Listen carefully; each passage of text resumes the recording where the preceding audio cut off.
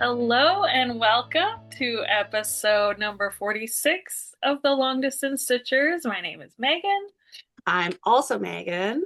and we have Hi, another special Amy. guest. Amy is Yay. here. So you know what time it is. I mean, you know anyway, because you already saw the description.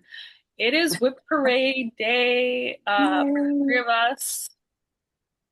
We have many So WIPs excited. as per usual. This will be a long one. I don't know how long it is. You already know. Yeah. It's a So surprise for us, but it'll be a surprise, but I'm guessing 4-ish hours because I don't think we've done one less than 4 hours yet. Or no, did we do like 3.5 last Yeah, time? the Yeah. first one was three something, and then we've yeah. steadily increased. Yeah. Yeah. So I have 50 something things. Amy has I think 47. And hmm Megan, who is of course the overachiever in the group, has 97? 94. 94, sorry, 94 things to share with us.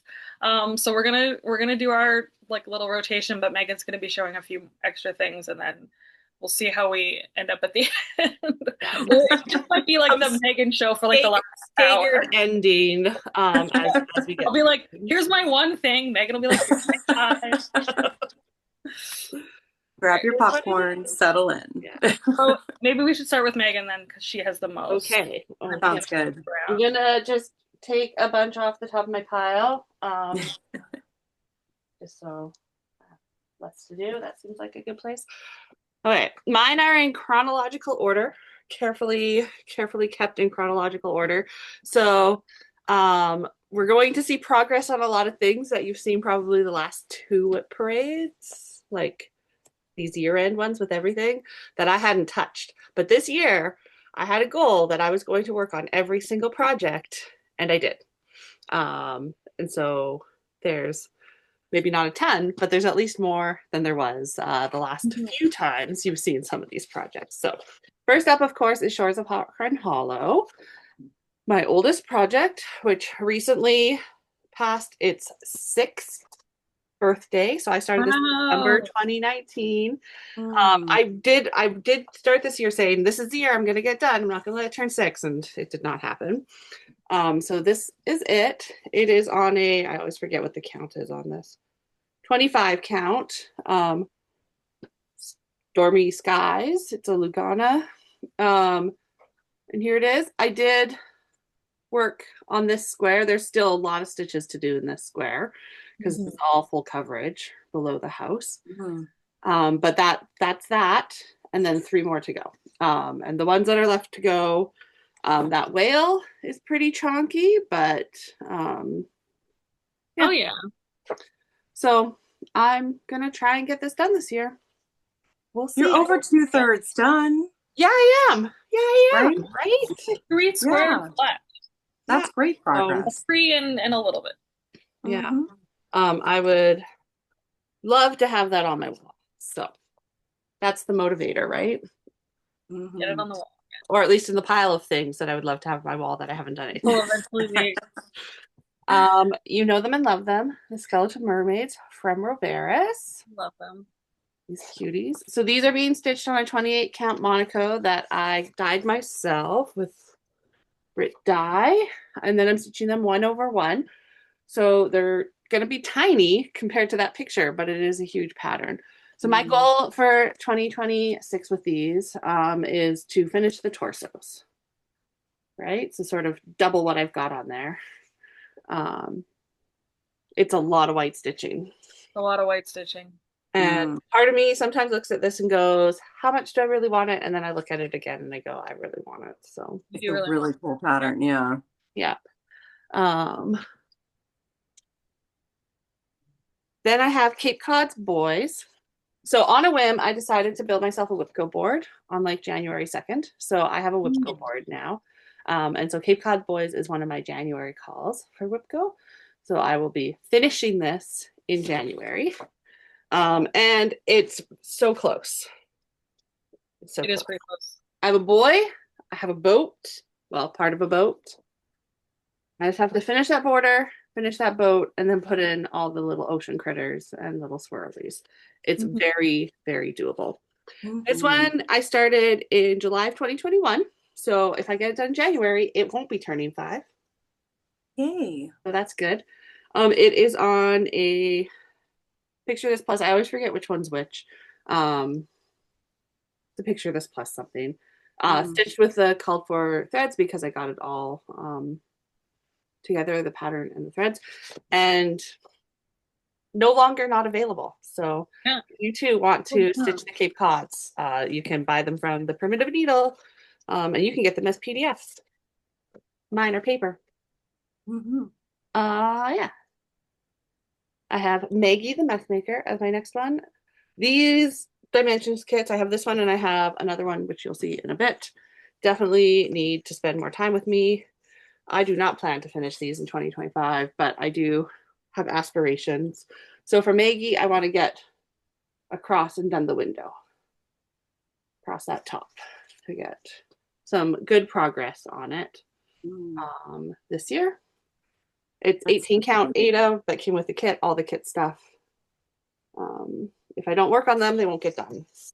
And they actually, like, it goes pretty fast. A lot of the, like, the blue in those windows and even the curtains is all 10 stitch.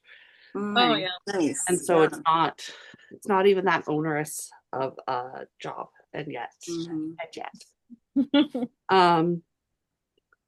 I picked up Away We Ride and plugged away on it just for a day or two. I think since our last WIP parade. Here it is. This is on a 32 count Mountain Air fabric. Again, I don't have the color noted down. Mountain Air doesn't dye fabric anymore as far as I know, so it doesn't really matter to you because you can't get it. Stitching it in a variety of over dyed flosses, but not necessarily the called for ones because I kitted it up and started it in the height of the pandemic supply chain issues.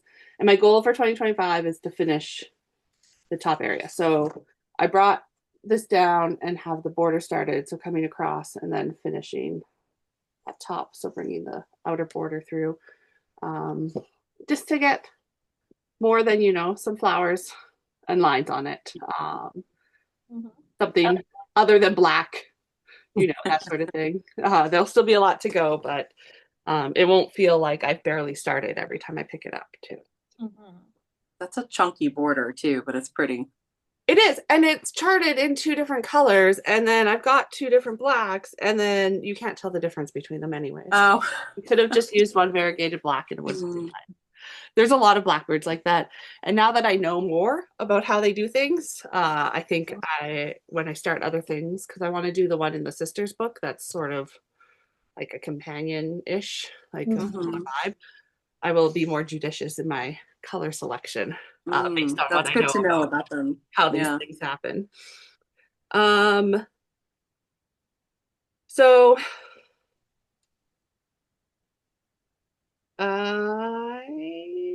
Autumn Stroll. Sorry, I was looking at I somehow skipped ahead and I was like, this is the wrong project. So this is Autumn Strolls by Lindy Stitches. Those beautiful birds.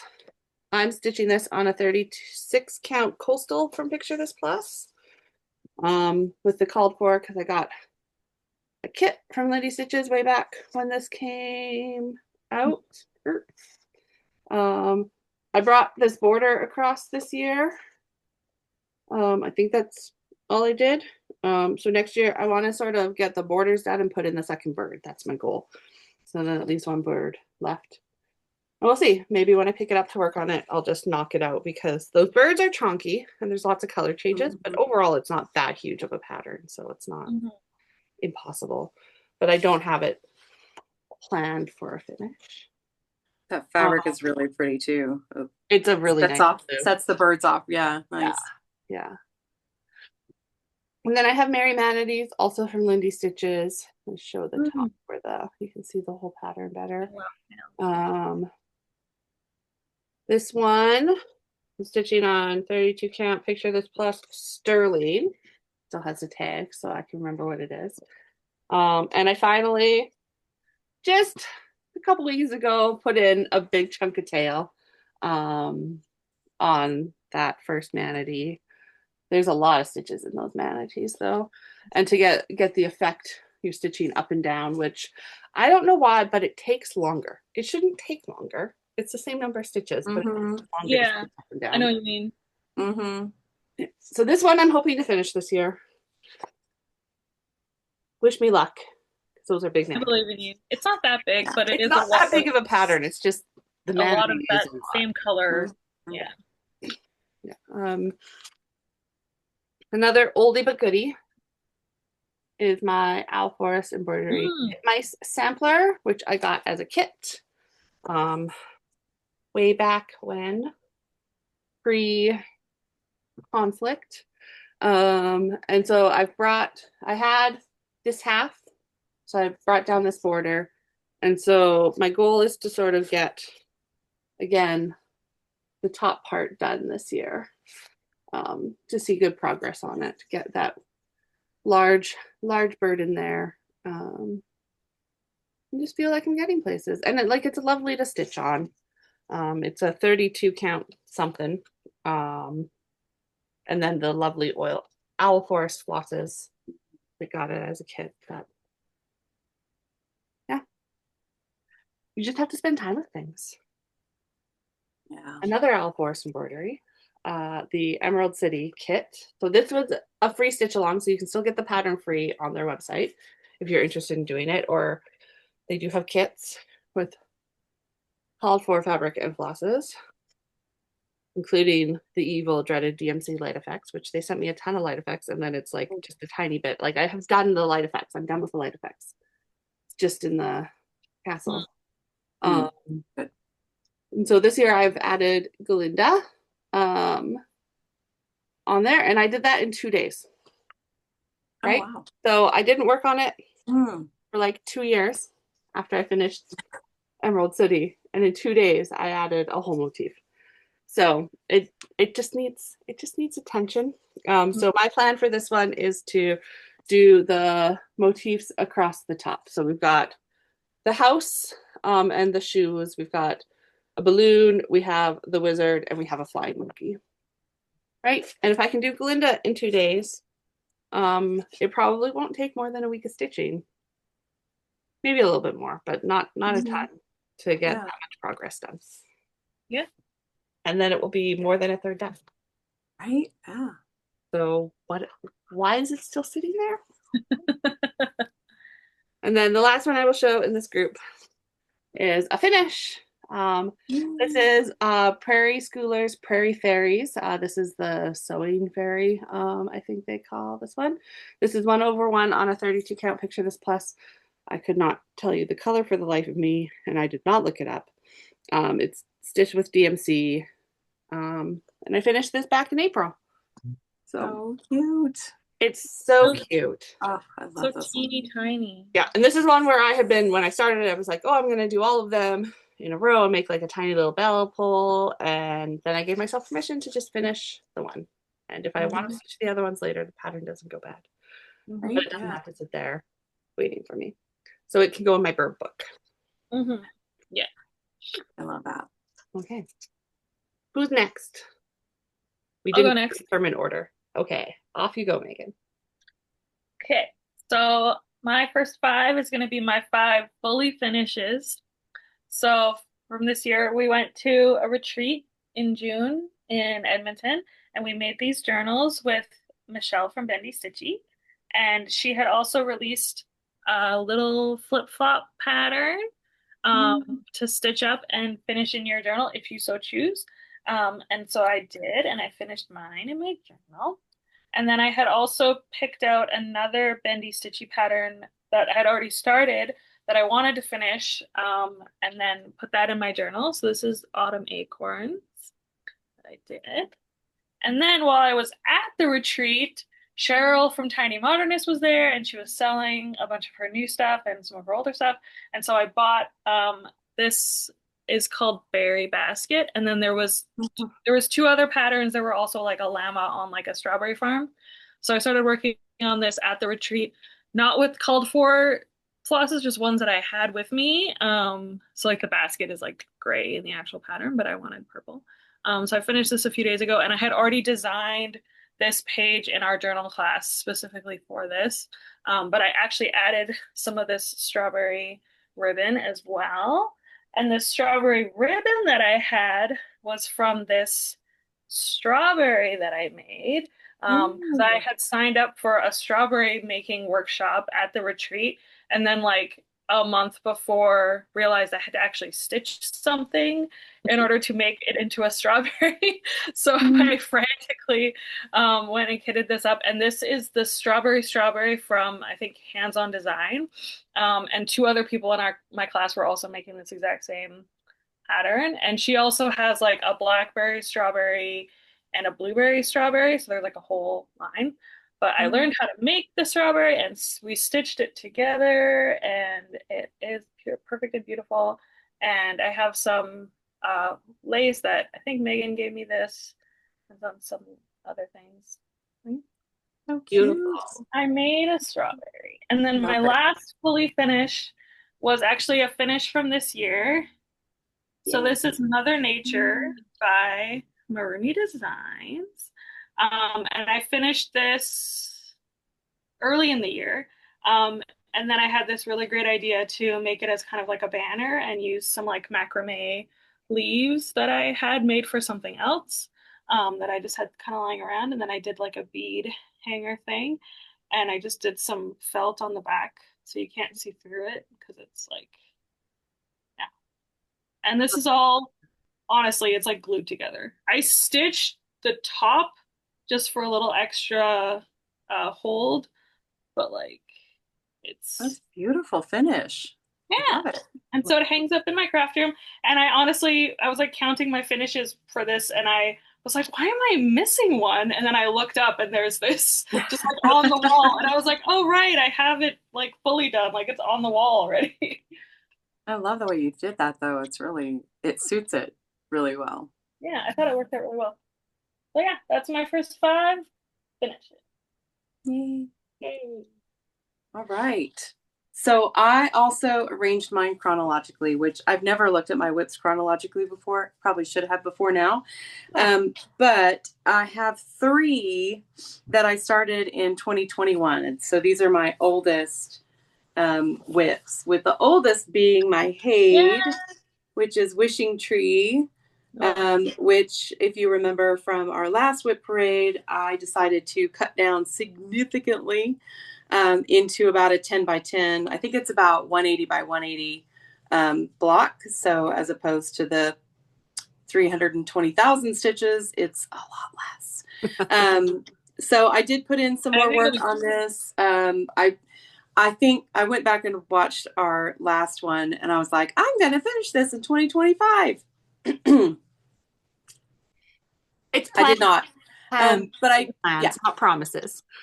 Right. Plans, not promises. But yeah, I did put in some more work on it though. And I still love it. And I still am excited to finish what I have on it. And, get it up on my wall. Have it nice. Nice. My second oldest WIP is my chatelaine, which is blue Moroccan lace. And I got a lot done on it this year. So the whole inner mandala part is completely done, except for the beads, of which there are a ton. And then I brought it out. So this is the very edge of the piece. So really, I mean, all I have to do is continue that all the way around and I'm done. Mm-hmm. Mm-hmm. Like hardly any stitching at all left on it. That's it. And I had started this in August of 2021. So I'm excited to get it back out. I think I used to let myself get re-intimidated by it every time I put it away. But now I feel a lot more comfortable with it. And so I'm not afraid of it anymore. Good. We've made friends. We've made friends. Love it. And I don't have a plan to finish it, but at some point. Mm-hmm. This one should not be a WIP anymore. Those two I think are understandable as to why they're still WIPs 5 years later. This one I started in October of 2021. Nevermore by Leela Studio. I absolutely love it. I'm not going to give up on it, but I don't ever feel called to pull it out. The only time I've worked on it in the last 2 years has been at I go to a retreat in October at my local needle workshop, and I pull it out then. So I did get some love this year. So I think it's maybe about half done. Yeah. Yeah, it looks probably about amazing. half done. But I I think this year I don't have a WIP Go board or anything. I might do a WIP Go board. But I think I want to put some do some focus whips and either do some kind of stitchy game or dice roll or WIP Go something to get progress on these older whips, especially because I would really like to see this one done this year. It's old enough. She's old enough that she deserves to be finished at some point. But I love it on this green fabric too. This is I don't know what it is, but I think it's from Fiberlicious Yummy Fibers. So it looks really nice. Probably. And I got the Forbidden Fiber Co. floss pack for that. So Okay. yeah. So they're really nice. Is the pattern monochrome? No, it's done in I think DMC's yeah, she calls for it's only like maybe 5 colors, 6 colors. There's like a blue, a kind of a gold, a rusty color, and then a couple of black gray colors. So there's not many colors, but I think she calls for all over dyes, but I can't remember what what brand. But yeah, Leanne did a special floss pack for it, so got that. My next oldest, the next ones are started in 2022, so they're not quite as old, but they're also large. This one is it's just called Mermaid from I got the kit from Gecko Rouge, but the artist Medusa Dollmaker is no longer licensed through Gecko Rouge. So, but she does have patterns on her website, which is folktalesmarket.com. And so you can buy her all the PDFs of her cross stitch charts. And this is I think the only piece that I have here that I did not work on since the last time you saw it. So it's still in the same state as it was last time. But I feel okay about that because I think I worked on it for like almost 3 weeks this summer and got some pretty significant progress on it. This is another one though that I would like to put on a board and actually get some dedicated time in on it. Like maybe not once a month, but at least every couple of months, pull it out and make sure that she gets, a few thousand stitches because she's pretty hefty. She's a pretty big girl, and those aren't going to get done without a lot of time spent on them. And I want that one done for sure. And it's fun to work on. So, and then in May of 2022, I started Mermaid of Atlantis by Mirabilia. And she was one that so at the beginning of December, I put about 14 of my whips on a wheel that I hadn't worked on at all this year, or I hadn't gotten enough progress that I wanted on them. And she was one of those. And so I did get her out in December. I only spent about a day and a half on her, but I got some of her hair done up here. And so, putting the projects on the wheel, it kind of reignited my love for all of the projects. And I found out that I do still like all of them and I do want to continue on them. Usually when I get my projects out, I like to keep them out for at least a week or 4 or 5 days. So it was really hard to only do projects for like a day and then put them back away. Yeah. So I'm excited. I'm hoping that will inspire me to pull at least those 14 back out again sooner rather than later in 2026 and get progress on them. And she's definitely one that I want to see more progress on. So yeah, those are my first 5 whips. Fantastic. Yeah, the how do you motivate yourself to work on the things you already have is the constant struggle. It's hard because there's so many new things. New and shiny. Yeah. My mother-in-law was here this past week and she was like, how many projects do you have? And then I was talking to her a bit about like some of the games, and she's like, well, why did they do that? I was like, to like motivate them to work on things. And she's like, well, you just work Mhm. on them. And I'm like, well, no, but when you Yeah. have so many, right? Like you Yeah, cheat, it does one sounds project at a so time. simple. Yeah, it does, yeah, right? It sounds Like, well, simple, why but don't it's not. Yeah. you Yeah. like doing it? Why don't you just do it? All right, listen. The problem Yeah, is that I right? like all of them. It's not Yeah, it's not exactly. that I Yeah. don't want to do it. Hmm. It's the time Yeah. and It's what you act- pay attention to. So yeah. We have these job things that we have to go to that take up so much time. So so much. many hours that could So be much. spent stitching, and Not I'm fair, like looking at a computer, right? Yeah. Not fair at all. emails. Okay, so next up for me is Autumn Royalty, which is also Lindy's Stitches. I had big plans that I was going to do all three of these. I've had Count of Candy done for a while, and it's actually the second time I stitched it because I stitched it and sent it to a friend, finished it into a pillow and everything, like basically right away when the pattern came out because it made me think of Mhm. her. And then I started the Prince of Pies, and then when I pulled this out to work on it in December, I was looking at it and I was like, honestly, like this is the guy that got me. He's done. So I just finished the owl. Didn't even give him the crown. He's gonna go into my bird journal like that, and I'm done. I'm done. I love it. Giving myself permission to be done. Yes. Like the Lord of Gourds, that crow, he's cute, but I've got better crows. Mhm. So I'm done. Yeah, I and you love it. like Just stitching like that. words anyway. Yeah, I can make this into a pillow. I still have candy fabric that I used to finish the one for my friend. Mhm. It'll go in my bird journal, and we're done. Perfect. So this is 32 count. Oh, it's Picture This Plus, and why I can't think of the name of it, but I've got a ton of it now that I can use for something else, Mhm. which is lovely. It's It pretty looks fun. like Haunted by Picture This Plus. I don't think it's haunted though. That's the thing. Hmm. Because I have a lot of that, but I don't know, yeah. but Pretty. you can see where I cut out my other count of candy down below. Yeah, so that's a finish. No longer Yay. on my list. Love it. Hang on. When they will be FFOs, that's a different story. Here's my other dimensions kit, Max in the Adirondacks. I don't think I said with Maggie the Messmaker, these are Charles Wysocki paintings that dimensions charted and kitted up.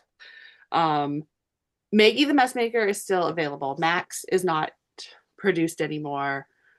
I got it from eBay. You can get that, right? Like people sell the kits. Mhm. It was still a reasonable price. It wasn't a ridiculously expensive one. Good, good. And so I pulled this out and I just put in this tan color and like it comes down into the windows a little bit up in that side. Up here. Working up here. So my goal for this one is to get this part finished and sort of be at the window frames by the end of the year, which like it's not a ton, but you got to just work on them to get them done. Mhm. Because look how much I have relative to that whole picture. And if I don't spend time with it, Sure, yeah. it won't get done. You're almost halfway across, right? The top, looks like. Almost. Yeah. Yeah. Not bad. We'll just keep going. I started these in the middle because like they don't give you a super huge border. And I just Mhm. pray that I counted correctly. But I figure if I didn't count correctly, I can untake the middle part as I go on. Maggie, the Messmaker, is different because I have that giant sewing machine almost all done, the black four. But I think that one I did more, so the counting shouldn't be as questionable, hopefully. Next up is one that lots of people love. It's the Dinosaur Forest from Owl Forest Embroidery. I again got its kit. I don't know why for Emerald City it's still in the box in this one. I took the box lid off. Who knows?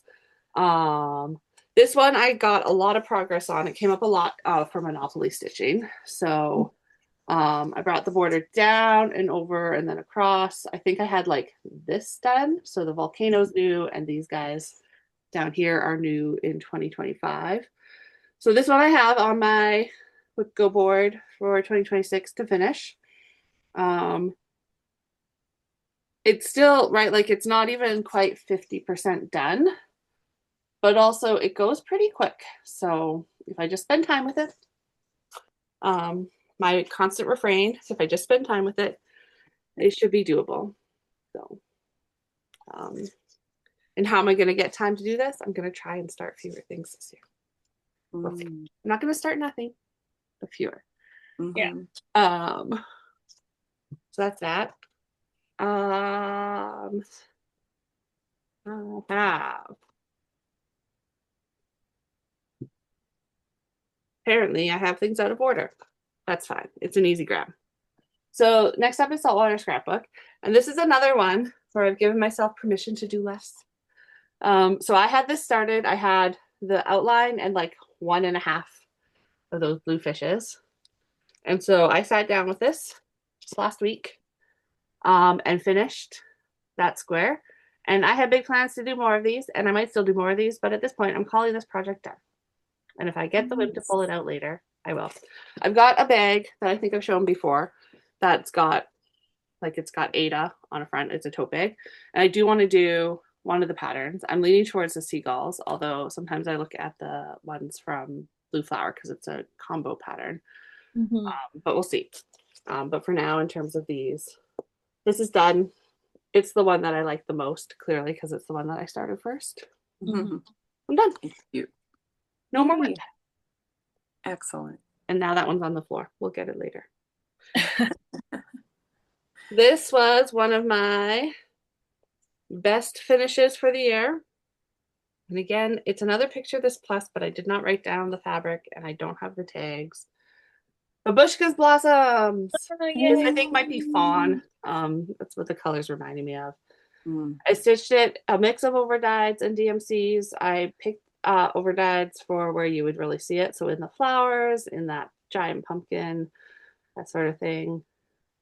That pumpkin, oh boy, that was a beast.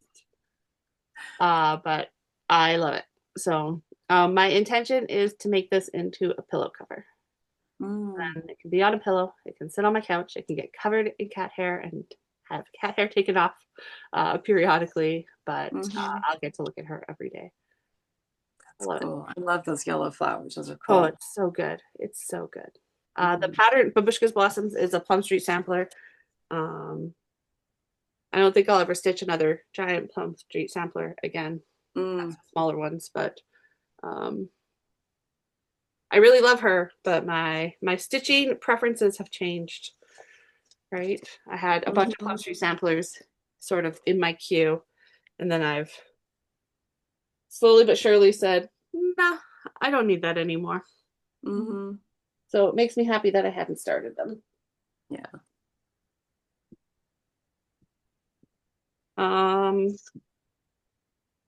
We know her and we love her. Angel of Love. This is lavender and lace. Out of print. It's getting harder and harder to find. Copies of. No, I bought it. People that are working on this, aside from you and Helen. Pardon? I know 3 people that are working on this aside from you and Helen. Yeah. Huh. And there she is. So I'm stitching this with Helen, the Ditty Stitcher. She came to see Helen with me this year. So you will have seen on our Instagrams the photo of them together. Or if you watch Helen's WIP Parade, because Helen's better than I am, she inserted a picture of them together, but I don't insert pictures. But I got all of this stuff in her skirt done and working on the cape on both sides this year.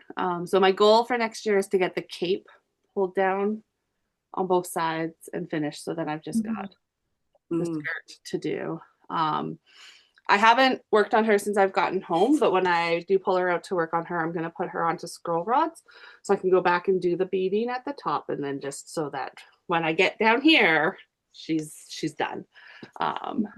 So nice. She's so pretty. I think we're going to bring her, both of us, to Stitch North so we can get another progress photo. Although I also need to, Helen, we need to set a date so that we can actually, work on her again. We haven't done a stitchy date for Angel of Love. We've been on Zoom, but we haven't done an Angel of Love one since I've gotten back. So Um, ink circles half the fun. This is one that you will recall. I was like, oh, I'm totally gonna finish this year. No, I did work on it, so it's better than nothing.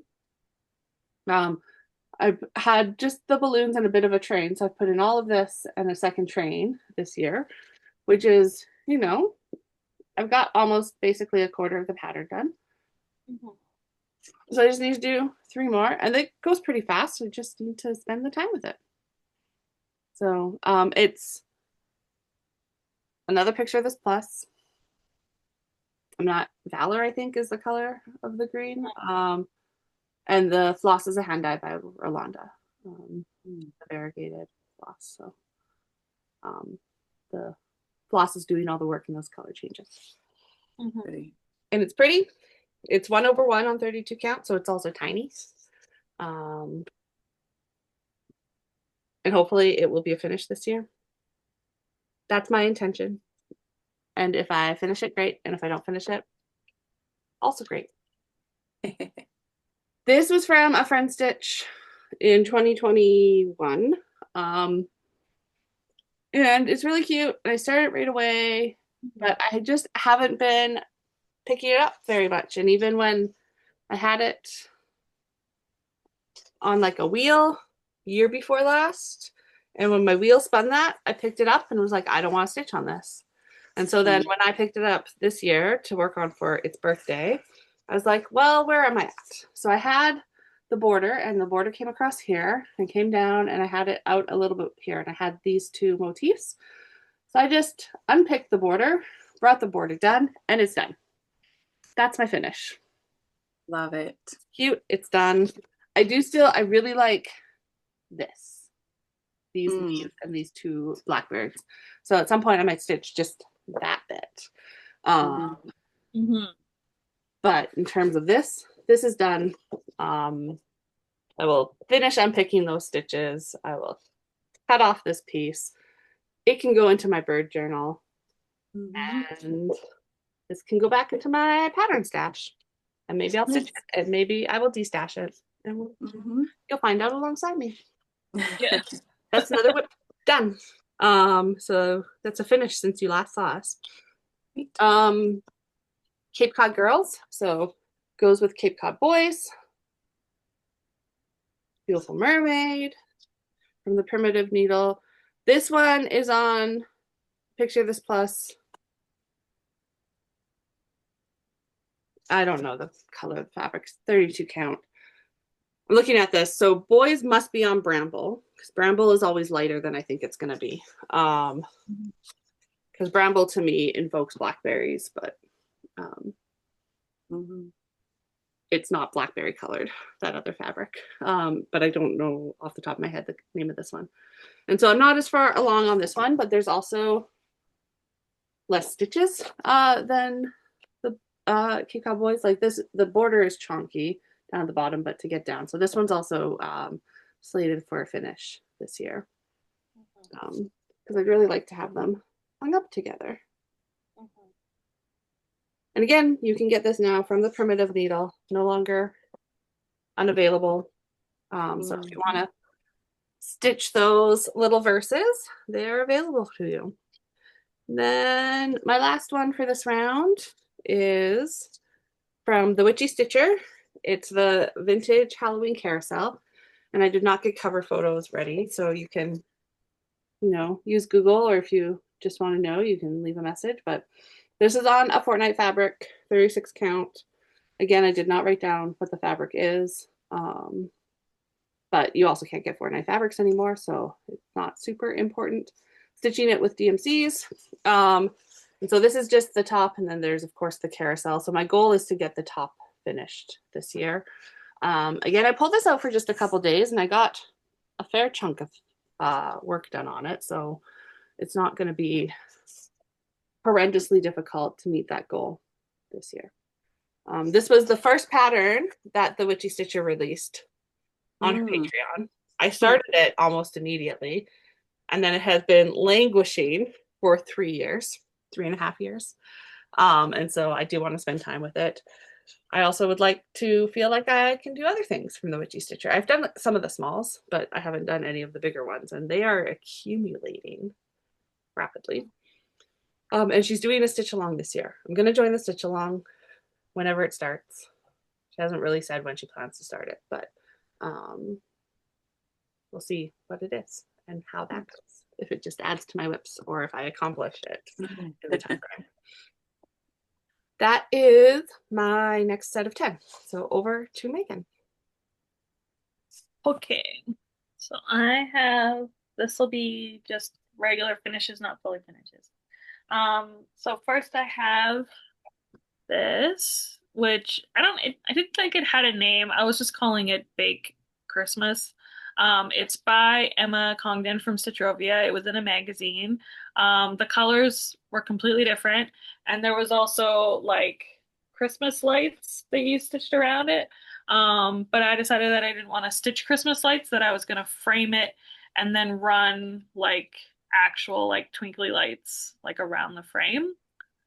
Which I almost did, but then I was putting it together and I staple gunned the light.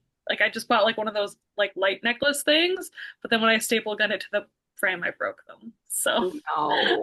it was almost done, and then I broke the lights and I tried to fix them, and these were like Great $4. idea, though. Yeah, it's a great idea. I should be way more careful with it next time and maybe not use a staple gun. But anyway, so when I picked this back up, I think in December, I had literally just like these 4 words and this big B, and then I did all the rest of it. Wow. And I did the Christmas and this are in Etoile, and the green is also Etoile. Nice. And so it's sparkly. You can't really see it. It's not picking it up.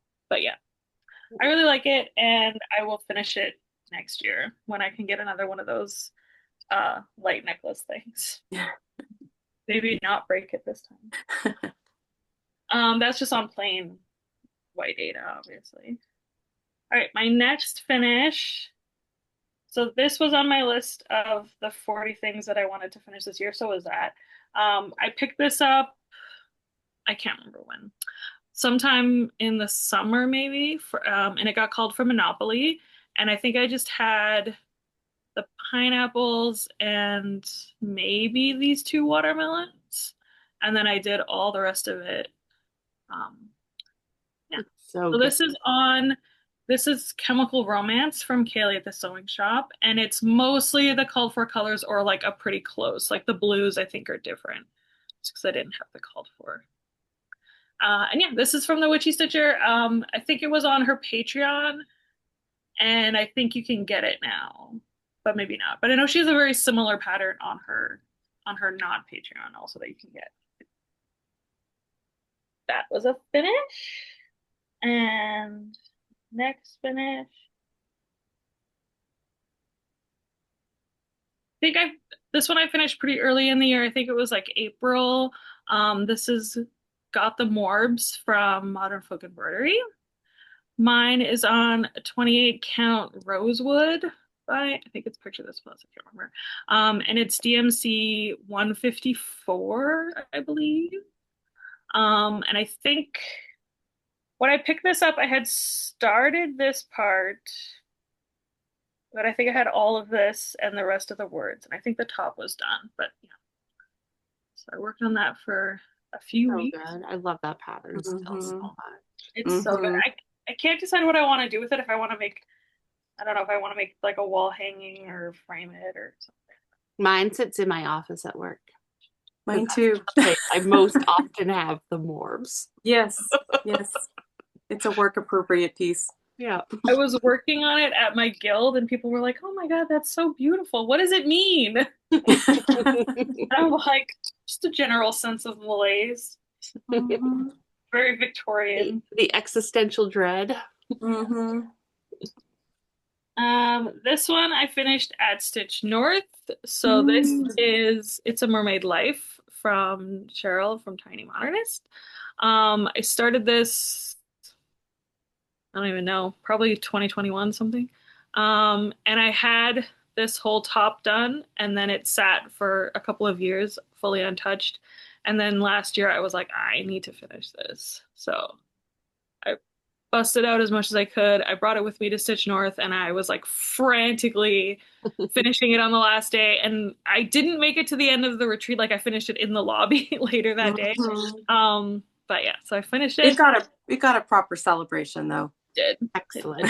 And it was like the only thing I worked on that whole weekend because I was so trying to finish it. Mhm. Um, and this is Glacier from Picture This Plus, and it's all the called for DMC. And I gave the pattern to Julie because she was like, because it was a paper pattern, and she was like, "What are you gonna do with that pattern now?" And I was like, "Well, I was gonna leave it on the freebie table, but I guess I'm taking it home with me." And she was like, "I'll take it." And I was like, "Please." Mhm. This one is Kaleidoscope from Miriam at Remui Designs. It was in a magazine, and the pink is a one of a kind from Roxy Flosco, and the I didn't do the called for. She called for Etoile. I didn't have all of these Etoile colors, but I did have Etoile Ecru, which is like that whitish color. And then the rest are, I think they're all Roxy variegated colors. I think they are. And then just regular black.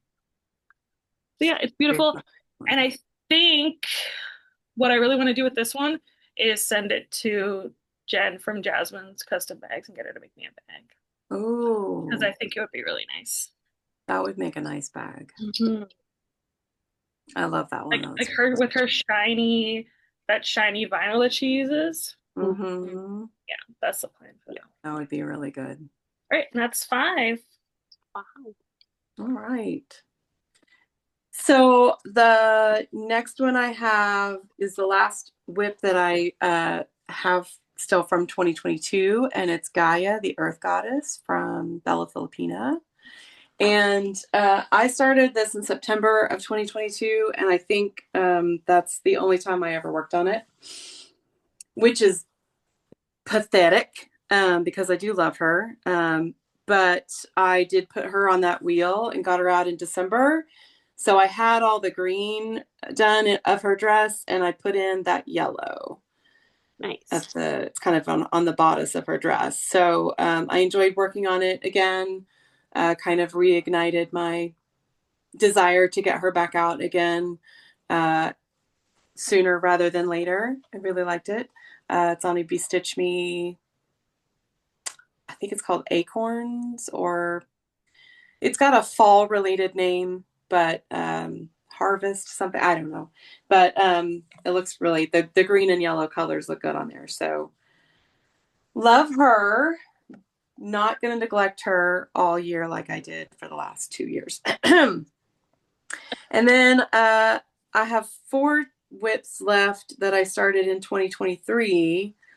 This was my birthday start in January of 2023 that I was going to finish in 2025. Another one that didn't happen. It's fine. This is Offshan Sampler from Miriam at Marumi Designs. And I did get this back out. I worked on this a couple of times in 2025, but the last time I worked on it, I put in this blue column going down. Yeah, so still love it. Still love all the colors on a Jessie fabric called Sugar Light. Beautiful. Not going to say it'll be a finish in 2026. At some point, it will be a finish. They'll all be finished. No. Mm-hmm. And then I started this one, Namarie, in October of 2023. Namarie Tapestry by Modern Folk Embroidery. Love it. Love it. Lord of the Rings themed. Got quite a bit of progress on the bottom there. So it's about like halfway done across the bottom. And I was going to save the words to the very last, but I actually started putting in some of the words. I don't know how well you could see them because they're in that light purple. That's called Thistle from Roxy Flosco. It's on a one-of-a-kind Roxy Flosco 32 count linen that I got at Stitch North along with the flosses, and I love it. would like to see it finished in 26 because You can definitely finish that in 2026. yeah, I think so. I haven't done my annual rewatch yet of the movies. There you go. So it would be a good time. I usually do it over Christmas, but I didn't get to it this time. So it would be good to have that to stitch along with the movies. And then in October of 23, I also started the Bivas sampler from Miriam. This is on, I think it's grape something from Be Stitch Me. And I'm using 2 colors of Cosmo. And I got a little bit more done on it. It was also on that wheel of you need to get these out again projects. And so I got another one of the little borders done and brought the main border down, outer border down a little bit.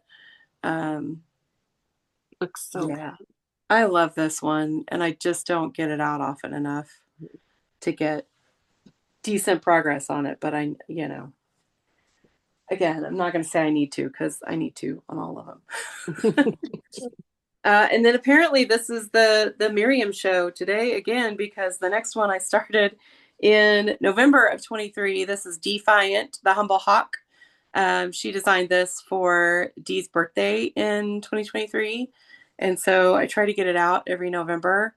It was also on the wheel in December because I don't think I got it out this year. And there's a big border, chunky border all the way around it. I think I've given myself permission to not do that border and just finish the hawk. And I think I might like to turn this into a project bag. Oh yeah, that's cool. Yeah. And then I would have a Miriam project on a project bag that I could put my other Miriam projects in. It's a plan, and there's not a whole lot left to do. I have the whole outline done, so all I have to do is fill it in. Really, I mean, all I have to do. You know how it goes. And this is on Fiberlicious Yummy Fibers Razzmatazz, which I love the name and I love the color, and I think all those colors look really good on it. So yeah, so those are my next 5 projects that got some love and need some more. I realized partway through that segment that we normally pin us as we're doing our parades to make Oh, it big. I'm going to start doing that. No, okay. I'm not. I'm going to start doing that so that they're big. So I apologize to the people, but we're not redoing it either because we're probably close to an hour in at this point. I'm going to pin myself and then I will show you 10 more things that I worked on in 2025. So where are we? We are at Beachcomber, which is another Lindy Stitches. This was from the Pacific Northwest Stitch Summit in 2022. Yes, so I've been working on since September 2024. What really happened is that I put in these top things while I was on the retreat, and then I haven't really worked on it since. So I started the whale, and I had already decided I was not going to do the words, but I've also decided I'm not going to do the bottom. I'm going to finish the whale, and then I'm going to figure out what I'm going to do for like a bottom border on there, and then I'm going to be done. I'm going to give myself permission to do that. This is on a 32 count like natural linen, and it came with all the flosses. It's mostly DMC. The whale, the main color in the whale is a dinky dye, and then there's a couple classic color works, but I'm not sure that I will use those necessarily. I guess maybe it's in the sand dollar, one of them, depending on what I actually stitch, but that's that. So this will be a finish for sure in 2026 because I am taking out the majority of the rest of the pattern. I'm calling them modified finishes. You just saw Amy's, but here is my Ashen sampler from Marumi Designs. I again told myself I was going to finish this year, and I did not. So I'm hoping that this will be a 2026 finish. Honestly, like it's halfway done. I've got the vertical band and then the beautiful flower. So it's totally doable if I just spend time with it. That's the trick. fewer new starts means more time for my WIPs that I love. Mhm. This one is on a 40 count prehistoric from Fox and Rabbit. And the flosses, I took a floss of the month pack from Rwanda, which had 5 of these like teal and greens, and then I've added a couple more similar colors from Rwanda to make sure that I have enough different colors to get that all done. I love that color palette. It's beautiful. Yeah. I love it so much. Then I've got Lindy Stitches again, Bird Crush Club. So this is Violet Green Swallow. This was a 12-month club where you got a different bird every month, and each one of them has a Threadworks. So this is the Violet Green Swallow. I should have looked up the names. Goldfinch and I don't remember what that one is. I should know, but so this, I haven't been doing the words on them, just the birds, and so I did this in 2 days of stitching in December. So got the bulk of that bird in. I haven't decided yet if I'm gonna do this giant piece of wood and the flowers or just do the bird. I might just do the bird on this one. I was really excited about the Bird Crush Club, and then I didn't start them until the very end of that year, and then I've barely worked on them, although they don't take very much stitching time, but I might reassess how many of them I actually want to get done. This is a 36 count Cosmo, but it's also it's not even, so it's elongated. My birds are skinnier and taller than the patterns, which you can sort of tell with that. Which doesn't bug me too much. But I will see. You stay tuned to see how many I actually now end up finishing. I don't know that I'm going to do all 12. I might just do a selection of my favorites. So again, just my style has really changed. And these cute little birds are not necessarily calling to me in the same way that they used to. And then I can reclaim all that DMC that's in that bag and put it to other uses. Next is a finish. So this is Blackbird from Blackbird Designs, one of the Magical Mystery Tour Beatles themed projects. So I finished this in 2025 after I started it in 2022. So 3 years. It is Picture This Plus Brash is the fabric, 32 count, and then I used one of a kind Roxy Mist dye of Cousin It. And so it had these beautiful pops of blue, which just reminded me of blackbirds because they're really not black, they're blue. That looks black, and so that's a finish. I haven't decided if I'm going to pillow it, frame it, or put it in a book yet. I might frame it because I have all of the Magical Mystery Tours. And it'd be nice to like have a little wall with all of them together when they're all done. So that was a finish. Another WIP is a friendship sampler from Bendy Stitchy and the Blue Flower. And so this one is one that I started and then had not worked on again. And so I got it out. I think it was a Monopoly call. Figuring out which way it goes. Monopoly call. So I got it out and worked on it, and I got the border done. This is a 46 count, and I dyed it myself. Just playing with dye. And this is a Silks for You, I think. Rainbow variegated floss that I did for the border, because the border is charted in one color, and then they've got this band in between that's multiple colors. And I sort of thought, well, how about I just make it a rainbow border and put it together? And then now I'm thinking about playing with it a little bit and not doing the words and seeing if I can get the swan and the boat in together, or if I take the border off one end and extend it, if I can do that. So stay tuned for what I do with this. My current feeling is all about just adapting patterns to stitch the parts that attracted me in the first place. Yeah. And then we'll see. We shall see. this one is a ridiculous finish, so we can all laugh along. So in December of 2022, I started working on some coffee fobs. This is Heartstring Samplery Festival Fobs Coffee Edition. She's got several of these little fob things. So there's a whole bunch of different coffee pieces. And so the intention of these is to make 4 little corner pieces to go with another Heartstring Samplery piece, which I finished way back in I think this was a 2020 finish. 2020 or 2021, right? So pre-Flosstube. So if you go way back and you watch our like previous finish parade, you'll see it in there.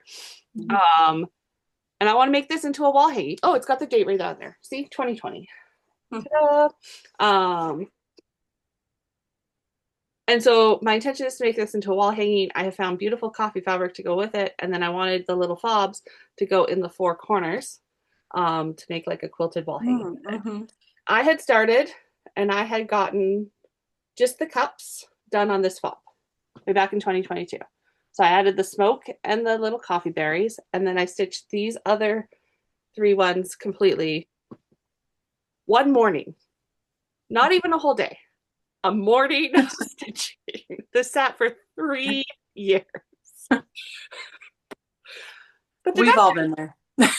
They're done now. So I can put my plan into action. How long that will take me, that's a whole other thing. My sewing machine area is not currently set up for sewing, so I'd have to get it set up for sewing. I have some other things to sew too, so I should probably do it. But yeah. Cute. I like it. Cute. I didn't use any of the called for because the called for in this were different than the called for in the fob, so I just used colors that I used in that to do it.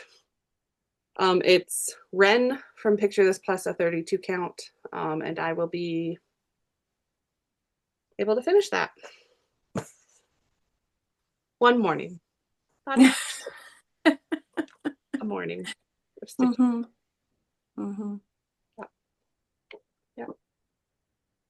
The way it goes. Project's out, people. Yeah. We're gonna say. Autumn Cloche is another one that I started in December of 2022. And then had not touched since then. Right? And it's beautiful. I want this on my wall. It's also gigantic. So so I had as my start, I had the handle done, and then I had started down this way. So I took and went the other way this time, and then I felt like I needed a little bit more than the cloche, so I put in that butterfly completely, just so it's just, you know, that motivates you, right? To get yeah, the interesting part. So this year I'd really like to get the cloche, including like that chunky bottom done. So then I can sort of pick and choose different pieces to go off of, because I'll be able to count from all around the cloche. This is I think this might also be prehistoric from Fox and Rabbit. Again, I don't know. I should do a better job of tracking what fabrics I'm using. I do have the Roxy Flosco conversion for this, so that you can get the whole floss pack. It's charted in MPIs or DOT, and so then I've got Roxy Flosco, and they're beautiful.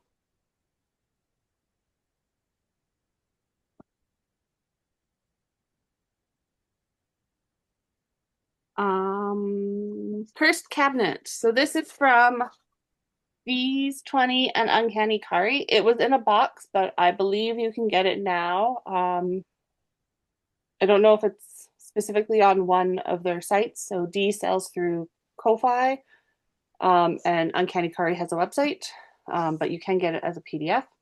I got it in a box from Fangirl Fibers.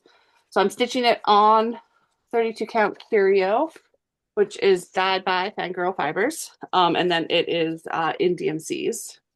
And so I have this start. So I'm working on the top of this. The pattern itself, though, is only 100 by 166, so it's not huge. So I do have this as a finish this year, because I just need to sit down and do it. I had put in sort of the top and down this side, and then I put in this side. just like an hour in 2 stitching sessions, and I got all that done. So Mhm. it should go pretty quickly. Yeah. Because again, it's not huge. I just need to sit down and do it. So I am going to try and work on that a lot this year and get it done. I bought the box specifically because we got a sneak peek of this at a spring fling. Mhm. I loved it, and then I've hardly worked on it. Mhm. So this is the year. Cursed cabinet, this is your year. You will not be cursed. You will be finished. Where am I at? 2 more. So Yule Ball, Bendy Stitchy, also a 2022 start. This was, just doing 2021 and 2022. I did that 12 by 12 thing for New Mhm. Year's. And I have regrets because it's a Mm. lot of starts that just saw a little tiny bit of progress.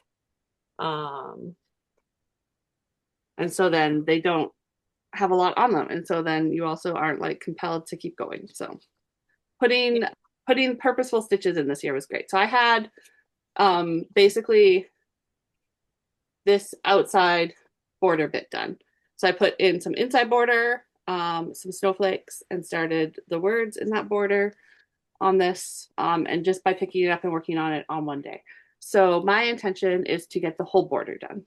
So again, then I can sort of pick and choose what I work on after that. This is a 32 count, yeah. Gunmetal by Be Stitch Me, and I'm stitching it in the called for Cosmo Flosses. And it's just going to be moody and pretty for the festive season. Mhm. Um, once I get it done. Those animals are wearing clothes and having a good old time. We like an Mhm. animal in clothing. Absolutely. Love. And then my last one for now is We Know It and We Love It. The Big Bad Vibes Heart Sampler. This I'm stitching on, it's a Jody fabric, crimson something, I think. It was from a Halloween box, and so it's like horror movie themed, but this beautiful red fabric. So 32 count. And then I have a selection of Brennan needles that I am just choosing with my heart. Ha ha ha ha. Where they go. So it's not a one-to-one conversion. And so this year when I was working on it way back in April, I specifically worked on the heart. And so I've gotten 2 of the 4 colors that are in the heart in there because I decided that the heart is where the shading's the most important because it is an anatomical heart. And so you need the colors the right way. So I wanted to put that in so I can get it done. And then if I run out of those colors, it's not going to impact my ability to make the heart look like a heart. And so that's what I did this year. So when I pick it back up, I will finish those colors in the heart. And then I'm hoping to get the sort of top part completed in 2026. So there's a big tree that's over here. There'll be a lot of stitching. But the heart actually went in really quickly. And it's not like it's fully filled in, right? It's just shaded. So it should be a doable endeavor. And yeah, that was 10 more. So I will pass you over to Megan for her next 5. Okay. So this one was a finish in March, and I did bring up my notion, so I know when I started things now. So I started this one in December 2021. It was one of my older WIPs, and I finished it this year. So this is Funky Menagerie by Lindy Stitches. Megan gave this to me back like when I first started getting into cross stitching. And it took me a long time to start because I was like, oh no, I couldn't possibly count between all of these animals. That's so complicated. So I had to kind of like work my way up to it until I felt more comfortable with counting. And I still made a mistake. Somewhere in here, oh yeah, this deer, his legs are off by a stitch or two, and then so everyone's kind of a little close together, but it's fine. It looks fine. It makes it funkier. Exactly. He's very funky. And nobody can tell. No one can tell. It looks fine. But yeah, so I finally finished this. This is on a gray 18 count. just like a Zweigart. This was before I got really into like hand dyed fabric and stuff too. And then it's called for Daisies.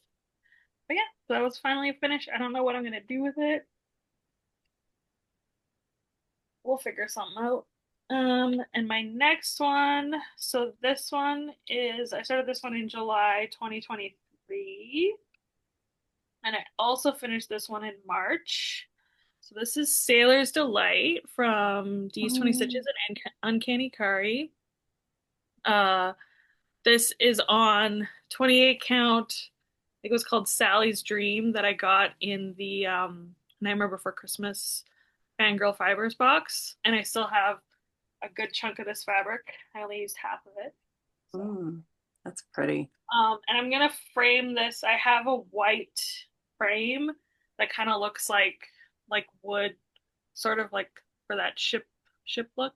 And yeah, and I used pretty much the called for colors, if not the exact shades. And then I also used some Etoile in the water, and I think that was it. Oh, the blue, the dark blue for the birds is Etoile as well. Because Megan did hers all in Etoile, and I wanted to copy her. I did do mine all in Etoile.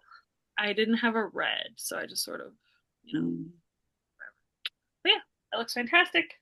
I learned a lot about how to stitch quarter stitches working on that one, and 3/4 stitches, because Dee loves quarter stitch.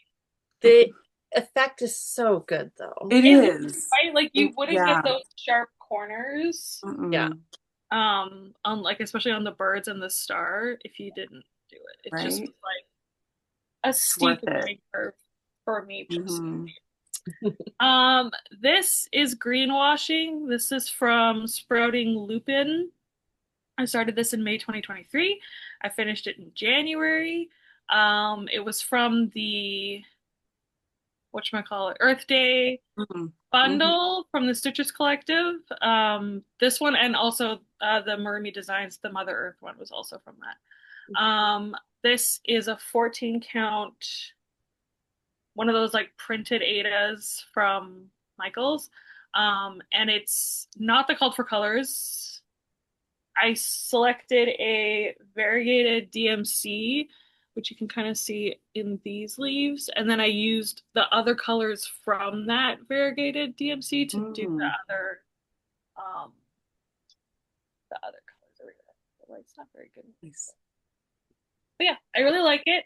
I want to either make a round pillow or pay someone to make a round pillow for me. Or do a project bag. I haven't decided yet. I think it is kind of big, but I think it would work really well as a project bag, like a big It would. I haven't decided. We'll see. That's 3. This next one is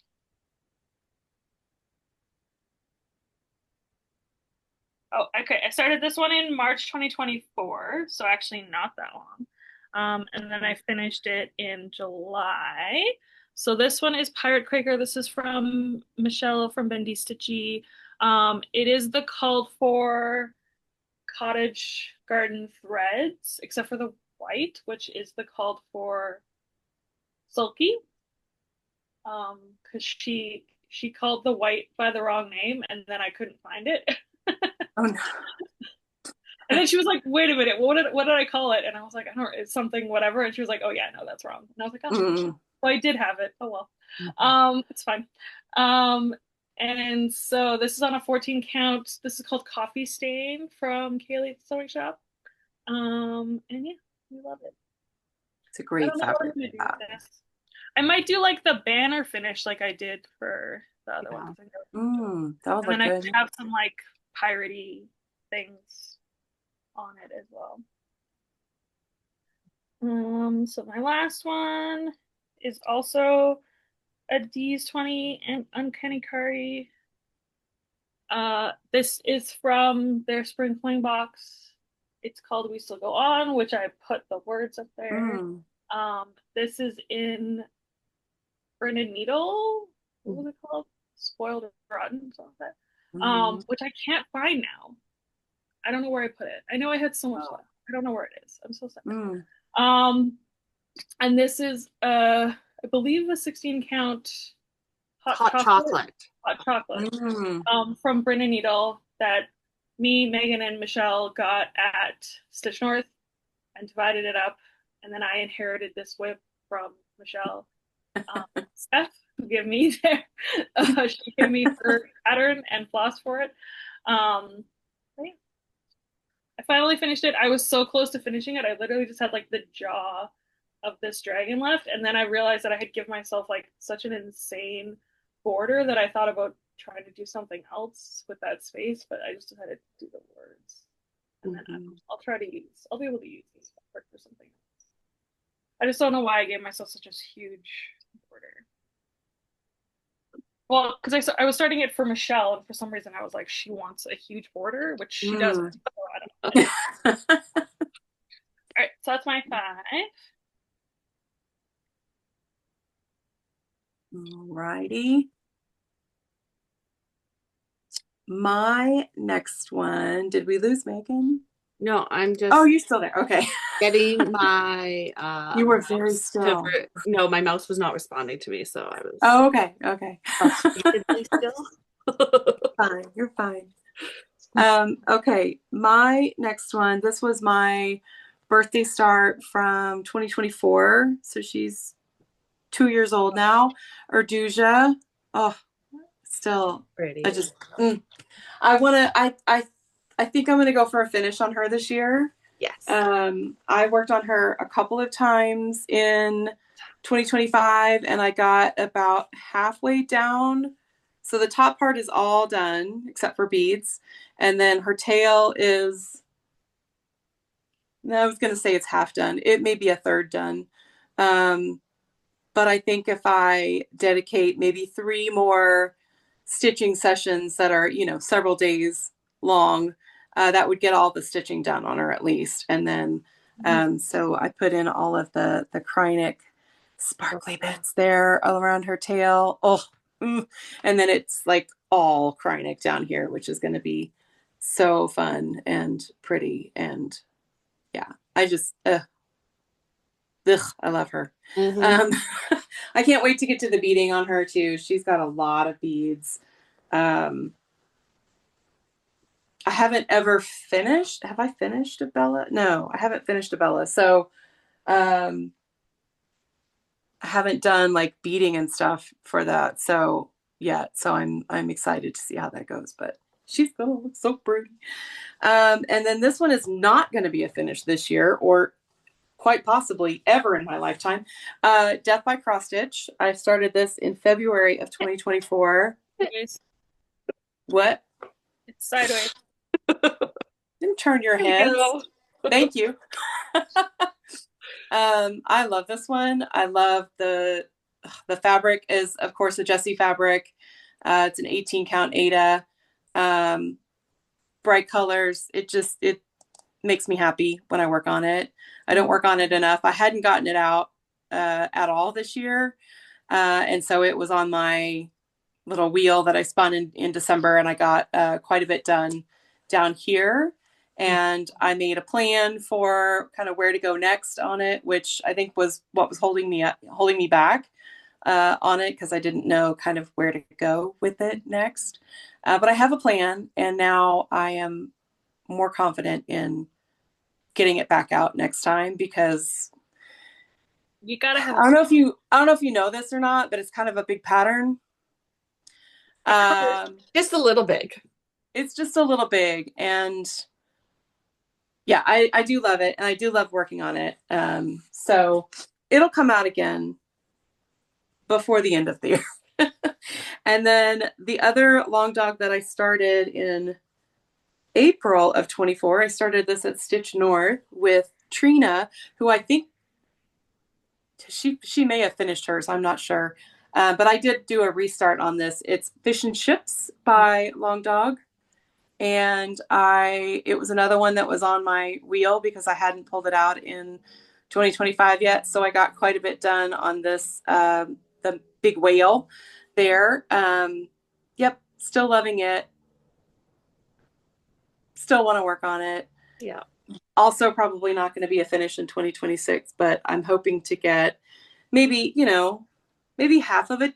I could do 50% done in 26 because it is one of the smaller long dogs, so Yeah. not quite as big. It's definitely feasible. And I love this fabric. It's a Dying for Cross Stitch. Was one of her monthly fabric of the month, which she's got really good deals on her. If you get on her website, her fabric of the month. She doesn't have a club. Canada. Oh, really? I don't think she ships to Canada. Well, if any of my Canadian friends need a fabric, what do I want to call myself? Smuggler? I don't know. No, I shouldn't say that on YouTube. I didn't say that. You're just a go-between. I could be smuggling anything. No. It will be transported legally to Canada. I could transport things legally to Canada. Gifts. Yeah. Bring you gifts because I bring gifts and home then with for me, so. unknown, unrelated reasons, we're giving you money later. Right. It's just a friendly. Prove that we're those not even going to call it a transaction. related. Right. So anyway, she does beautiful fabric.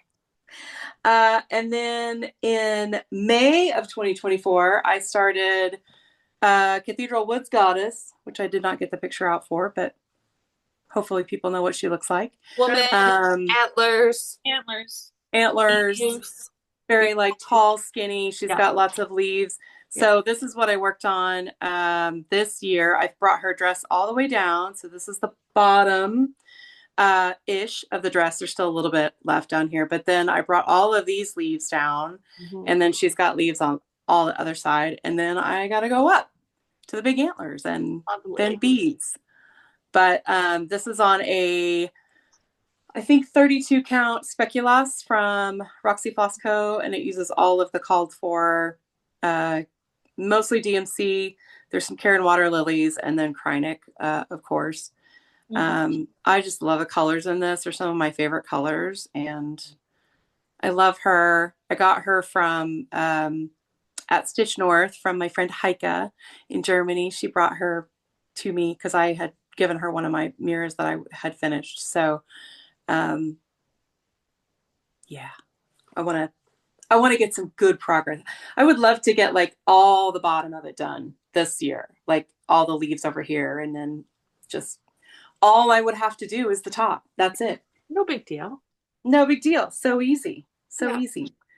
Oh, this is the other one that has not gotten progress since the last time you saw it. So I hadn't put this on my wheel to spin because I did work on it in June for Pride Month. But this is Child of the Rainbow from our friend Miriam, Marimi Designs. And all those fun borders. Love them. I love working on this one. It's fun. So it will definitely come out again, get lots of progress in Pride Month. I'd like to get it at least halfway done. It is a big, it's a big There's girl. A lot of borders. And you got to There's a lot of borders. Miriam border because she throws in a change to make it fit. Yeah. She definitely does. You got to pay attention, which I like having to pay attention to because it helps me like not think about other things. So, yeah, this one's a fun one to work on. So I'll definitely get it out again during Pride Month. So, yes. And that is my next 5 patterns. WIPs. Oh, good. Okay. So next up for me, we know her and we love her. It's the Trans Pride Tapestry from D's 20 and Uncanny Kari. This is stitched on 32 count Sugar Light from Jessie at Mislaid Pages in the call for DMCs. So this year I finished all of the outlines, and then I started fill in this corner here while I was in England, and I've even got a hanging thread. If you're a regular viewer, you will know that I have decided I am not filling in the unicorn, so I will do her hair, and there's some color like for her hairy hooves, but I'm not going to fill in the unicorn herself. My goal is to finish this in 2026, get all that fill-in done. The fill-in, there's still a lot of stitches. even taking out the unicorn. So it is still a big task, but I would really like to have her done so I can get her framed and put her on my wall. And then I have permission from myself to start another unicorn because there's 2 more from Kari and Miriam has a quite massive unicorn. I might do Miriam's next, but I will start another unicorn when she's done. So that is my motivation to get her done so I can start another one. Then I have my tiny spot sampler, which is on a 40 count, just ornament piece of fabric from Fortnite Fabrics. I started this. This is from a Night Spirit studio. So I started it when we all did a little stitch along to support Sage at Night Spirit Studios a couple of years ago. And then I hadn't done anything more on it. And so I was bound and determined. So I added the squirrel just at the very end of the year. And technically I finished it in 2026. That squirrel is from a gathering of acorns from Fox and Rabbit is down here in the corner. This was from Acorn Gathering from Acorns and Threads a couple years ago. Or maybe it was this year. I don't know. No, it's a couple years ago. And I'm not going to switch the house. So I put the little squirrel on it and then I'm going to destash this pattern because I'm sure there's other people who would love to stitch that house. So I've got that tiny little squirrel. So I'm hoping to add, I've got a whole bunch of patterns that I have intentions to add to this from. And so I will hopefully actually get it out and do some more because that was really quick to add that squirrel. It was fun to add that squirrel. And I would like to fill that up with other things and get those patterns moved on to people who want to stitch the whole thing. Summer Quaker. So I don't have the cover photo for this one because I only have it as a PDF, but we all know it. It's Leela Studio Summer Quaker. I had basically this diagonal piece and like a couple other things in the blue. So I added in, put in the orange, and I started on this motif this year. I started this in 2023 for my birthday and then hadn't worked on it since. And so I would like to get it done. My intention is to finish across the top, just the Quakers in 2026. We'll see how that goes. They are, like, there's a lot of stitches in these patterns. The fabric is a 26 or 27 and a half shades of gray, 18 count Ada from Kaylee at the sewing shop, and I'm stitching it 1/1 with the Culture DMCs for that one. I like it. I should work on it more, etc. Next up, I have Caterpillar Lad, which is based on art from Brooklyn Stormy, who's a Canadian artist. And you can check her out there. And then the pattern was converted to cross stitch by Kaylee at the sewing shop. And she sells this as a kit. And so it comes with Kaylee fabric, which doesn't have a name for it. But I got the no background kit. So it's got this beautiful green fabric that replaces the background in this. And so I've been working on trees. And then when I had this out, I got over and I started on the head of the Caterpillar Lad. So it's not really that huge, right? I'm already to the middle of it. And you take out all that background, like the caterpillar itself is going to be a chunky undertaking. So in this year, I'm really hoping to get 2 pages complete. So this page, the first page is almost complete. There's like little bits and bobs, like some leaves and things to add in. And then I'll do the second page where I've got the caterpillar boy emerging and like a bit of the top of the caterpillar. And that's my goal for 2026. And I love it. I would like it on my wall. And I want to stitch the birds as well from her. Story. Cool. So I need to finish this so I can give myself permission to get another one. Speaking of things that were started and then not worked on and then a bit of a ridiculous finish, this is Anti-Social Cryptid Club from the Witchy Stitcher. This pattern is, as far as I know, not available. So she had done it for a box or something and then she released it. Like she gave it to her Patreons, but for a limited time period, but she's not selling it otherwise. But the moment I saw it, I knew I needed to stitch it. I want to hang it in my entryway because people are coming to the Antisocial Cryptid Club if you have the immense honor of coming to my house, because we don't invite people over very much and we don't leave the house very much. So this is on an 18 count throwback 90s Ada from Kaylee at the Sewing Shop. It's that, like, I don't know, vibrant green, like this here. A bit of an idea of what we've got going on here. And then DMC. And I had the Sasquatch and a couple of the stars, I think, at the start of this year. Yeah. And I believe, I didn't write it down for sure, it was either 2 or 3 days, and I got it done. Right?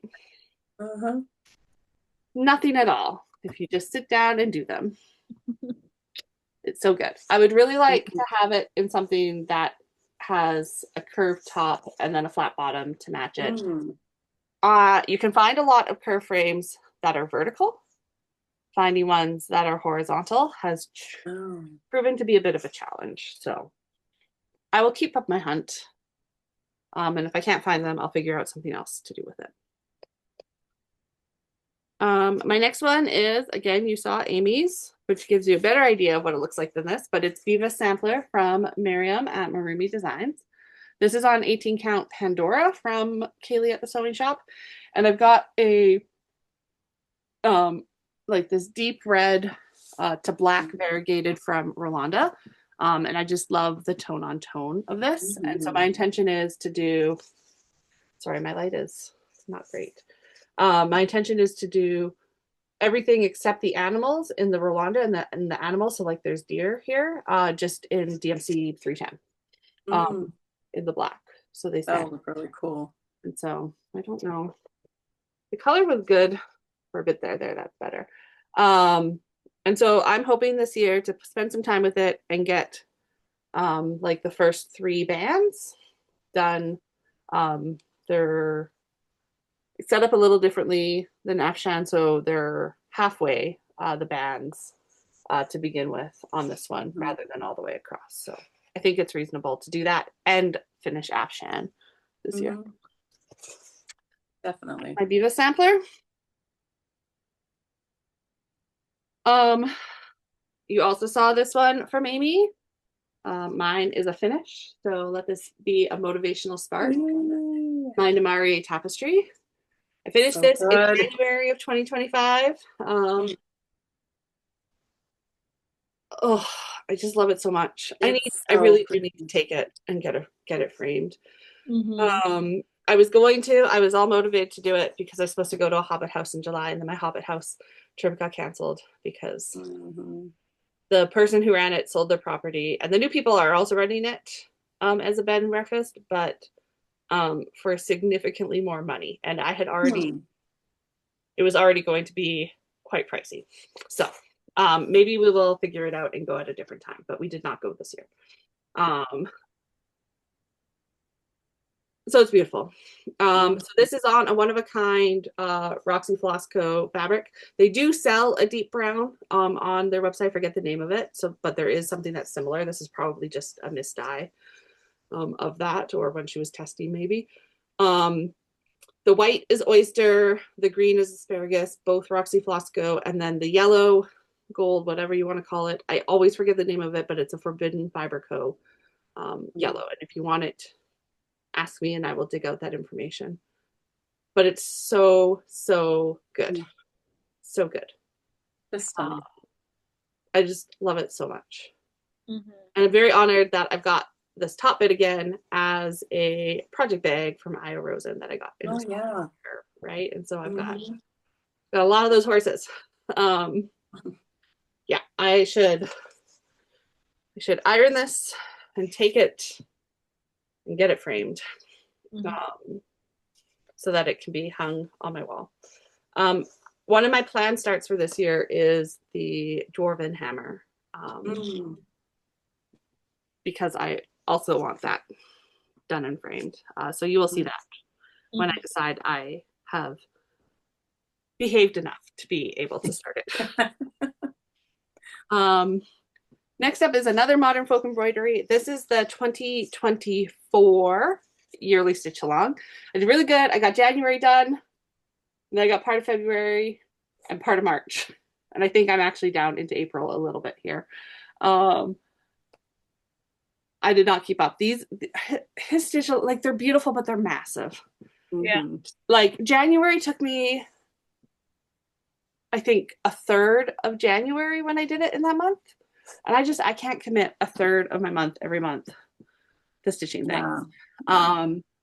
This is a 20 count sandstone. Is it still? I don't have the name on it anymore. It's color and cotton. And then the flosses are, I have a bunch of these flosses. It's some brand that's not available anymore that were in my grandmother's stuff when she passed away. And so I picked these two colors that are totally interesting. And there's more than enough of it to stitch the whole project. So my intention for this year is to finish through April. So then I will be a third done-ish, because it's not quite 12 months. He finishes them I think it's 10 months, I think. So it'll be almost 50% done if I get that far, and see significant progress in it. I should look at what I've got, because I put it into my markup now. I should look at what that is to stitch that part, and break it up. So I do that a little chunk every month for that one, maybe. I don't know. But I do still really love it. I love the moons. I love the clock. I love the deers at the bottom. So I should. Yeah, I didn't touch mine at all this year either. Yeah. I'm shooting myself a lot.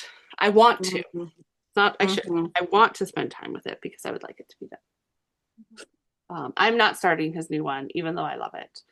I have thought about maybe buying it and doing one or two of the bands. So I will continue to look at it and maybe be inspired by people once you start seeing like people's color choices and stuff popping up. So yeah, we'll see. Next up is, again, part of the Magical Mystery Tour from Blackbird Designs, Strawberry Fields Forever. Kim kitted this up for me in our first ever and so far only kitted up swap, which maybe we'll do again. We'll see what the bandwidth is like. It was a lot of fun, but it was also a lot of work to organize and hunt down the non-communicado people. So Kim did this. It's all Be Stitch Me. I did not write down the fabric. It's a 40 count something from Be Stitch Me. And then she did the conversion all into Be Stitch Me silks for it. And so I've got some leaves in that border done. It's really not that huge of a pattern. So it's just sitting down and doing it. The house will be a behemoth. It's 95 by 138. So I'm hoping to sort of get, top half or top third done on this one this year as well. To just get some progress on it, put in some other colors than just the leaf colors, maybe get a strawberry too on there. So then I'm thinking about strawberries and wanting to stitch more of it. And yeah, it will be, it just feels so much smaller than I thought it was going to be. Partly because it's 40 count and partly because when you just see that, you don't really have a context of the size. But so it's nice and petite. And then when I finish that, 1 or 2 years from now, then I will start my next one of those projects. I'm not going to start another one right away. Then my last one in this set is another one that could be done this year. I hope to have done this year. I hoped to have had it done last year, but I just did not spend the time with it that's necessary. This is the Beautiful Biome Stitch Along from Christy at Pixie Pixel. It's well completed and done. There's no reason why I couldn't have kept up with it. It was really reasonable amount of stitching every month, especially when we compare it to the previous Stitch Along, The Natural World. This is on 40 count Winter Wren from Fox and Rabbit. And this fabric size, I stitched The Natural World on a 56 count, but this will be the same size. So I can put it into the same frame and they can live side by side when this is done. I'm stitching it with a Floss of the Month pack from Hand Dye by Rolanda. And so I'm doing it, so it'll be an ombre effect. So I've got one color here, 2 colors here, 1 color here, and then I'll have 2 colors and so on and so forth through the biomes.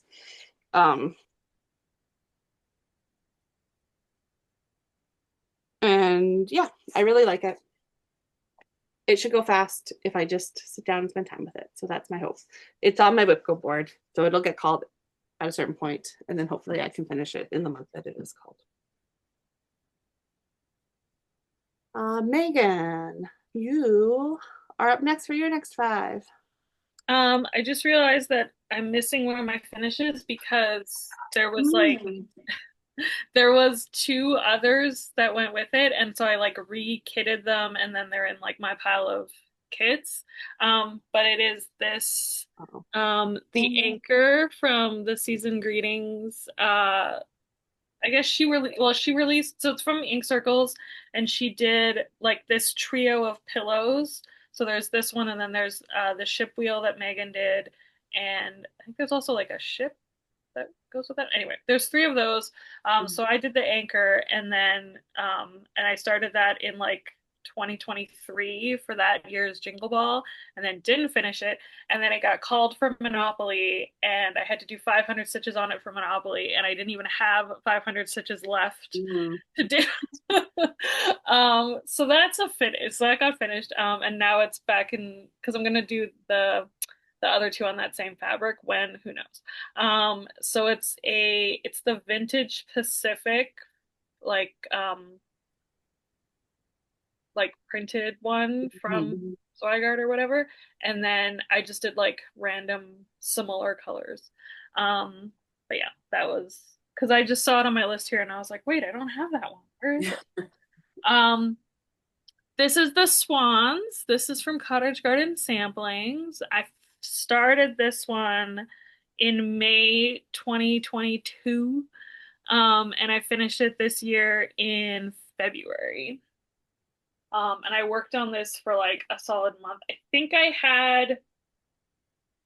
don't even know if I had the house when I picked this up again, I don't honestly. think you did. Yeah, Mm. I did so much on this in like a few months.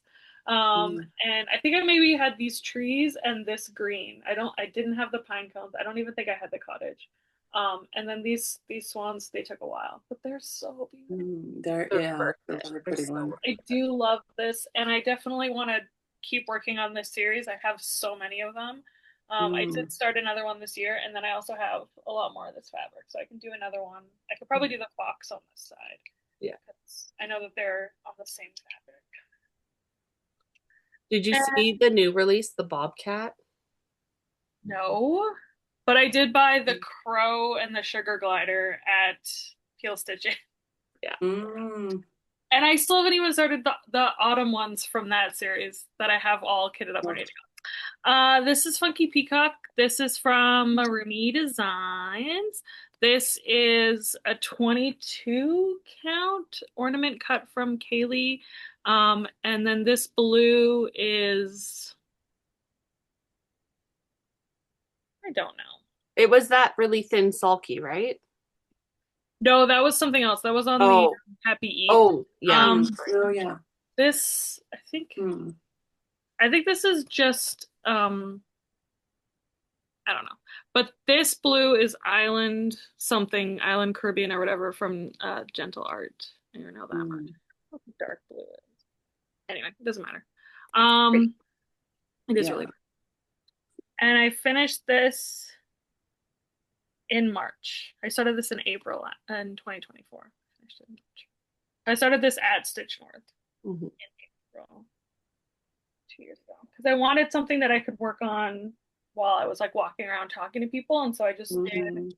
I started with the like tail, and then I just Do because it the was so squares. like repetitive. Yeah. Mhm. This is Mouse's Beach Hut. Is that what it's called? Mouse's Beach Outing. Mm. Which I started with Kim as our like roommate stitch along when we went on the cruise in January 2024. I used a pack of flosses that I bought when I was in Germany, and I just sort of made the colors fit because there was 8 colors in the pattern and I had 8 colors. So I sort of just made it work with the pattern. And then I finally finished this in January of 2025. And I think I had basically, I think I had the house done for sure, the crab, maybe the mouse started, and like the top water. So I had to do this part and then like the tree and then finish the mouse. Like, whatever it was, it didn't take me very long. But Again, just what a was it, just one morning? well, no, not quite. You win. Yeah. And my next finish, or my last one for this round, is Flamingos All the Way. This is by Hands On Design? Design, yeah. Yeah. I always mix up Hands On Design and Heart and Hand. So this is a series of ornaments. I just had this one. I started it in 2023 because I wanted something to work on while I was traveling. And it was like easy, and I just like made myself like a little kit with all the colors. The pink is Flamingo from Roxy Flosco, and everything else is like DMC called for, if not called for, close to the color. And I think I had these two and maybe these three flamingos done, and then I finished the top one and then the words, and that was basically and then all the little It's doodads. so cute. There's supposed to be more little like 1x like confetti around, but I was like, whatever. And I was gonna finish this and then give it away as an ornament at the ornament exchange at PL Stitching in November, and then I didn't go because I just got back from Mexico like the week before. So I was like, uh, so I might still do that and give it away at a future event. Who knows? And then since I didn't want to stitch the other two, one of my friends from Peel Stitchin had the other two flamingos, but she didn't have this one, so I gave her the pattern for this one, and she can stitch that when she wants. And that was my five. Get Amy going. All right. The next thing I started in 2024 in June was taking up space from Nuri at Shaded Stitchery. And I got this out in December because I hadn't worked on it. I don't know why I hadn't worked on it because I love it. And I got a lot of this top done just in one night of stitching. So I'm encouraged. I'd like to get this out again soon. And I think I can finish it in 2026 with a couple of days or a couple of stitching sessions, 2 or 3 days each, you know, because that's the height, the whole height of it. And then I think I got all the way across the bottom with that thin border. So that's as big as it'll be. Yeah. And I love the colors in this. It's so bright and cool. So I can definitely finish that. One thing I did finish from 2024 was my Wings of Change. I started this in July of 2024, and I finished it at my local needlework store retreat in October of this year. And I started this with our beautiful friend Nithya, who I got to hang out with on Tuesday. Yay. And it was the best day ever. And she's almost done with hers as well. She brought it and showed me. She just has like a couple of the leaves and stuff over here to do. So yeah, I love it. I framed it and I gave it to my dad for his birthday. And I made him take it off the wall last night so that I could show it because he has it hanging above his dresser in his bedroom. He's very, very proud of it. If you haven't heard me talk about it, my dad grows milkweed. He's got a lot of our yard transformed into monarch habitat. And we had so many more monarchs this year than we've ever had before. It was amazing to see. Sometimes I would go out in the backyard and there'd be like 20 or 30 of them just floating around the milkweed. It was amazing to see. Their numbers are steadily increasing, which is great. Yeah, so I modeled the milkweed, and the pattern is kind of a pink and purple, which is one variety. The variety that he grows is called Silky Gold, I think. And so I modeled it. I literally took my DMC floss out into his garden and chose colors based on the colors of the flowers. So modeled it after that so that he would have, and it shows all stages of the monarch life cycle, including I use some beads down here for the little eggs because they do look like they're about the size of a Mill Hill seed bead when you find them out there. So very proud of that one. He loves it, which is all that, was very worth it. And then the next thing we started for Steph Pocket Roddy's birthday in September of 2024. This is Autumn Mrs. Joyful. Beautiful. Leela Studio. This was my first foray into 40 count fabric, which I really like now. Uh-oh. I don't want to start a lot of things on 40 count. It's so delicate. I do have to use magnification when I do it, but I have a good magnifier lamp, so that helps. So this year I came across, this is about halfway across this motif right here, and I had to do those squirrels. They're just so cute. So cute. So I got quite a bit done this year, but definitely it's a big one. It's a big one. So it's going to need a lot more time, but I love working on it. I did start the acorn in the middle too got one of the squirrels done. So I felt really good about the progress that I got on this year. This is one of those that when I pull it out to start on it, I just am like, okay, I'll just do one more night. I'll just start this one little motif down here, and I have a hard time putting it away because it's a fun one to work on. And then the next one should have been a finish in 2025, but Moon Phase Bell Pull by Tiny Modernist, the most perfect fabric ever from Kaylee at the sewing shop called Aurora Borealis. She was asked by Megan to specially dye it, and she came through with flying colors. I did get the full moon done in 2025, and then I pulled it out. I did put it on my wheel for December because I wanted to get some more work done on it. And when I worked on it, I got all of the border all the way done. Hopefully I counted correctly. We'll find out.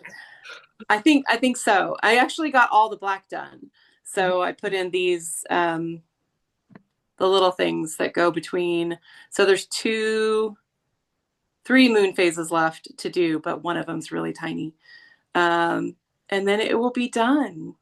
So hopefully my goal for this is definitely to get it done in 2026. I'm not sure what I want to do with it. If I want to make it into a traditional kind of bell pull soft finish, or if I want to try and get it framed, I'm not sure.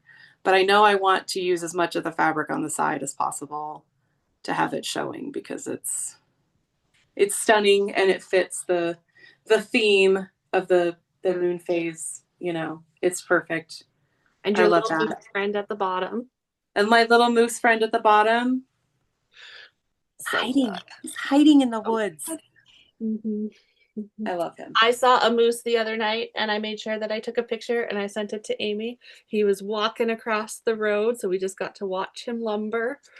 You have no idea how jealous I am that you just have moose just out. Well, it's actually a little terrifying when you come around the corner. Oh, I imagine so. Yeah. But we don't, the biggest thing here that we can run across really is deer. Mm-hmm. And I mean, they're cool, whatever, but they're, you don't see them too often in the city, but it's not too often that a bison gets loose or, something like that. It's just, I'm very, whoops, there's a needle. I show you moose every time I see them practically. And I appreciate it because I want to see one in person so bad. That's one of my goals in life is to see a moose in person. Silly, but it's just, I don't know. When you don't, cool. They're really, right? They're also terrifying. Stay away from them, but they're really cool. Oh yeah, no, I wouldn't. Well, I might try to pet one, but I hopefully I wouldn't be that stupid because, yeah, no, I know.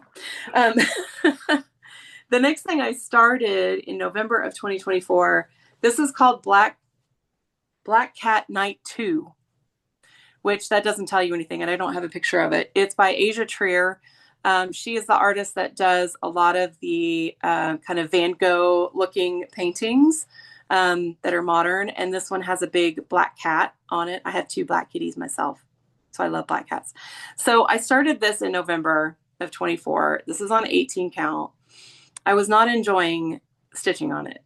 So when I spun it on my wheel in December, I restarted it on a 25 count, 1/1. Still not enjoying the process of stitching on this. So I was talking about it with Nithya the other day, and I have two more things that I want to try before giving up on this, because I love the pattern. It's really cool. It's got tons of bright colors in it. It's one of the quote unquote small ones. It's like 250 by 250. So easily done. I want to try maybe starting it again, either on a 25 count and doing 2/1 tent stitch, or Nithya has been doing a lot of projects on 27 count Linda and doing 1/1 stitching, which she loves. And she showed me some of it, and it looks really beautiful. My issue with the 25 count 1/1 is that the dark colors are sparse for me. So it's a lot of this 939. I think it takes like 2 skeins of 939. So it just looks sparse. And Nati reminded me that, once you finish your project and wash it, it fluffs up a little bit. But I don't know. I just don't know. And I wasn't kind of enjoying the process anyway. So I'm not going to give up on it yet. I'm going to try the tent stitch on 25. If that doesn't work, I'm going to try a 27 count. And if that doesn't work, maybe I wasn't meant to be a full coverage stitcher, but I want to be. I want to be a full coverage stitcher.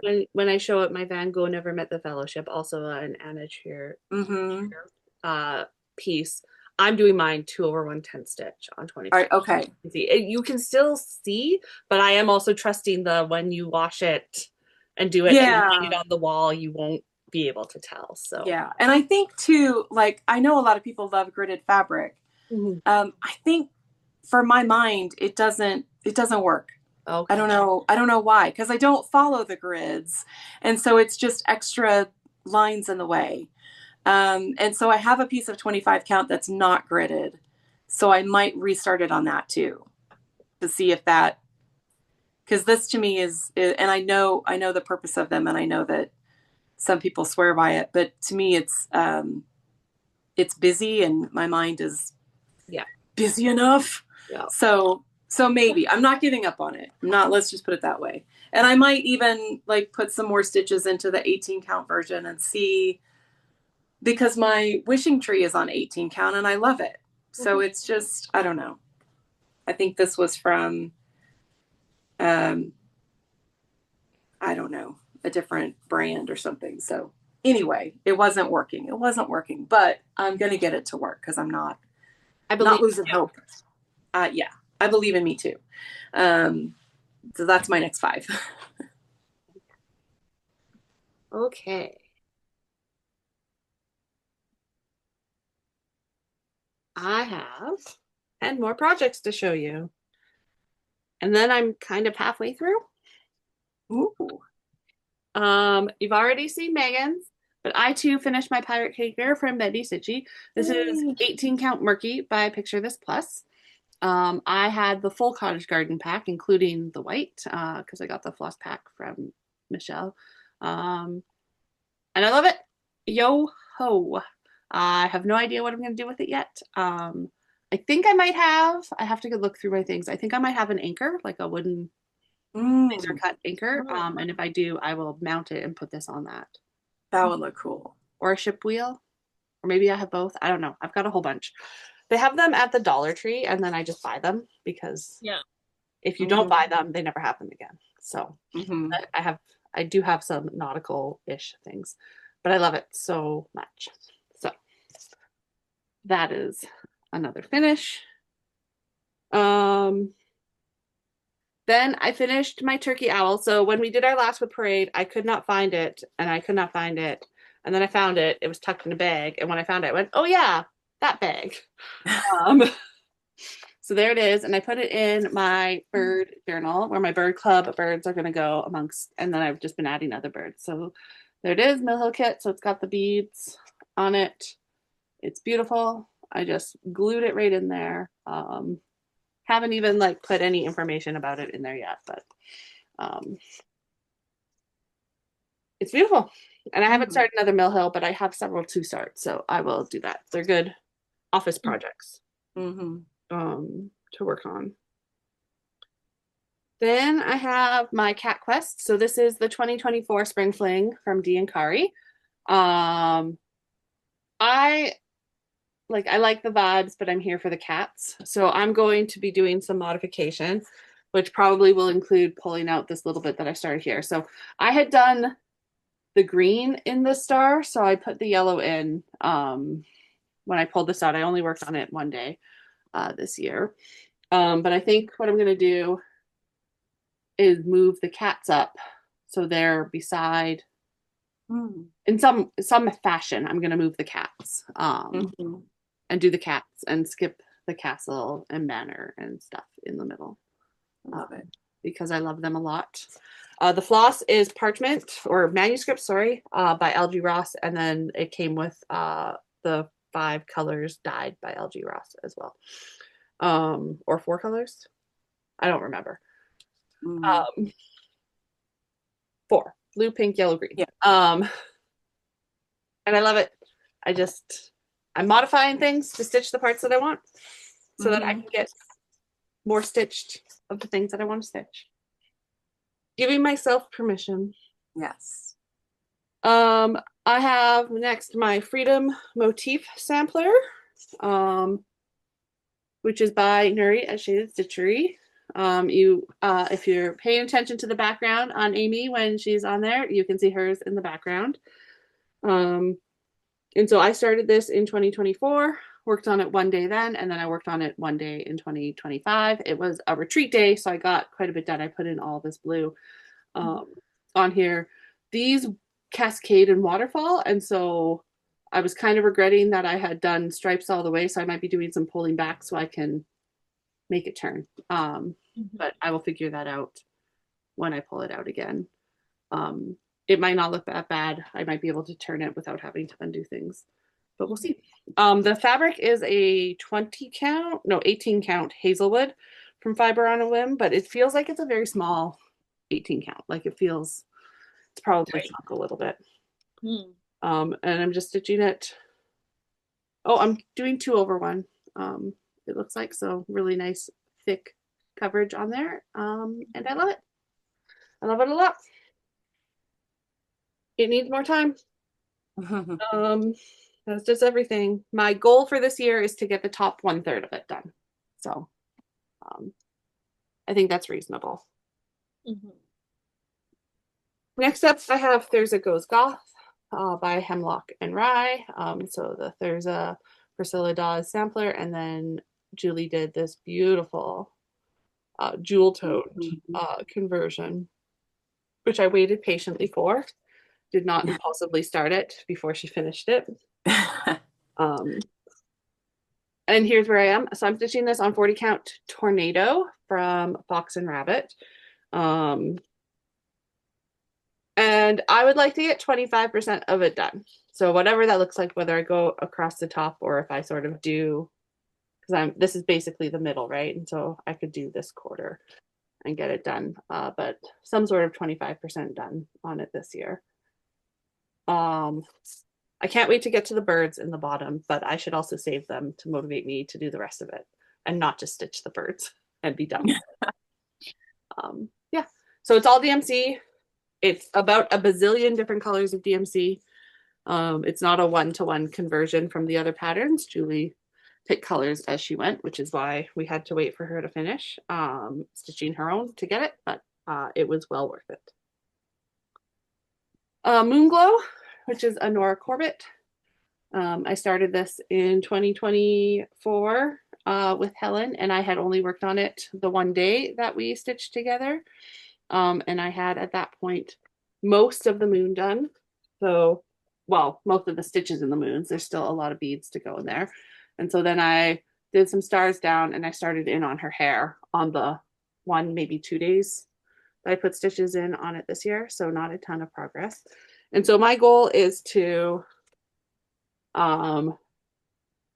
continue working on her and sort of get her head top part of her person and those flowers and stuff done. That's like the second most chunky part, and then the blanket's the chunkiest. So get those done. The rest of it should be pretty quick to put together. The fabric is a 28 count linen that I dyed myself.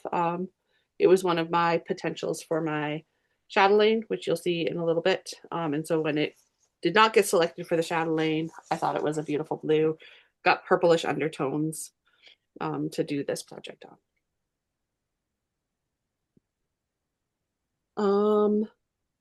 The next one is a finish. So this is Drifting Dream by Light of the Moon Studios, which is our friend Allie. This was in a box from Kaylee at the sewing shop. It was her ice dye box. So the fabric is ice dyed, and then the winter pattern goes with that. And so you get the pattern, you get a piece of fabric to stitch it on. And I think she sent the DMC. It's DMC Blanc, so it's not like it's a hard floss to source. But it was a pleasure to stitch. I have passed the pattern and the rest of the fabric on to Megan so she can also stitch this little Drifting Dream. I had big plans for this to be finished by the end of the year, like FFO, but here it is. It's not even ironed. You can still see the nerd hoop marks. But we'll get there. We'll get there. It was a pure delight to stitch, as has been every other pattern that I've stitched from Allie. I don't know if you can get it outside of the box. I haven't actually looked on her Etsy shop to see if it's available. So if you're interested, just get the box. There's other fabrics in the box. There's other goodies in the box. It's worth it. And Kaylee's boxes are sort of continuously available as far as I can tell. Like they're all still up on her site. They're not one and done. Yeah, I think she makes the stuff when people order it, I think. Yeah. Yeah. So oh, nice. Yeah. This is Under the Sea, or it also is labeled Ocean View. I'm not sure like what the official name is. My pattern, like what I downloaded, has both from Una Buena Pieza, and so it's a long ocean. Like, I mean, I guess it's a sampler. All the little fishes, ocean critters. So I'm stitching this on a 18 count Calypso, I think. Using DMC, I'm doing 2 stitches over one. It must be 18. 20 would be too tight. It's a DMC, and so I've just sort of been working from the top, and then as I've used colors, pulling them down to wherever until I'm out of the floss on my needle. I am hoping to get a third of it done, which is kind of where I am here. So like filling in what's above in 2026. It goes pretty fast. It is a lot of color changing, hence why I've been sort of pulling it. And I am carrying to an extent on the back because while it's not full coverage, it's Ada, so you don't see it as much. And the threads will be caught under other things because it'll be full, even though it's not full coverage. So yeah, I love it.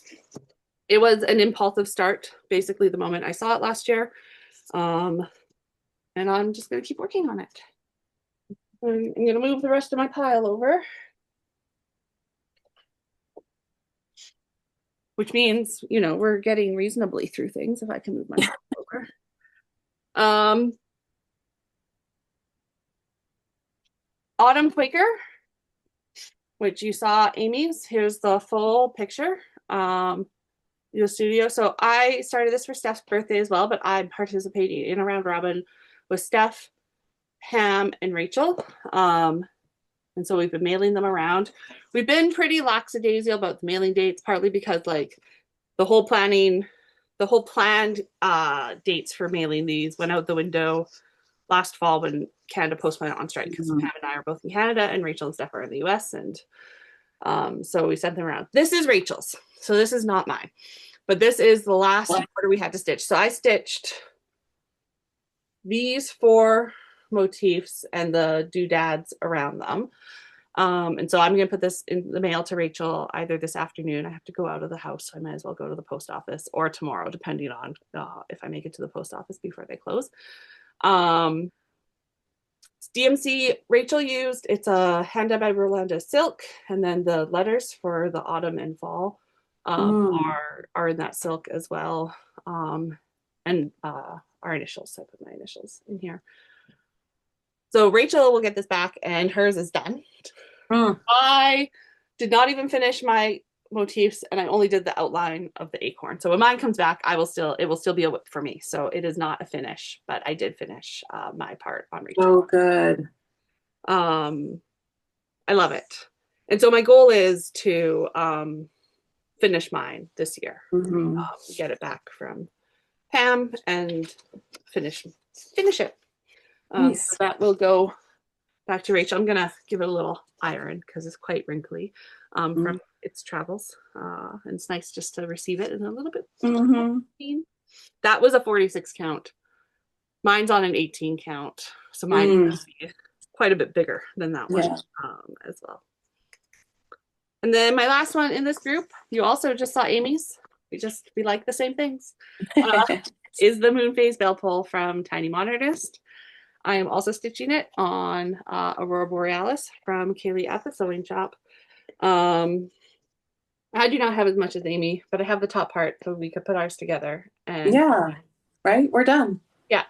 So I'm on the 5th moon, so I've got the big chunker done, but there's still, right, like the full coverage in the bottom will take up a significant part, or it's a big chunk of stitching still, but I do hope to finish this year. I had hoped to finish it in 2025, but my brain had different plans. Like Amy, I haven't quite decided if I'm going to do a bell pull or if I'm going to frame it. Helen's bell pull is lovely. I will just say it is lovely. So it's very nice to see in person. It's that fabric.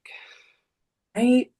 I love how Helen cut the fabric that she didn't use off and used it as like just a framed art piece. And it looks like, lovely. Yeah, it's perfect for that. Yeah, so it is art. It is. Yeah, I love it a lot. So I'm stitching it. Okay, so that was 10 more for me. Over to Megan. Hey, so this is Small Fall Sewing from Tiny Modernist.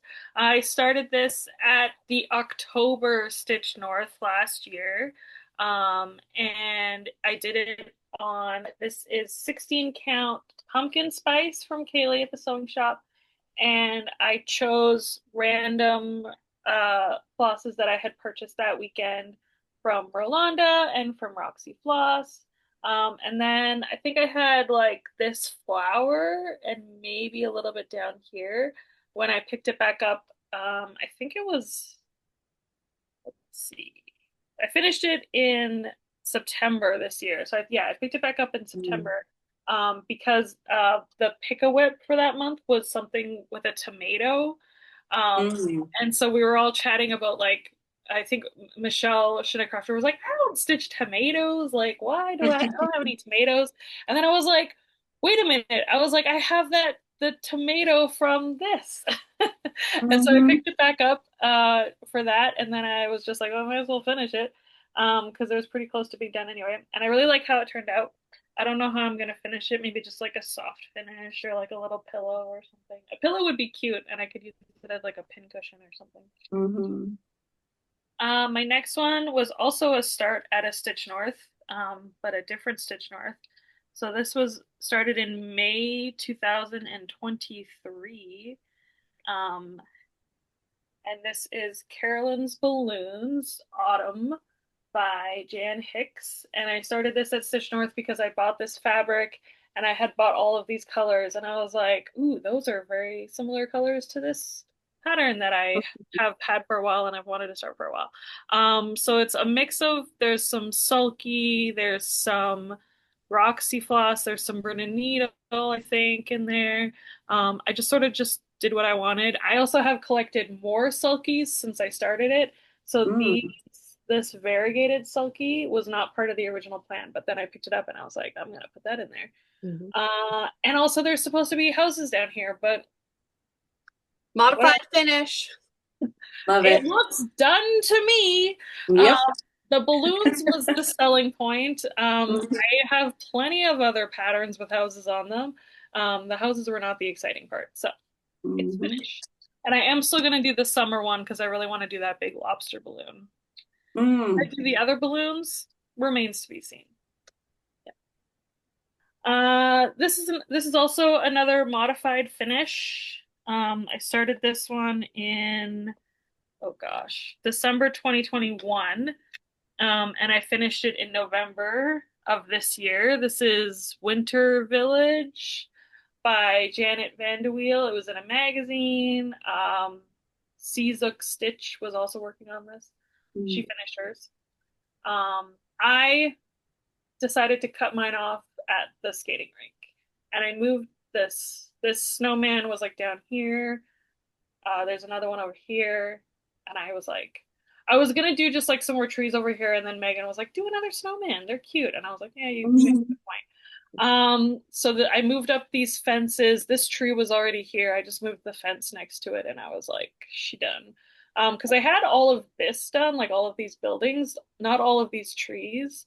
Um, but yeah, and I was like, I'm not gonna do. There's like a bunch more buildings. There's like more people, and I was like, eh.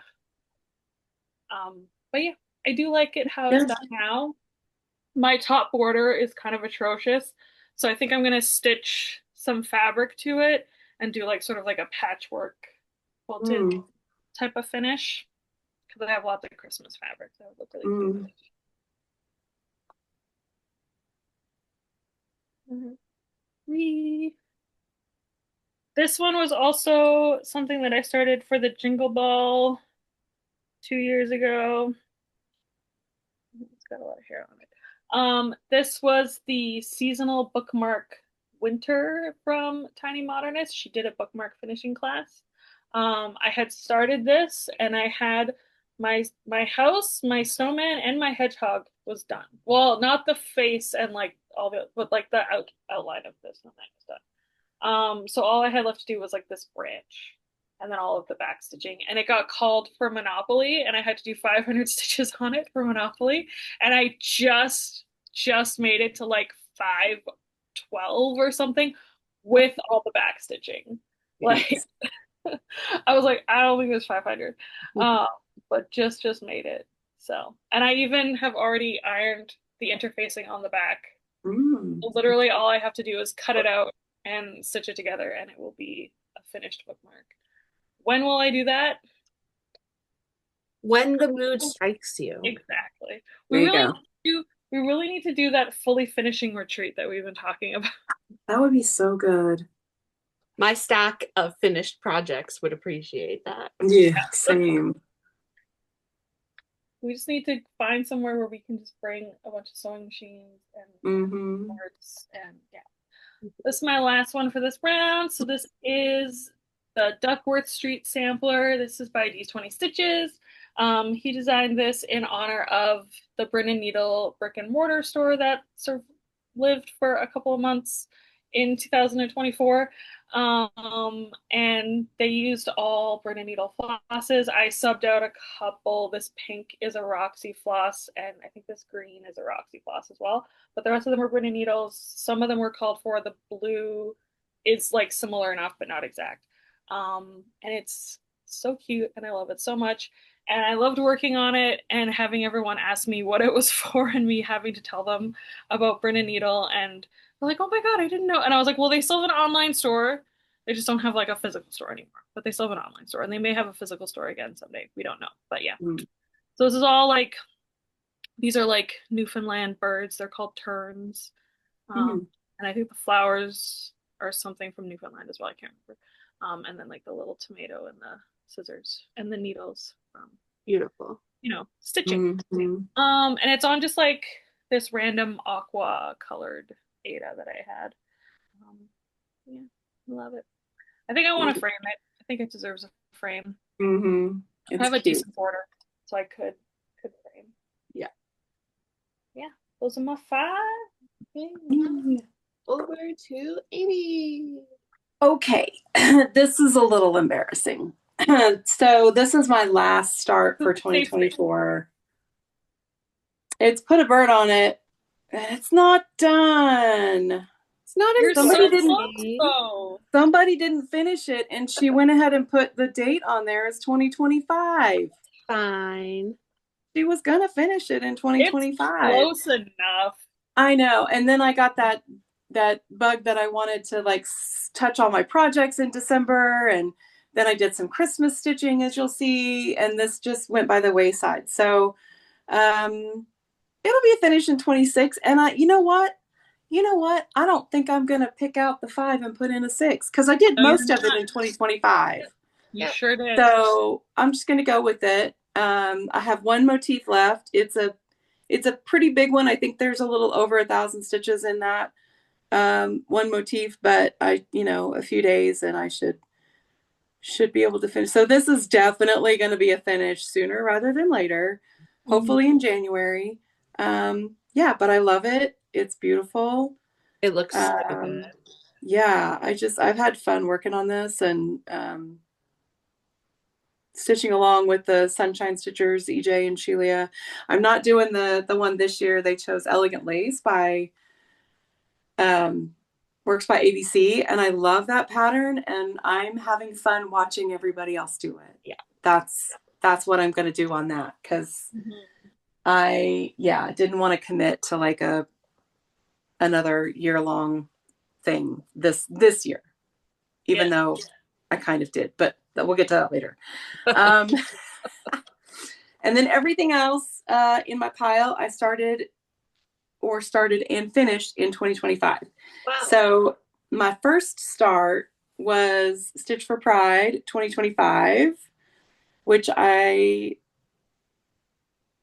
kind of didn't finish either. I got January, February, March, April, and May halfway done, and then I put it away.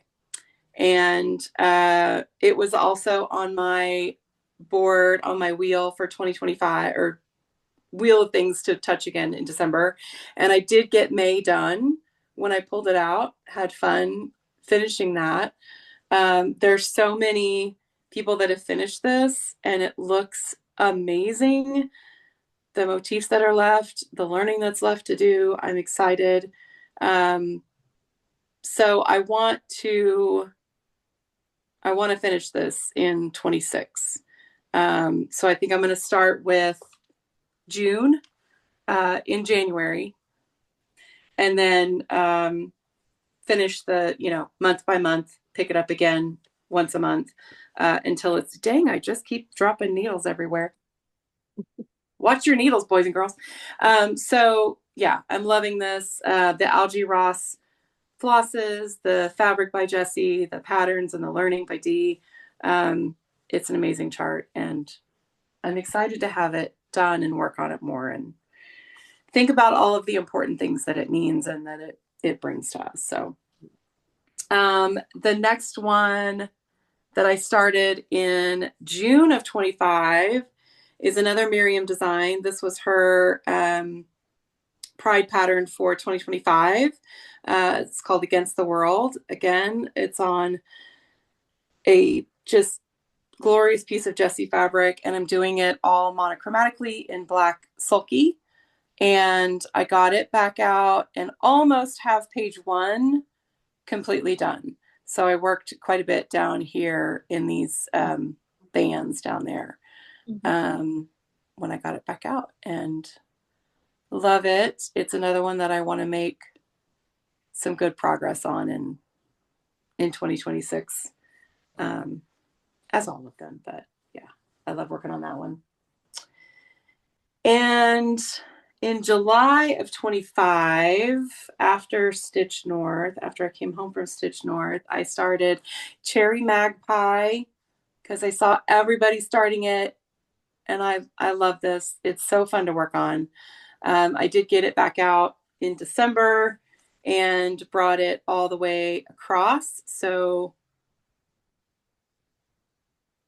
there may be a little bit more over here before I reach the corner. I can't remember, but I got quite a bit more done on it. So Those yeah, cherries are good. I just love it. I would love to see this finished in 25 so I can start Blueberry Jay. Yeah, because yeah, it's on a Be Stitch Me 18 count Ada in the color Lilith, which is a perfect color, and it's all done in Cosmos, except for the really bright pink in the, which is in the berry bowl there, and it's a Fibrolicious Yummy Fibers. So love it. Definitely could see it as a finish. This is another one that when I get it out, I just don't want to put it away. I have such a hard time putting it back up because it's just so fun to work on. So fun. And there's so many more of her patterns that I want to do. Jet X Stitch, I know. everything. The new one, what is it called? Like 11 bunnies or whatever with a big dragon. And I want to do that one really bad too. Trying to be reasonable. And then in August of 25, I started Stitches Be Sweet by Jeanette Douglas. I love the colors in this one. I saw a friend had it and I had to get it too. And I love it. It also went on my December board. And I got all the way across over here, got the tree done, and well, not done, but I got some of the tree done, and that little bunny and the acorns over here. That's what I worked on since the last time you saw it. But this is another one that I'm doing on 40 count with magnification. And Jeanette Douglas calls for, she's got kind of a mix of silks like NPIs and Glorianas and a lot of different stuff. But I pulled from my Dinky Dyes and Be Stitch Me silk stash. So I kitted it up from stash, and I'm pretty happy with my colors. They're a little bit brighter, I think, than what she called for, but I'm liking all the colors so far. So I love it. It's pretty. Moth, butterfly, whatever on there, like right? Isn't it good? So there's another one up in this corner. And then there's a bunch of specialty stitches down as you get further down. So I'm excited to do those. So yeah, those are my next 5. Excellent. Back to me. Okay. I have a couple finishes up next. First is from Pigeon Coop Designs, Max Pigeon. We love him. His new book is going to be ocean themed. Oh, I'm in trouble. I haven't stitched You're in trouble. The last book. I have other PDF patterns from, like, I just so good. Anyways, this is on an 18 count Ada in Partridge from Kaylee at the Sewing Shop. This is Autumn Orchard. Megan, Michelle Chinook Crafter, and I started this when we were in Banff last September. And I finished mine. I love it. You can't see super well in my light here, but the purple, there we go. The purples are in the bird as well. The little detail on the apple, like the cherries on your cherry made pie, like that. Just pluck that apple right over. The shading is really, I love it. So I keep debating on if he's going in a frame or if he's going in my bird book. I think he's going in a frame. I should measure him. I'm pretty sure I could fit him in a 6x6. So it's not like he's huge. And he's just beautiful. So this fabric too. I got another piece of this fabric, I'm pretty sure, in my stash because it's Kaylee's. Great. And then another one that I started while we were in Banff, Toonies from D and Kari. This is on a one-of-a-kind Roxy floss coat. It's a 36 count.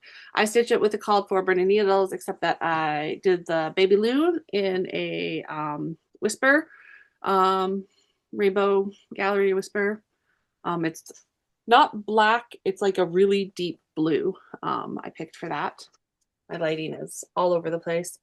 I love it so much. I don't know what I was thinking when I cut this fabric. I feel like the margins are a little tight, but we'll see. Mhm. I haven't decided how I'm gonna finish this bird yet either, but it's just so beautiful. Mhm. My loom has a slightly squatter neck than everybody else's loom because I somehow missed a couple rows of stitches up in there, but by the time I realized I wasn't going back, especially because I had limited of the black floss, I didn't want to risk running out of it either. Mhm. Oh, it looks so good. So good. I love it a lot.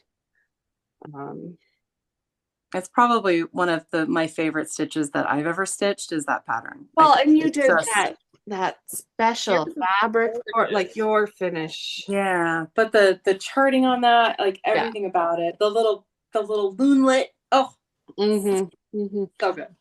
I haven't even started mine yet. It's kitted up, ready to go. Yeah. Mhm. He and Kari just have something magical. They do. I like They really do. and then this was the third thing that I started while we were in Banff, Stardust by Carrot Samplings. I really thought I was going to get this done this year. I was on a kick. I did not take it with me when I went to England. And then when I came back, life was more hectic than I expected it to be. So I haven't stitched on it again. But all of the outline and everything is done. I just have to fill in the 2 grays on the tombstone. So it's in a really good place to finish it. It's still a lot of stitches. This is 40 count Wrath from Jessie at Miss Light Pages. And then I converted the pattern. So it's charted in, I think it's MPI. I'm not actually sure what it's charted in, but I just picked, it's a mix of hand dyed by Rolanda and some classic colorworks. I think 2 and 2 is where I landed on that. But I love it. We are Stardust. We are all made of Stardust. Carl Sagan. That fabric is amazing too. So good. It's so good. Yeah, it's a good background. So that one will obviously be a finish this year because I just need to sit down and stitch it. And then here is my Van Gogh full coverage inspired piece. Ignore that. So this is a 25 count easy grid fabric, and I'm stitching it 10 stitch, 2/1. And I'm doing mine cross country, so the grid really helps me to figure out where I need to be on it. I'm a little bit past halfway, so it's going to come over to about here maybe. And I'm just from the top corner doing a color and then taking my thread as far as it goes. So I'm quite filled in up here and then sparse throughout the rest. But I love that you can start to see the swirl in the sky. And it's just beautiful. Looks good. Yeah, that looks really good. Just like the mashup of 2 of my favorite things, right? And then the Lord of the Rings is so. I only worked on this for a couple days this year. My goal is to get it to 25% done in 2026, which I didn't actually go and look at what my percentage is, but it shouldn't be terribly hard to do without too much time. And the tent stitching, like I've never done the tent stitching before for a full coverage. And so Kaylee, I am a convert. And I might actually be willing to do more full coverage now that I have started the tent stitching because it makes it so much fast. Like in theory, it's like just twice as quick as doing X's, but it feels faster. It feels faster than that. So I don't know if it's just a mental thing or what, but it works well.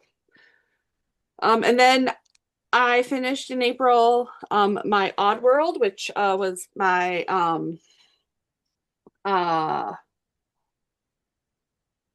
what are we calling these? Where you use little bits of thread. Tail end project. So it's Odd World by Michelle Bendy. I had Michelle write me a little note when we were in Edmonton for the Stitch and Stash retreat. I love how it turned out. It's just beautiful. I put it in the journal that we made in Michelle's journal class, and so I've got lots of pages in here to do other things with, but it's the first thing when you open it. You see that? So and you'll see my next tail end project that I started and then haven't touched in months in a little bit here. My 2024 Modern Folk Embroidery Countdown, which I did not finish last December, so it was a WIP coming into this year. I finished in November. So I got just the pattern in 2024 and I used my 2023 colors. And I'm not like unhappy about this, but definitely like the color balance, because it's a different set of colors, just doesn't work necessarily for the pattern the way the set would.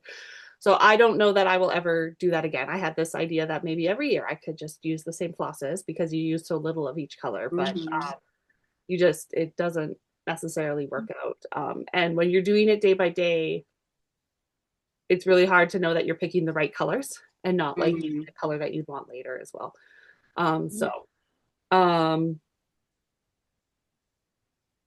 It's done. It's pretty. I'm not sure. I had this idea that I would frame it in the same frame as my 2023 one, but that frame doesn't appear to be available anymore from Michaels. I thought it was one of their more standard ones, but I guess not. I could either get a different frame for that, or I could just frame this differently, because I also now have my 2025 one.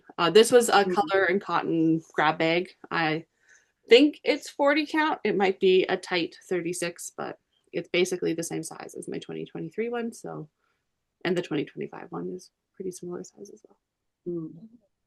It's done. Looks great. Need an iron desperately. And then another late 2024 start. I started this last December for a Jingle Ball class to do stocking finishing. I watched the video, but I did not have this complete, and so I did not finish it. And so it's meant to be a stocking. Oh, how do hands work? Coming out this way, right? And the toe comes around. It's a Lindy Stitches pattern up on the rooftop. Those 2 cardinals. I am kind of tempted to not stocking it and just finish it. It's cute. Like this. It's on a 32 count opalescent fabric that came in a Starlight Stitchery box. I'm not sure if it has a name. It was in the Poison Garden box, I think it was called. Something like that. And I really like it. I don't think I'll stitch the other stockings. I really just like the cardinals, and I'm not sure that I need it to be a stocking. So stay tuned for whatever happens with it, but it's done.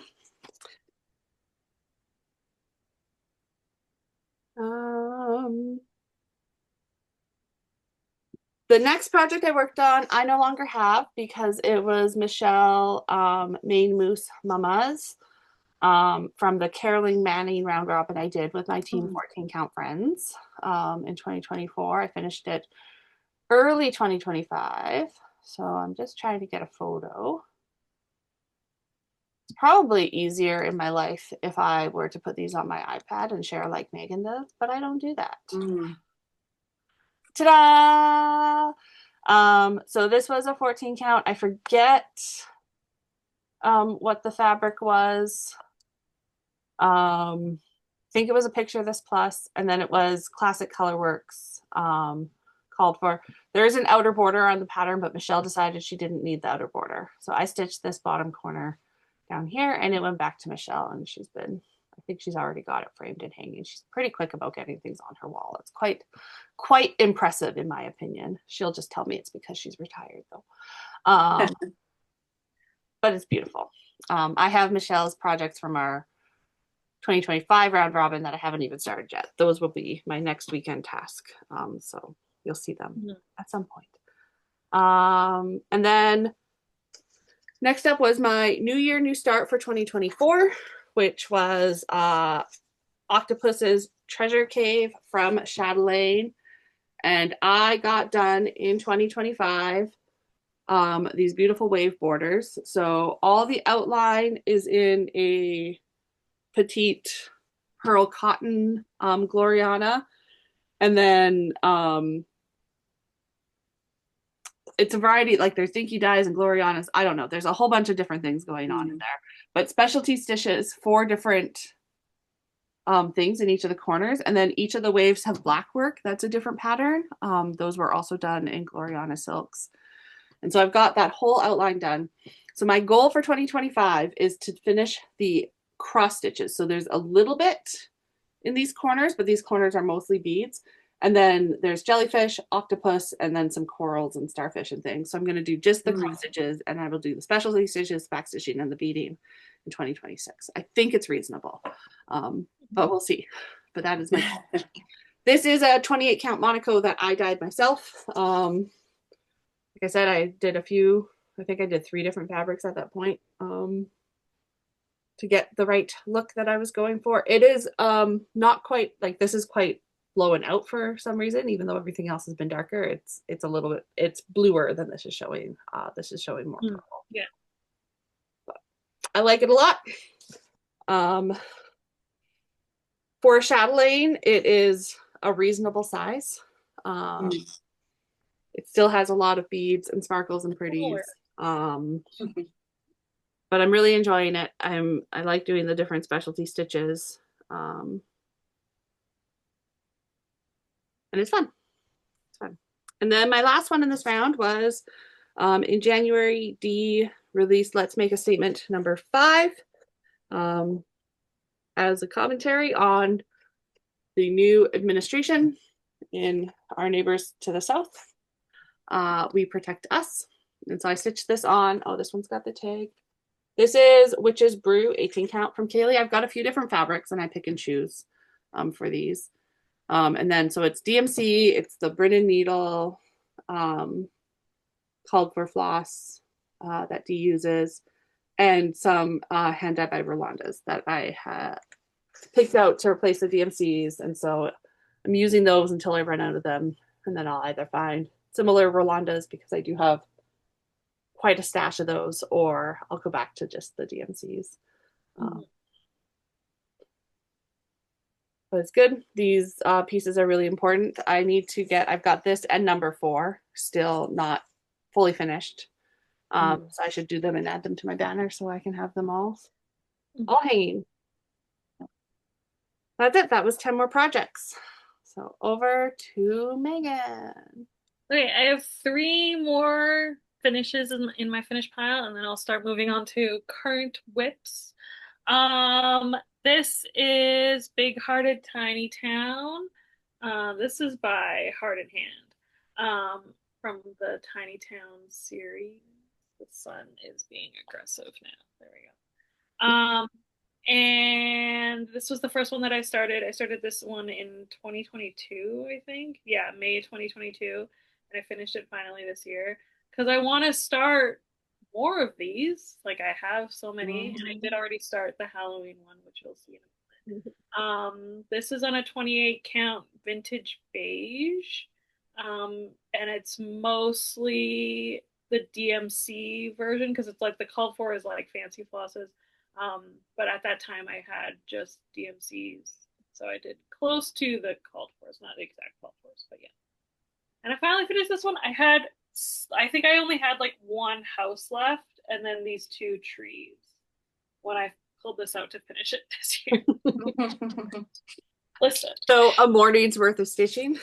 It was like literally like and then my last finish of 2025 was this is from Bendy Stitchy. This is Hildy's Winter Ride. This moose is named Maurice Hubert. This was in the Starlight Stitchery Winter Magic box that I got. So the border is one of the, what are they called? Threadworks. No, it's Forbidden Fiber is the one. Forbidden Fiber Co. I think it is Forbidden Fiber. Yeah. So this is like a blue green. So yeah. So Bendy stitched it in a Threadworks because all her borders are Threadworks. But she said got the box to use this color as the border instead. And then also the light blue is also from that box. I think it was also a Forbidden Fiber. And also the green for her face and her hand was also from that box, I think. And then I picked my own colors for the moose. Sort of like based on what she had charted and then also based on what I know mooses to look like. And then the bats and the black is Etoile Black, which was called for, and the white is the glow in the dark white, which was also called for. So she glowed. And then the blue for the dress was Roxy Floss Cosmo.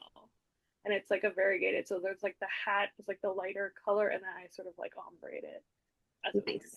and I was very proud of how that turned out. It looks really good. Looks But good. yeah, this moose took a while. Maurice He's is a big boy. a big moose. But once that was done, I was like, oh, I'm gonna finish this. Like I will finish this year. And I finished it like 11 p.m. December 31st. Like 11:04. And I was like, final finish of 2025.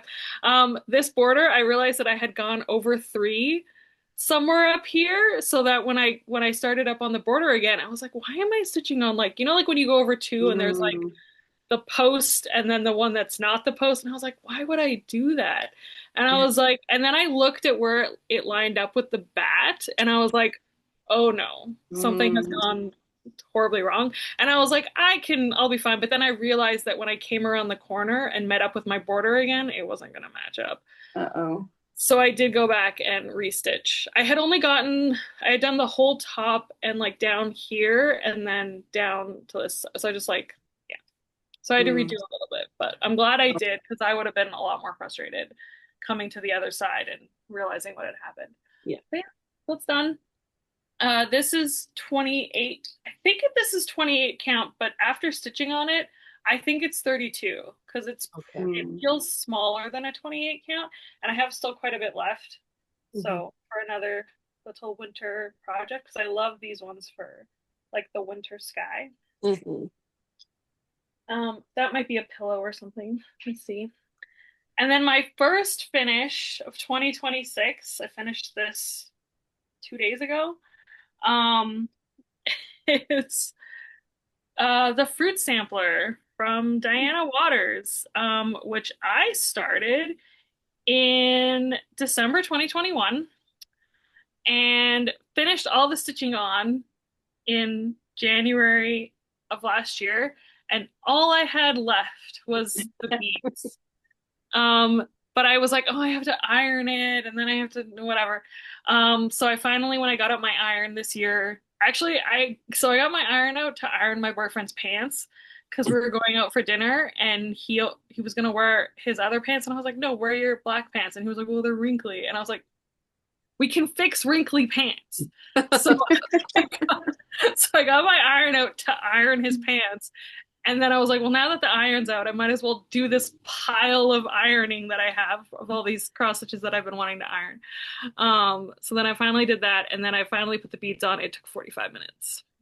And I just did it like in hand. So you can see like all the seams. It looks so good. It does. The beads really do make it. It looks so good. Those are all beads. Yeah. Now I can finally fully finish this. So this came as a kit with like a banner hanging thing. Cool. And you just like, so it's like where I got the idea for my Mother Nature one was because I have like the dowels and everything for this, and you just like sort of like fold it and stitch it, and make little pockets for your. Yeah.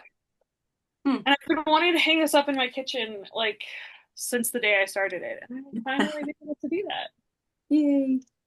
But yeah, so that was all my finishes from 2025 and my first finish of 2026. And then for my next 2 for this round, I have 2 Quirky Quakers that I have started and not finished yet. So first is the Quirky Quaker Squirrel, which I had kitted up to start and finish last year during my year of Quirky Quakers.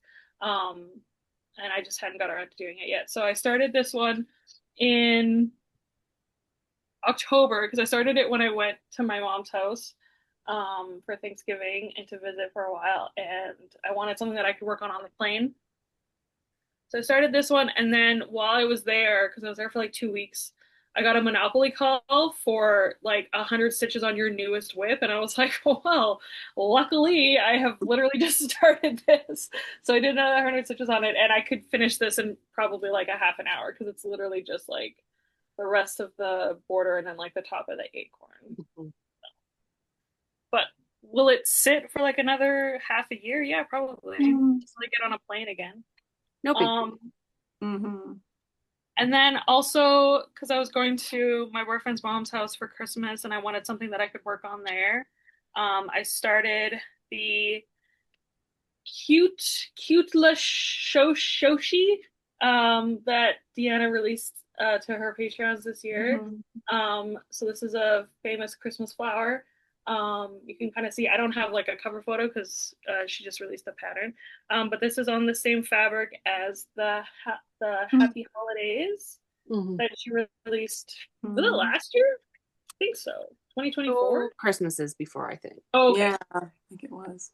So I did that one that year. And so I'm doing this one with the same red and green duo from Cottage Garden. And then I just added, this is Marigold, also from Cottage Garden for the Perfect. gold and orange. One of the autumn No, No? it was no, I don't think so. I think this one was from the Pirate Quaker. Oh, okay. That's Okay. But yeah. Nice. Looks good. Yeah, so it looks good. And I'll probably, I'll pick this up too when I'm traveling or whatever, just as a little fun project. And that's my next 5. Okay. Over to Amy. Right. So in August of 25, I started the little cottage core sampler from Deanna, Darling, and Whimsy's cottage core box. And I had just stitched the little bee the last time you saw it. But since then, I put in a strawberry and a pair of scissors. Yay! Yay! And this is on Kaylee from the Sewing Shop Fabric. Strawberry Fields, I think. Strawberry. Mint strawberry, yes. And just some DMC floss that came in the little kit that Deanna had. Yeah. So this is one that I kind of carry around with me and pull out when I'm waiting in line at the pharmacy or whatever. Take it to my little stitch days that we have. But yeah, I'm enjoying working on that. I like the little motifs are fun to do little quick finishes on. Yeah. Excuse me. And then in August of 25, my friend Jen, who is the Curly Stitcher on Instagram and YouTube, and then she also has a Patreon that's under Apple Orchard Creations. She's done this National Park series, and we went on a big family road trip. It was massive. Amy tried to cram in a lot. So we went to like 6 national parks, including Arches. And so this kind of came out right after we got back, which was perfect timing. And I think I started this on the day the National Park Service turned like 109 years old. And so it was kind of a quick finish. This is Delicate Arch from Arches National Park in Utah. And I really love how Jen designed these. They're really cool. And then right after that, I started, which is just the border. So you can't, a border with a hanging thread. It's going to be, I think I might do it as a pillow because they're the same size, one on one side and one on the other side. This is going to be kind of her interpretation of a feature called Double Arch, which my sister and I hiked to, which we're not hikers. So I was pretty proud of us. It was very hot that day. And we got out our little hiking poles and we left any walk outside is a hike. That's true. That's true. And we left the boys in the car and she and I hiked to Double Arch and it was fun. So I'm excited to get this one back out. It's done in a Dinky Dyes floss, and she's got it where it's like 2 colors. So it's kind of like where you're looking up at the arch and it's just the red color of the rock. And then she has the sky too, but I'm not going to stitch the sky because I put it on blue fabric. Yeah, you do. Smart. So yeah, I'm excited to finish this because it'll be really cute. Yeah, and meaningful. And then in September, I drove out to Albuquerque, New Mexico, and met one of my friends that I hadn't seen in like 8 years. And we had a great time. She's not a stitcher, But before she got there, I went to a Stitcher's Garden, which is the L&S in Albuquerque, and just, to look around and buy some stuff. There was a lady in there who was talking about these patterns that were all spread out on a table, and she was talking about signing them and all of this stuff. And I was looking for something that was uniquely Albuquerque to kit up and stitch while I was there, because I was going to have a little bit of time to stitch. And I saw these models of these hot air balloons, and there were like 3 or 4 different designs. And if you don't know, Albuquerque hosts a gigantic hot air balloon festival every October. And I thought, oh, this would be perfect. They're small, they're cute, they're, kind of uniquely Albuquerque. Well, the lady that was standing there happened to be the designer of these charts. And so she was in the shop. Her name is Jenya Rose. She was in the shop kind of signing patterns for the shop owner and everything. So I got to talking to her and bought a couple of her charts, and she offered to sign them for me. And she was very, very sweet. I don't think she's kind of getting out of cross stitch design and moving on to other artistic ventures. But I stitched this and finished it right when I got back, but I stitched a lot of it there in Albuquerque. I love the colors. They're very beautiful, very Norton, very South American Southwest. Yeah, I had a good time with that. So I have a couple more of these that will probably be kind of road stitching, because they're nice and small. And yeah, I love it. I love that area, and had a really good time there. So and then the next thing that I stitched was Quirky Quaker Jack-o'-lantern. I feel like I did a lot of traveling at the beginning of the year into like August and September. And then I haven't done any traveling since then. And since Quirky Quakers are my like go-to travel stitching, I haven't done a lot of them in the last part. Mm-hmm. So I finished this one in September of 2025. And I love him. He's cute. Okay. And I totally took Megan's advice, or followed what you did on your giant pumpkin, and I stitched the pumpkin vertically. Yeah. And I think it looks pretty good. Yeah. And that's it's a Fiberlicious Yummy Fibers floss and fabric, and then just 310. So good. Yeah. Cute. Very cute. And that's my next 5 WIPs/finishes. Okay. Me again. So I had to start the moment it came my Acorns Gathering 2025 pattern, which was Acorns and Friends. This is Lola Crow, and like, just freaking look at those. Mm-hmm. So cute. I like, ugh. And I happen to have the perfect Kaylee fabric to go along with it. The tag isn't on this. It's 18 count Ada Columbus, clouds. So it's got the clouds in the background. So I've positioned it so there's a cloud behind, and then the grass will go down beneath. And I got a fair chunk of it done this year. And so my intention is to finish it next year.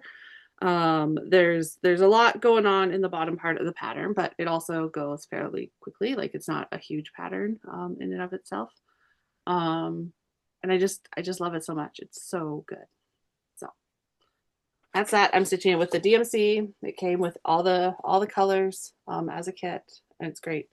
Realized that I didn't even look to sign up for Acorn Gathering this year. I don't know. It might be too late. I'm gonna look at that when we're done filming. I do like the little, like, that it's a complete surprise who the pattern designer is and things like that. So we'll see. Then I've got my Stitch for Pride 2025, which is a finish. Hey. Oh, so I stitched this on. So it's the Determination by Jessie. I got the 40 count Verdal. So you saw Amy's, which was quite dark. Mine Mhm. got Verdal, so it doesn't take the dye as much, which I am very pleased with that choice, because if I had done it Mhm. on 40 count dark, it would have been a little more of a struggle. Yeah, so the December pattern is this beautiful heart. Um, I just, these patterns, I mean, these patterns are great regardless, right? He is a fantastic cross stitch designer. And then the learning that he puts together for all of us that go with these, and the variety of ways to learn that are provided, and also the like things you can do to be an accomplice, which is important, right? It's not just the Mhm. stitching. Is just fantastic. And so D is not doing a 12-month Stitch for Pride this year. He's got other things in the works for us, but he wants time to do different things with his art. And we are here to support him no matter what happens. Algae Ross flosses, beautiful. It looks so good. I still haven't framed my 2024 one. And so I did buy a frame for it, another Michael's frame. These are the same dimensions.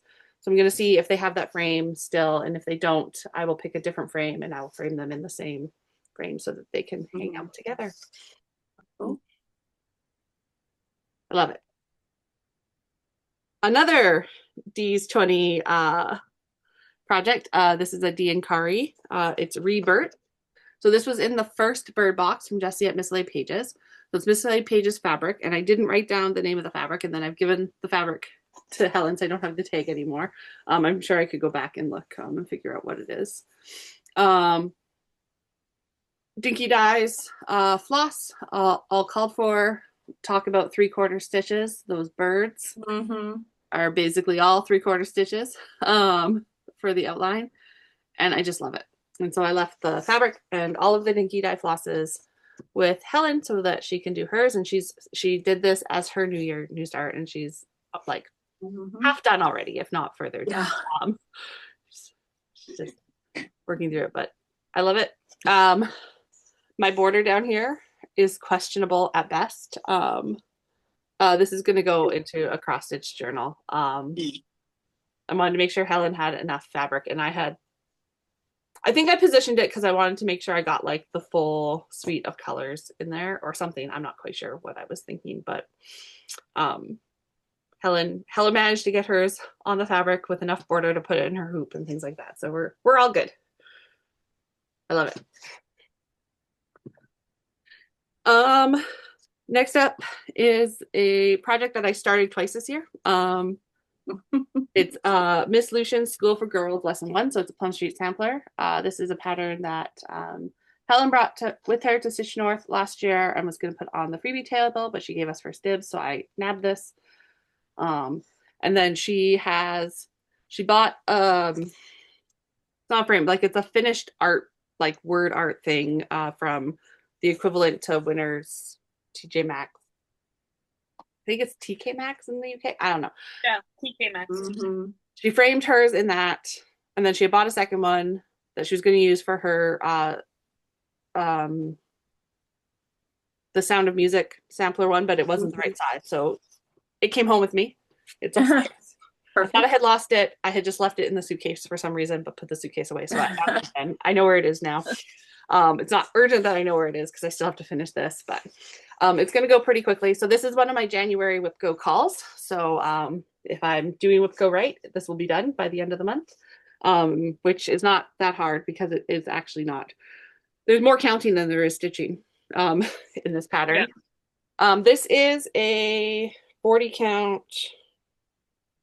I don't think I'm 100% sure. I bought it from the embroidery shop, embroidery marketplace, I think it's called, which is a Calgary-based company. When we stopped at the quilting show in Canmore, Megan, Michelle, and I last fall. But it's an Alberta dyer, but I'm not sure of the name of the dyer.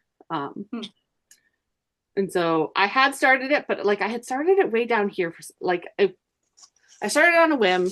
I was on a Zoom call, so I wasn't paying much attention. So I picked it all out and I restarted it with a much more appropriately sized border. And so I did that restart at Helen's while I was there. Spent a day, I think just a day working on it. And I got that fancy chicken done, which is, you know, a big bulk of the stitching. I'm not stitching it with any of the called for, but I did. They're all over dyes of some sort that I just, you know, went with the vibes of the original. So by the end of January, you should see that as a finish. As an FFO, we'll see.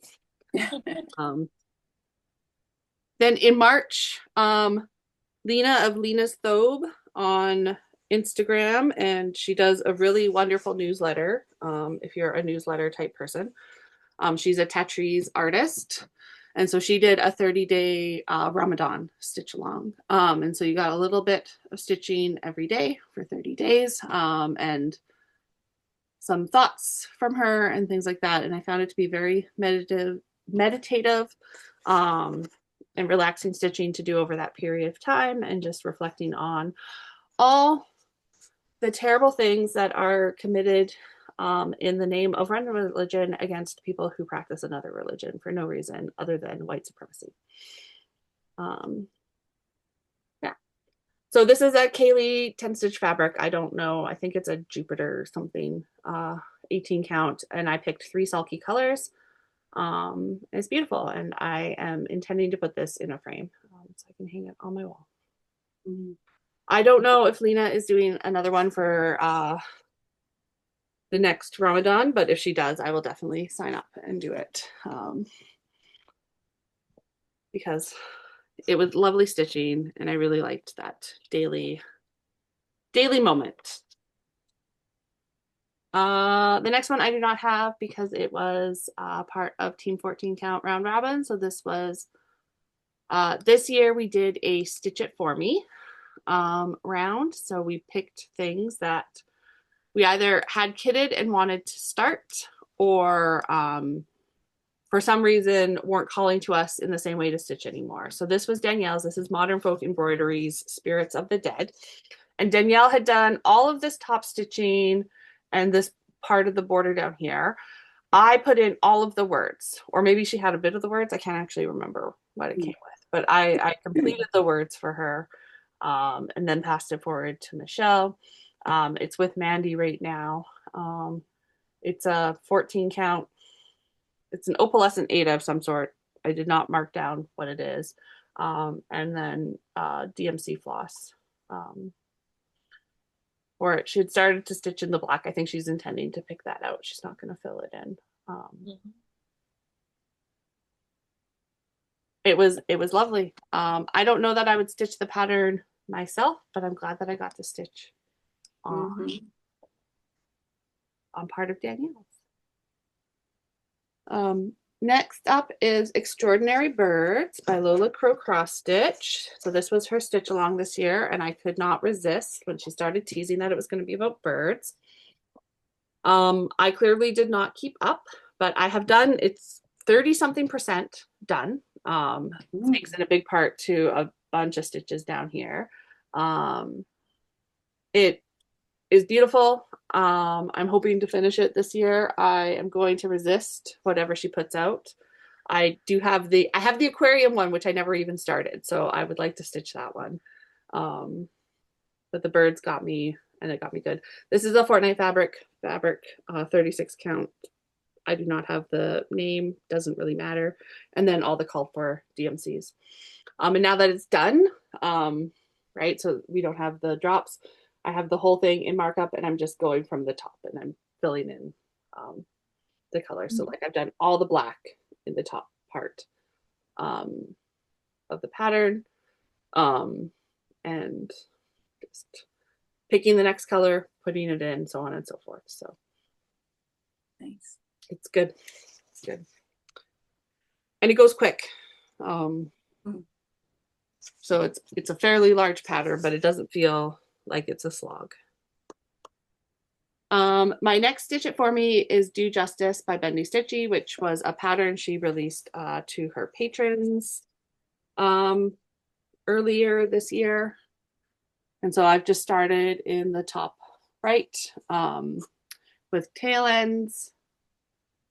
And I don't think I've touched this since, I think, July. I haven't added anything, but I have all my little bits of floss. So with Oddworld, I just sat down with a big pile of floss and knocked out the finish. I don't think I have enough tail ends to do this. It's a bigger pattern than Oddworld. But I feel like I will have some work travel happening at some point in the next month. And so I think this will be a good project to take for that. Because I don't have to, other than following the pattern, I don't have to pay that much attention to the floss and things like that. I just pick the next one and go. So and then I have another photo for my next finish. And so this was for the Fantastic Fandom Swap hosted by Heather at Link is My Homeboy. I wasn't going to do any swaps, but then when she came out with this theme, I decided to do one. And so I stitched this. It's called A Hobbit Sampler by Sew Needle Juice. You can find it on Etsy. And I finished it in this little box frame with some perfect green, what's her name? The person who does all the finishing stuff. We all know. Lady Dot. Yes, Lady Dot creates pom-poms that I found at Mr. Frame in Edmonton. And this was I sent to Michelle Chinook Crafter, so I finished it and gave it to her in person at the Stitch and Stash retreat in Edmonton. And I found this beautiful leaf necklace pendant that I put in as the little extra gift because it just screamed Michelle to me. And so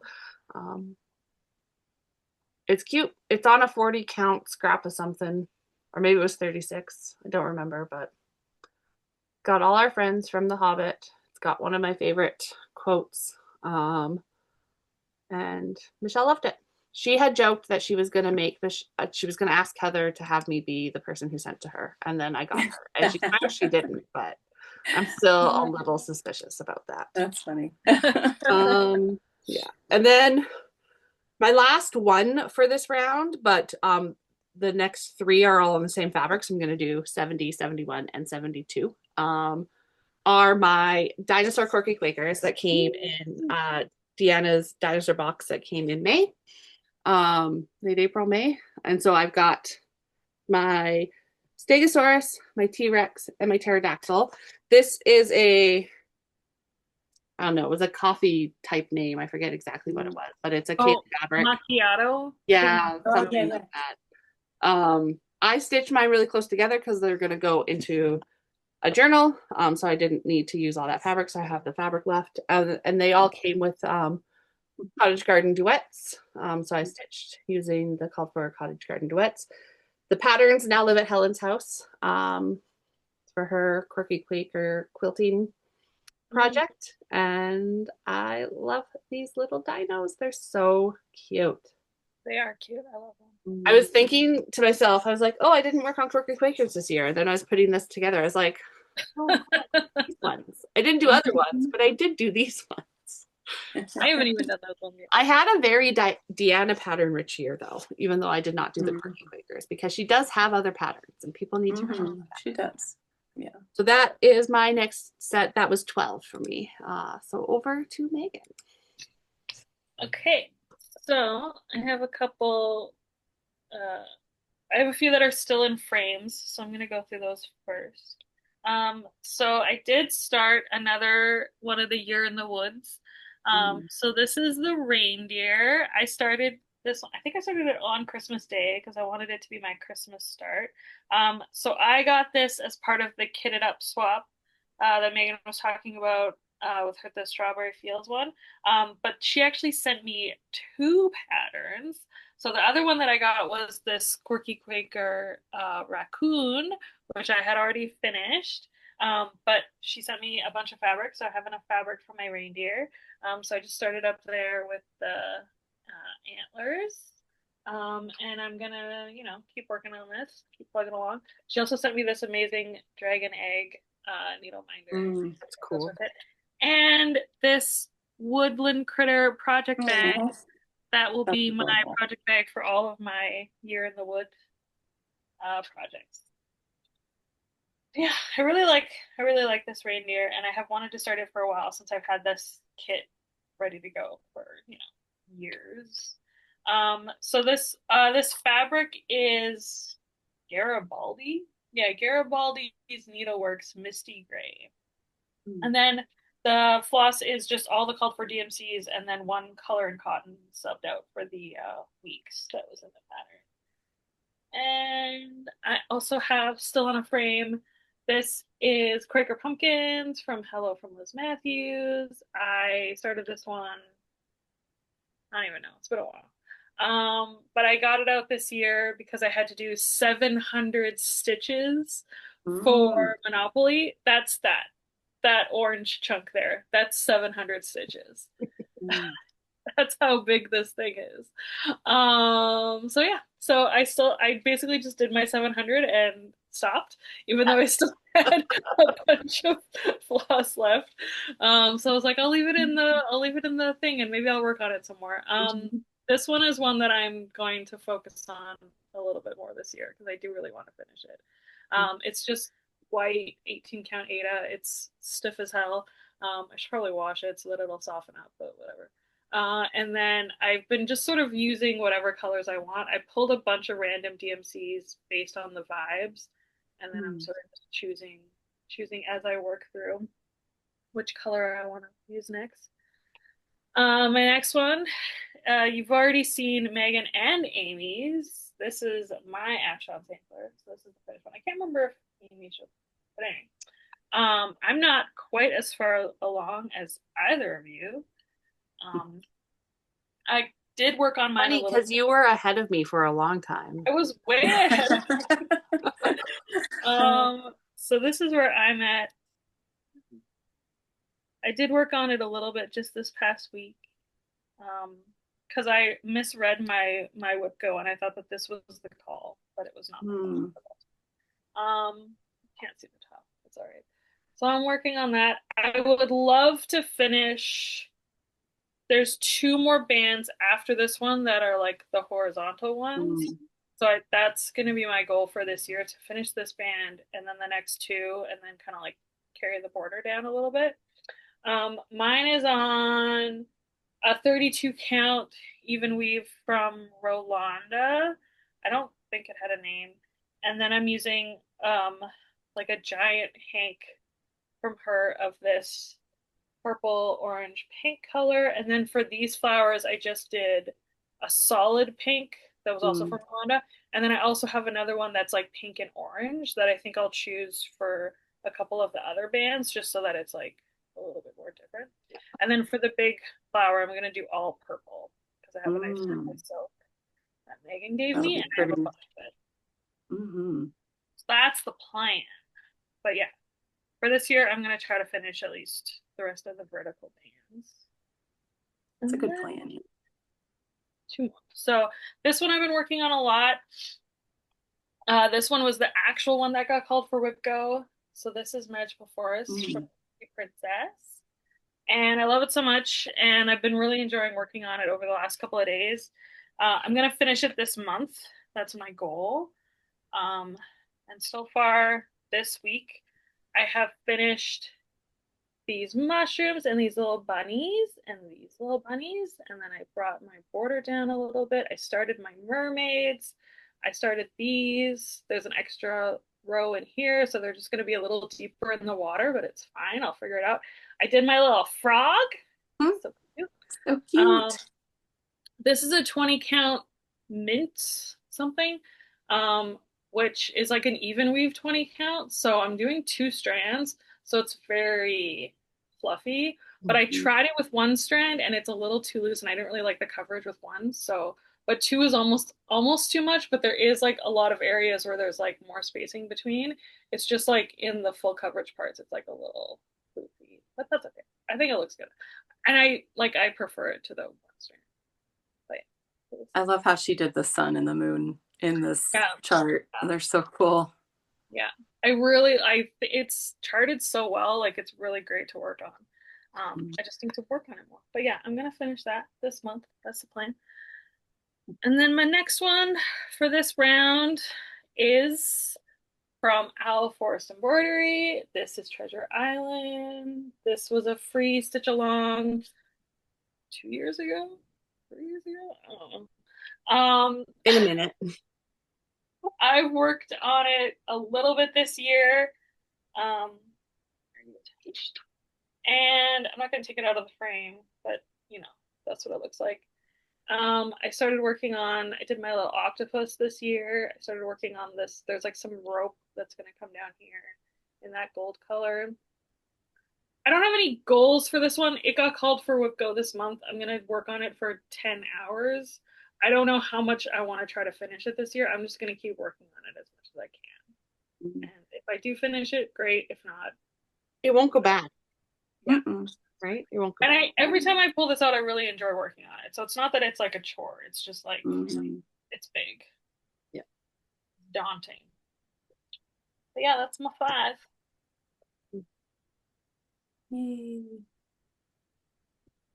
Okay. For my next round, I have 2 new starts and 3 finishes, 2 fully finishes, even. So the first up I did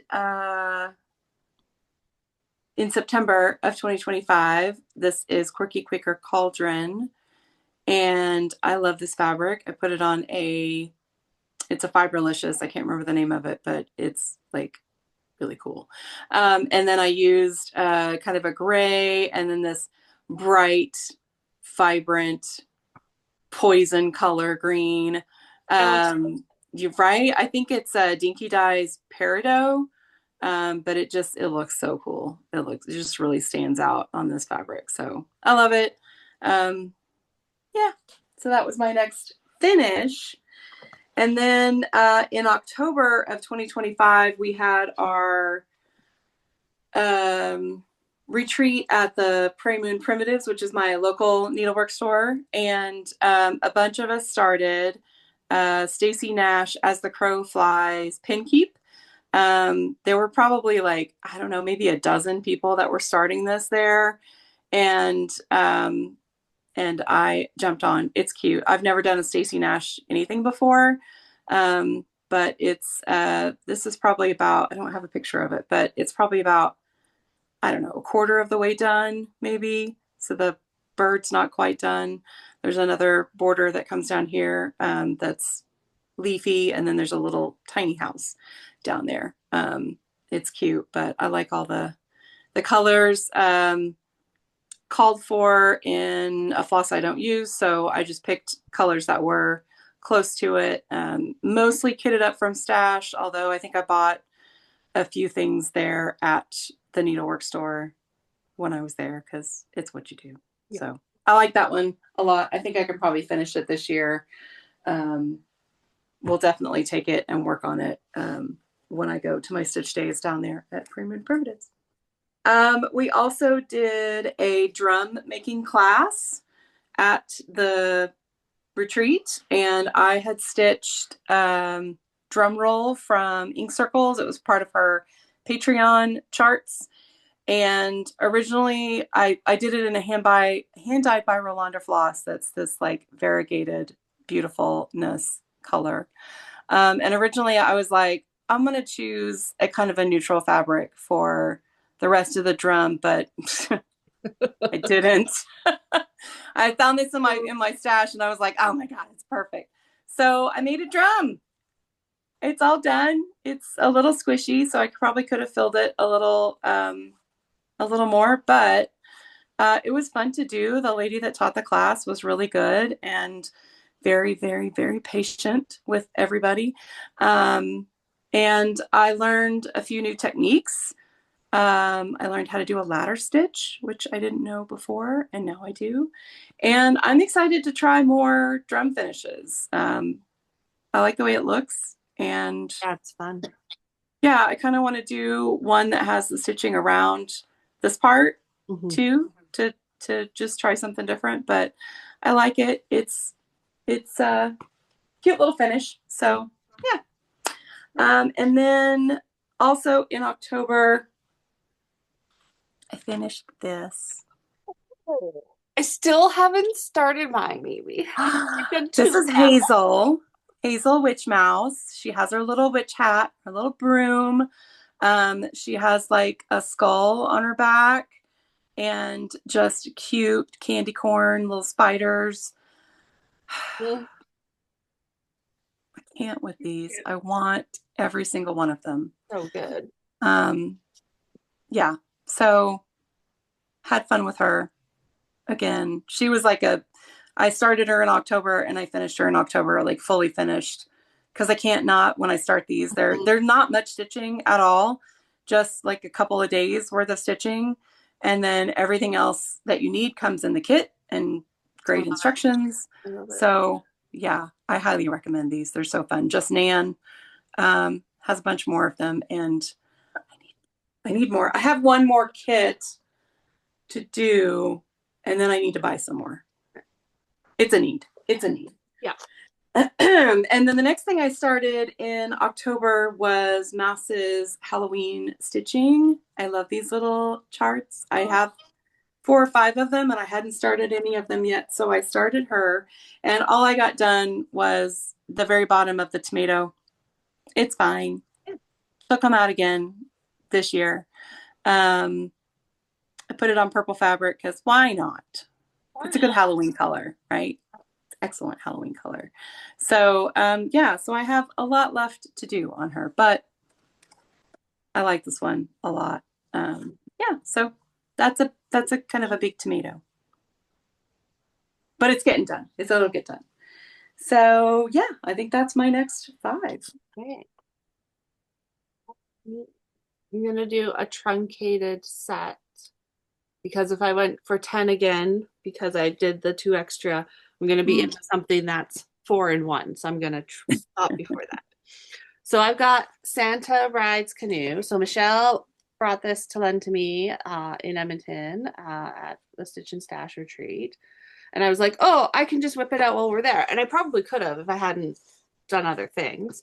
But I did get a really good start on the canoe. And then I was like, oh, I will finish it in the holiday season. And then I have not touched it. So this is 40 count, just raw linen.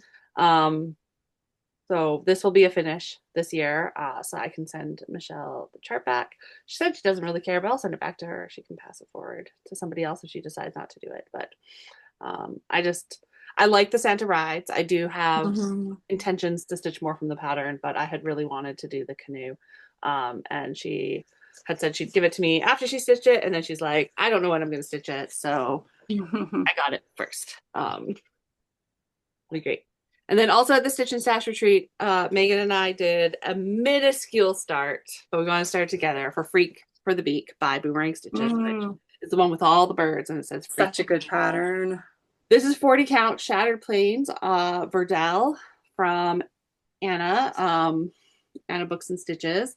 I don't think she's currently selling dyed fabric. I think she's paused that because life is very busy for her. She has busy children and her own busy activities. So, but the fabric is beautiful. And if you can get your hands on some of her fabric, I do highly recommend it. And then Megan graciously picked up for me at the Stitch North retreat, the Roxy Floss Co conversion. And so that's what I started with. One little bird frill. And so this year I would like to get, I think my goal is to get 5 birds done on it this year. And so then it will look like it's more than just a few lines of X's on a fabric.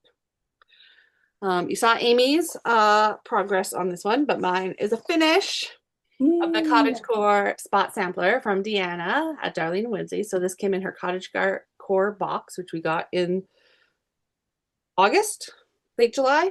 I started this in August, and then I finished it in November. So all the called for DMCs on the mint strawberry fabric from Kaylee. I think it was a 32 count Donna. I ordered more of it because I love the fabric. That's why I knew the name so well. It's good. It's good Um, fabric. it is really good. And I loved stitching on this. And I'm gonna put it in a frame and it will go somewhere in my house. Um, it was cozy and sweet and perfect. And I love Deanna. So when I work on things with Deanna, I get to think of my friend Deanna and how much I love her, which makes me happy. The border on that too. So I'm not the biggest fan of borders necessarily, but this was really satisfying. It was just consistent and nice and not too complicated, but made it look like the edge of a doily or something, right? Very cottage very lacy, yeah. Yeah. And then I worked on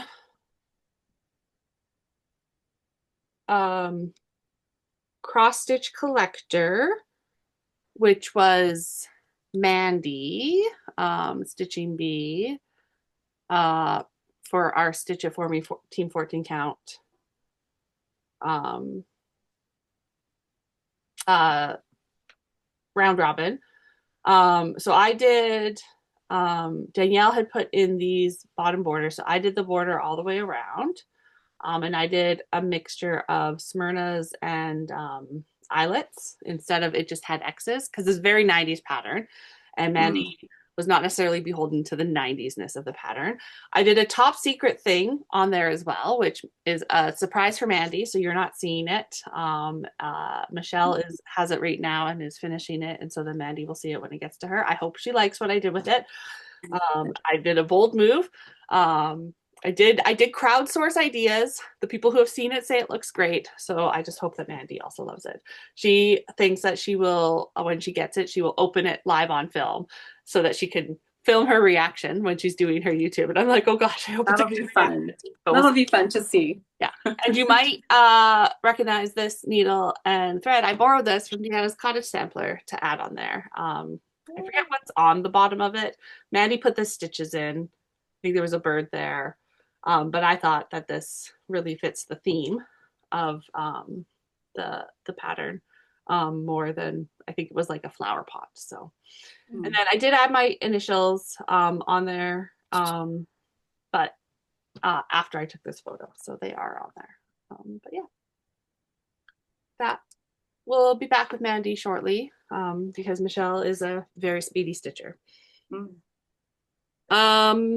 Then I did a little, so the Tatries Grove is doing a bunch of just awareness stitching for Gaza and especially for the lack of food in Gaza. And so I did stitch this up in August. They did a fundraiser selling this pattern and other patterns. So Feed Gaza Now. This is the Grateful Thread fabric. It's a 40 count. I picked it up at the Stitch and Stash retreat. She's a Alberta-based dyer. They don't have names, so it's just a pretty blue. I cut a piece out for something else. Yeah. Oh, I didn't even realize there was a cut there. I was just like, what an odd place to put that, but okay. It's on the edge of what's there. Yeah, I just realized that. And then the next two I have to show you are also photos. So we will go back to the sharing. Oh, I've got a few. I missed one. So I'll show you three more things and then I will be done. So this was a sampler that I did as a gift for my new boss when he started in July. It is just a humorous take on the state of my workplace. He loved it. The fabric is a 40 count malachite from Fiber on a Whim, and then I picked two dinky dyes because it is my place of employment colors, the green and gold. And yeah, so that was fun to stitch. The pattern is from Uncommon Needlecraft. It has like an alphabet and stuff. I compressed it to fit in the 6x6 frame. Made just a little sampler. The next photo I have is something that I did for colleague who had a baby in October, and she is doing a quilt, and so she asked a bunch of people to do an embroidery square. Hmm. Right, with good intentions for new baby. She has not made the quilt yet, but baby is here.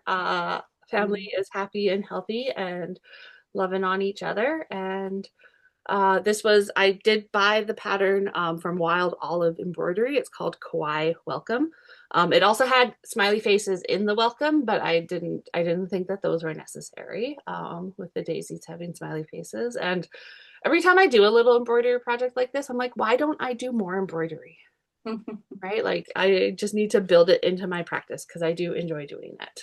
Um, and then my last photo to share is abducted. So, oh, sorry.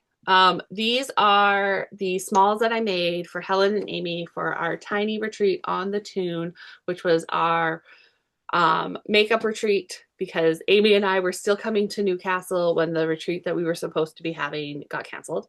It was Halloween weekend, so when Whitty Stitcher gave us these patterns, I decided that this would be fun to stitch. So I did 4, so these count to me as 4 finishes because they're separate patterns. And so each ornament has a jack-o'-lantern on one side and a ghost on the other side. The ghost is glow in the dark, I believe. Yeah, the ghost is glow in the dark. And they were just fun. And then they're just tiny ornaments. It's 20 count Rainbow Road Ada from Kaylee. And they were really fun to stitch. And it was Halloween weekend, so it seemed thematic. Okay, that's where I will stop. And I will pass it over to Megan. Okay, I have one more that's in a frame because I it got called for Monopoly and I just haven't taken it out of the frame yet. So this is London Town by Melanie Watkins. And I've been working on this for a while, but it's full coverage, and I love it, and I'm going to finish it, but it is going to take me a while. But this got called for quite a few stitches for Monopoly. I can't remember exactly how many, but all of this blue was put in for that, Nice. and a little bit of this gray was I don't think this was there either. So I did quite a bit. Yeah, I like working on it. I'm doing it on just an 18 count.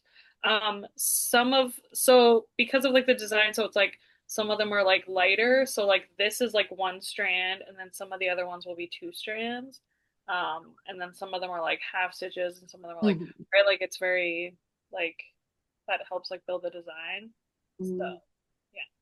But yeah, worked on this a little bit, and it's still in a frame, so I might work on it a little bit more. Who knows? It was charted all in Anchor Floss, so I had to do my own conversion to DMC, which makes it a little bit more complicated to work on because I have to like look up the color and then like find the. Anyway, it's fine. My next one, which also got called quite a bit for Monopoly this year. So this is Marshmallow World from Bendy Stitchy. So I had basically one whole marshmallow done, which is the one in the pink hat here, and then I worked on this blue hat guy a little bit for Monopoly. And then I stopped when I finished my 100 stitches, even though all I have to do now is fill that in. But I had other things I need to work on, and then I needed the frame to finish my moose, so I had to take it off the Nurture.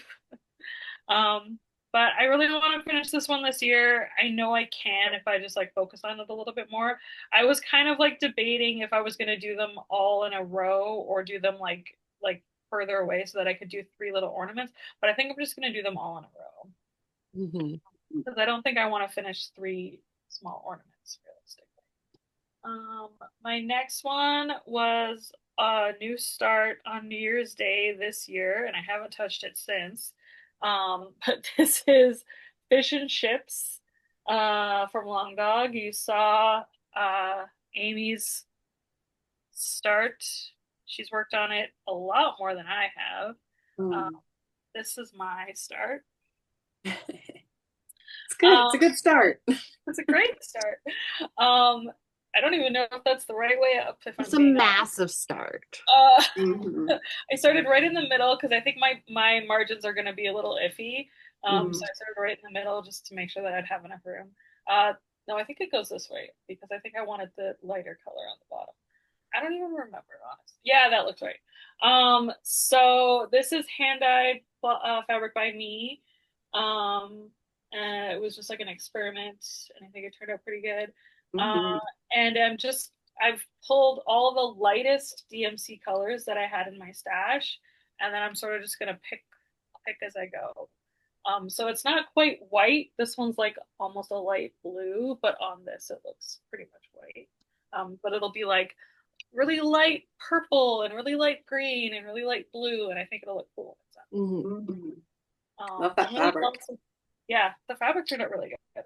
I'm really jealous of these people who have like really smart ideas from the beginning of their project where they like change the colors, like Uh-huh. Amity who did that long job with like all the different like the ombre color. Mhm. Like I would Yeah. never think of something like that. Yeah. Some people are just better. Um, The next one I have was an instant start, basically, when the Wishy Stitcher released this. This is called a Graveyard Wander. Um, I really wanted to start it like right away, but I also didn't want to actually like, kit it up myself or anything.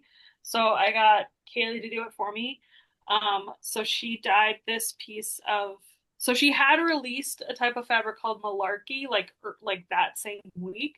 And I was like, are you still doing kits? Because I think I want you to kit this up for me on something similar to Malarkey, but maybe just like a little bit darker. So Mhm. she dyed this piece of fabric specifically for my project. And I chose to start on like with like the kind of blue background being like the sky, and then the rest of it will go. And I think it's like It the looks perfect so good. size. She cut it. Mhm. Like, anyway. Yeah. So it's all the called for DMC, just quite a bit of DMC, and then so I just started with the moon and the bat. I don't know if I'm gonna try to work on this year. We'll see. It's just because it doesn't have a lot on it already. Like there's other things that I feel like I'm closer to a finish on. Mhm. My next one also was kind of an instant start. And you've also already seen Amy's. So this is Against the World by Marumi Designs. And yeah, when she started this, I was like, oh my God, I want to start that. Or when she released that, I was like, oh my God, I want to start Mhm. that. I'm doing mine in a sort of rainbow on rainbow. So this is something rainbow. I can't remember what she called it, but it's from Kaylee at the sewing Rainbow shop. Falls, isn't it? No, so it's Watercolor Falls, which Oh, is the one that my sister tried. This one I think was called Be Happy. oh, okay. She released another one that was like that she dyed for Nuri, I think, or the tea. I think it was. Mm. Hmm. Yeah, and because she like they asked for her to dye something very like bright and colorful. Anyway, Okay, yeah. so I think that's what this was, and then I'm doing the stitching with a rainbow silk from Rolando, Lovely. and as you can see, I have a few triangles. So, and again, like I have so many other Marumi designs that I want to finish that I don't know if this is going to get any better. Mhm. Okay, one more. So I also jumped on the Jet X Stitch bandwagon, but not the Cherry Magpie bandwagon. I joined my own bandwagon, and I'm doing the Scorpion and the Frog because I absolutely love this pattern. Mhm. And I finally found the perfect fabric for it at Stitch North this year. This is from Atomic Ranch, I think, and it's called Granny Smith, but it is not green. It is yellow, and it is also the perfect color. So I think the call for was, I think, spicy mustard by Picture This Boss. But when every time I've seen that fabric in person or someone has seen it on my behalf, like when Anna and Nati went to Acorns and they found it and they were like, it looks green. It doesn't look bright yellow like it's Mhm. supposed to. So I was like, no, I don't want it. And also I wanted to do it on an even weave, and I think they only had like 40 count linen. So I believe this is a 32 count even weave. And I just did a tiny little start on it at Stitch North, but I still have so much fabric, so I can do something else on it. But I wanted to do it on the more, see, there's more white. Yeah. Mm-hmm. This one I definitely want to work on more, but again, it's like there's so many more things that I could finish that, yeah, we'll see. But oh, I don't know. I don't know if it's on my, we'll see what happens. I have no plans, just hopes and dreams. Yeah, so that's my next 5. Okay, over to Amy. Alrighty. So my next one was a start and finish in October of 25. And this is Nuri from Shaded Stitchery's Summer Mosaic, and released at market, and I saw it and just wanted to stitch it right away. So I did. So good. And I put it on just a natural 18 count fabric, and I have enough that when there are more seasons released, if they're the same size, I can fit them all in a line and just have a tiny bit of space over here left. So that's the plan. The hope. For I'm going to say for when things come out. But I had so much fun stitching this. It was like stitch all the 3371 outline colors and then just do like a coloring book and fill it in. Yeah. I love the colors. My favorite parts are these little like gradient sections that she did. It just it's so good. I loved it. It was very methodical, very relaxing to stitch on. I think I finished it within a week. So it was a quick little stitch, but I loved it. The next thing I started was Finally Fall by Annie B's Folk Art. I'd never stitched anything by her before, and I love the colors in this, the turquoise and the oranges and the bright colors.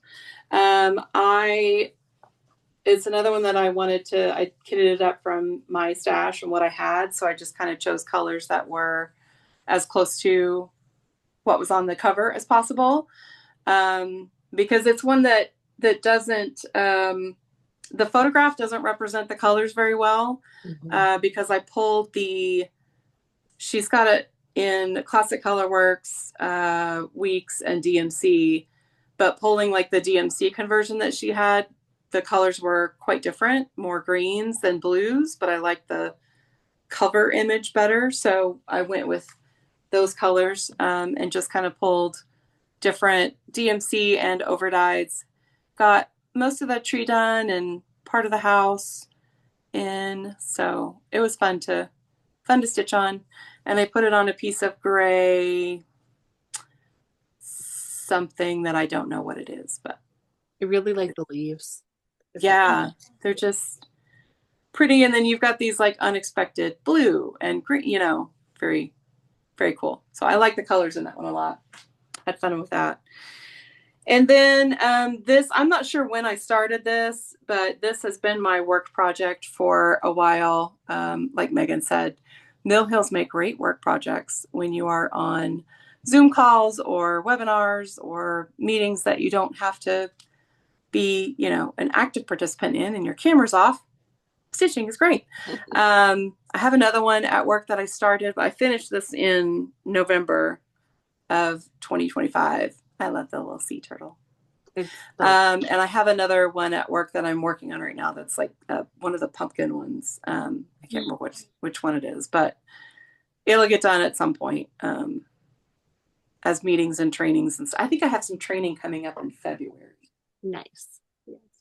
Busy hands make my ears work better. That's right. It makes me focus more. And then the next finish that I had. So if you don't know Stiach, you should know Stiach, because Stiach is fun. I am on team Sips and Stitches. which is run by our glorious captain, Jesse Mislate Pages. We at Stiach is the world championship of cross stitch competition. It has not happened since 2021. 2022 was the last one. So they took a break and they're doing it again. We, Team Sips and Stitches, got 4th place. We are 4th place in the world championship of cross stitching. And we are aiming for the top 3.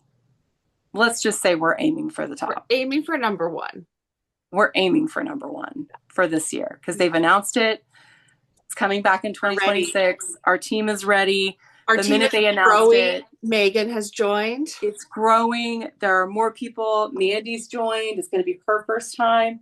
It's going to be fun. It was so much fun last time. It's just, it's quirky. It's fun. It's kind of what we all need right now, I think. And so what they did is some of the challenges that they do are group challenges, and some of them are individual challenges. So they released a kind of a pre-competition challenge. And they released this little meme that said, really, right in front of my blank, and you had to fill it in with whatever it was that you wanted it to say. And so I did right in front of my last Stiach. And if you know, you know, if you were part of the last Stiach, Tits cool. You know what that's in reference to, right? Right. I did not win, but that's okay. I had fun, and the person that won, theirs was really, really cool. But that was fun. And so I'm really looking forward to reviving Sips and Stitches and coming in first place. Yeah. Right. And then I got into some Christmas stitching in December. So this was another start and finish because it's so small. It's Dashing Through the Snow from Shepherd's Bush, which I'd also never stitched anything from them before. But look at that Santa and reindeer. So cute. They're so cute. And I'm going to FFO it. I found these wooden spools at a like an antique vintage store here. And my plan is to make it fit around, because it just fits around this spool. I just haven't done it yet. I was going to do it for December, and then it didn't happen. But I loved this little stitch. It was just really, really cute, sweet. It only took a few days of stitching to get it done. And again, just fabric from Stash, all floss from Stash. So good. But very cute. A few beads put on there, because what doesn't need beads? Everything needs beads. Yeah, and that's my next 5 whips and finishes. Over to me. I'm gonna share 6, 7. I don't know. I've got a few, and then I will stop. So then I have a few more. I'm almost at the end. So this was a start and finish. The day we left Orkney, when I was in Scotland with Helen. A little flying puffin. So I bought the kit at a shop on Orkney. It's a mouse loft kit. They do a lot of these just cute little tiny things. They sell like the cards that you can tuck them into and things like that. So little flying puffin, little fishes in his mouth. It's cute. Then I did, in October, I started and finished all 4 of the seasonal moths that Deanna, Darlene and Whimsy Designs, released for her patrons over the course of 2024. When I saw the first moth, I was in love. When I saw the second moth, I went, if they're all going to be the same size, they could go in a circle. So that's what I did. And I kitted it up, and I used a mix of Roxy, Brennan Needle, Rolanda, and I think I had like 1 Forbidden Fiber Co. To get the colors right. So I kitted up myself with all the colors, and I put them into a circle. So good. I love it so much. And then I was looking for round frames, and I found this frame. So this frame has come, and I have not actually finished it. I just wanted to make sure that I was happy with the just wood or if I wanted to paint it, but I think it looks great. Mm-hmm. It doesn't need any paint, so I need to actually lace it now, and I have to decide which one's going to be on the top, but I also need to line it up. It will drive me crazy. Mm. It needs to be either be lined up with a dip or a bump. But it's going to look fantastic when it is done, and it will go on my wall, and I will appreciate it every day of the year. Yeah, I have no idea if Deanna plans to release these. I can't see why she wouldn't release them to the broader Mhm. public at some point. So hopefully everybody else gets a chance to stitch these moths.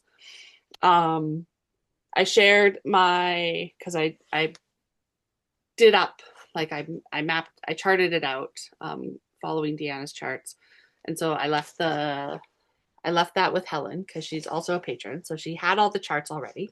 Didn't give her anything she didn't have other than the work to put it in a circle. So she's going to do hers in a circle as well. I That love looks so I good. love it so much. Mm-hmm. They are not in seasonal order, but the color balance works better this way. Mhm. I have to put them in seasonal order. So I have to be okay with one, not have both. Whoop. Everything's fine. Things are just falling over. Then another threesome finish. So I'll show you these and then I'll pass it back to Megan. Is so in the Fantastic Fandom Swap that Aya sent me, she very generously gave me 3 patterns that she's designed because she's been doing a thing where she reads a book and she does a bookmark for it. And so she'd done a bookmark for one of the Lord of the Rings, and then so she did up 2 more, and they're also tarot, right? So tarot and Lord of the Rings match up. And she sent me the fabric and the floss to stitch them. And so I started and finished these for the most part while I was away. They were great in hand stitching for like our train rides, and like the Ace of Swords, I started and finished on the plane on the way back, right? Like the whole thing was a sap. I didn't quite finish everything because I ran out of black in the hands. I had to get more black. I didn't have any black with me on the way back. So I finished that one after I got back. But I love this so much. And my plan is to do a little trifold needlebook situation. So I have no idea if Aya is ever going to share these with the world. But I have them. I love stitching them.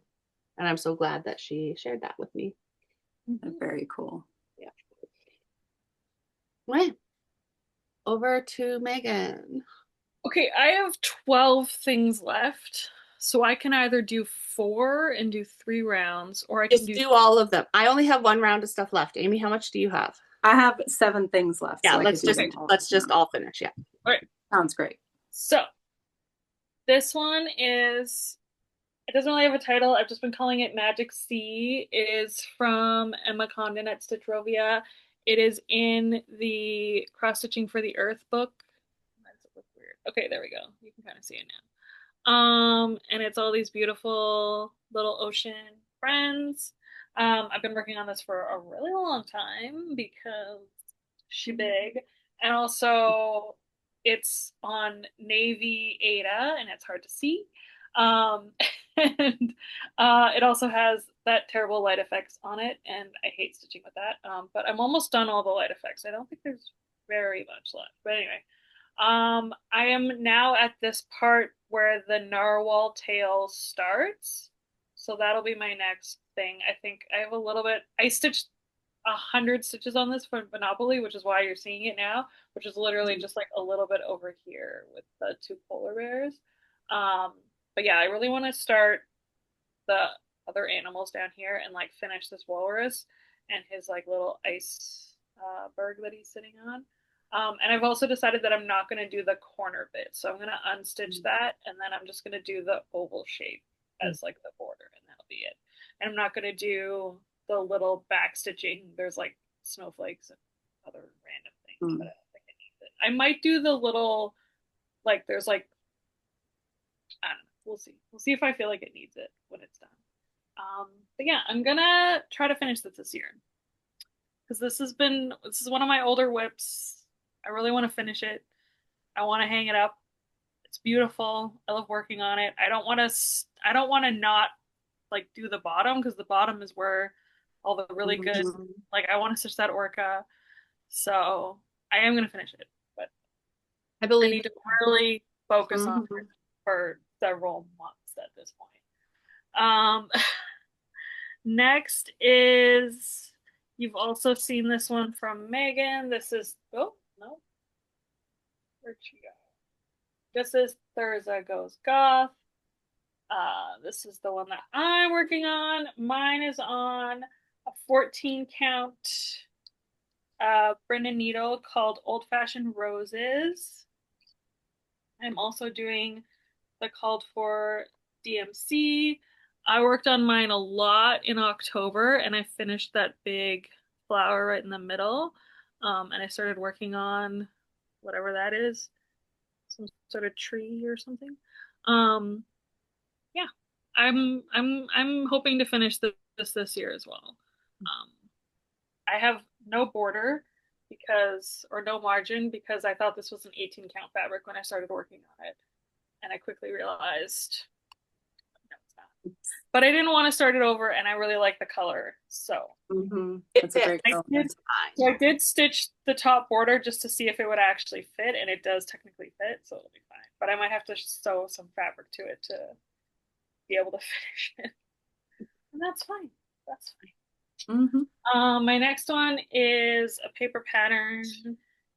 It is the Halloween Tiny Town. I'm doing this in absolutely not the called for colors because I got this set of silks from Fangirl Fibers from the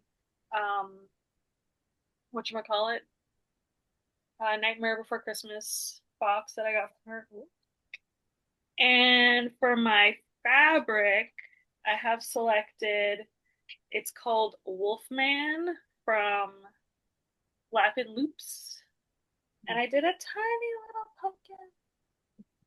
And just Teeny see. tiny pumpkin. It's just such a great color. And once I decided on this, I was like, I'm not doing it on anything else. But also the only this is a 36 count linen, which I'm not super comfortable stitching on, but I'm getting better.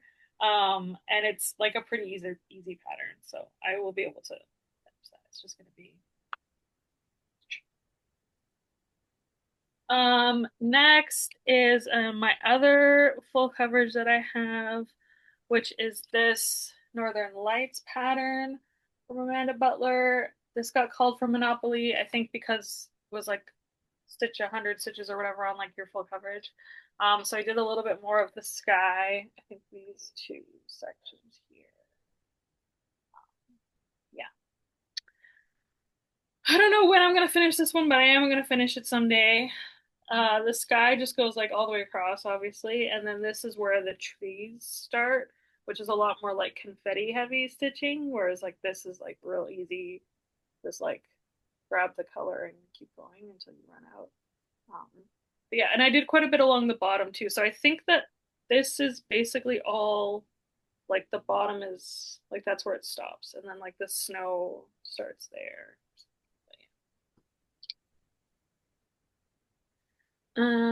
Next is this one I really should have finished, but I just haven't been working on it. So this is called Tea Berry Tile, and it's from Ink Circles, and it was part of the X Stitch the Rainbow tea collection. Um, Helen finished hers, so if you want to see a finished one, If you want to see it in person, go to her house because it's just a wall for you to admire and look at. Done. I did work on this quite a bit this year. I think it got called Monopoly as well. This was going to be one of my finishes this year, so it will definitely be a finish next year. I also do have the needle minder that came with the pack, and So this pretty on that purple. Mhm. so nice. I love these colors on here, especially once I started adding. Because before I only had like the white, but once I started adding like the green and the red, I was like, oh yeah, I made the right choice. Mhm.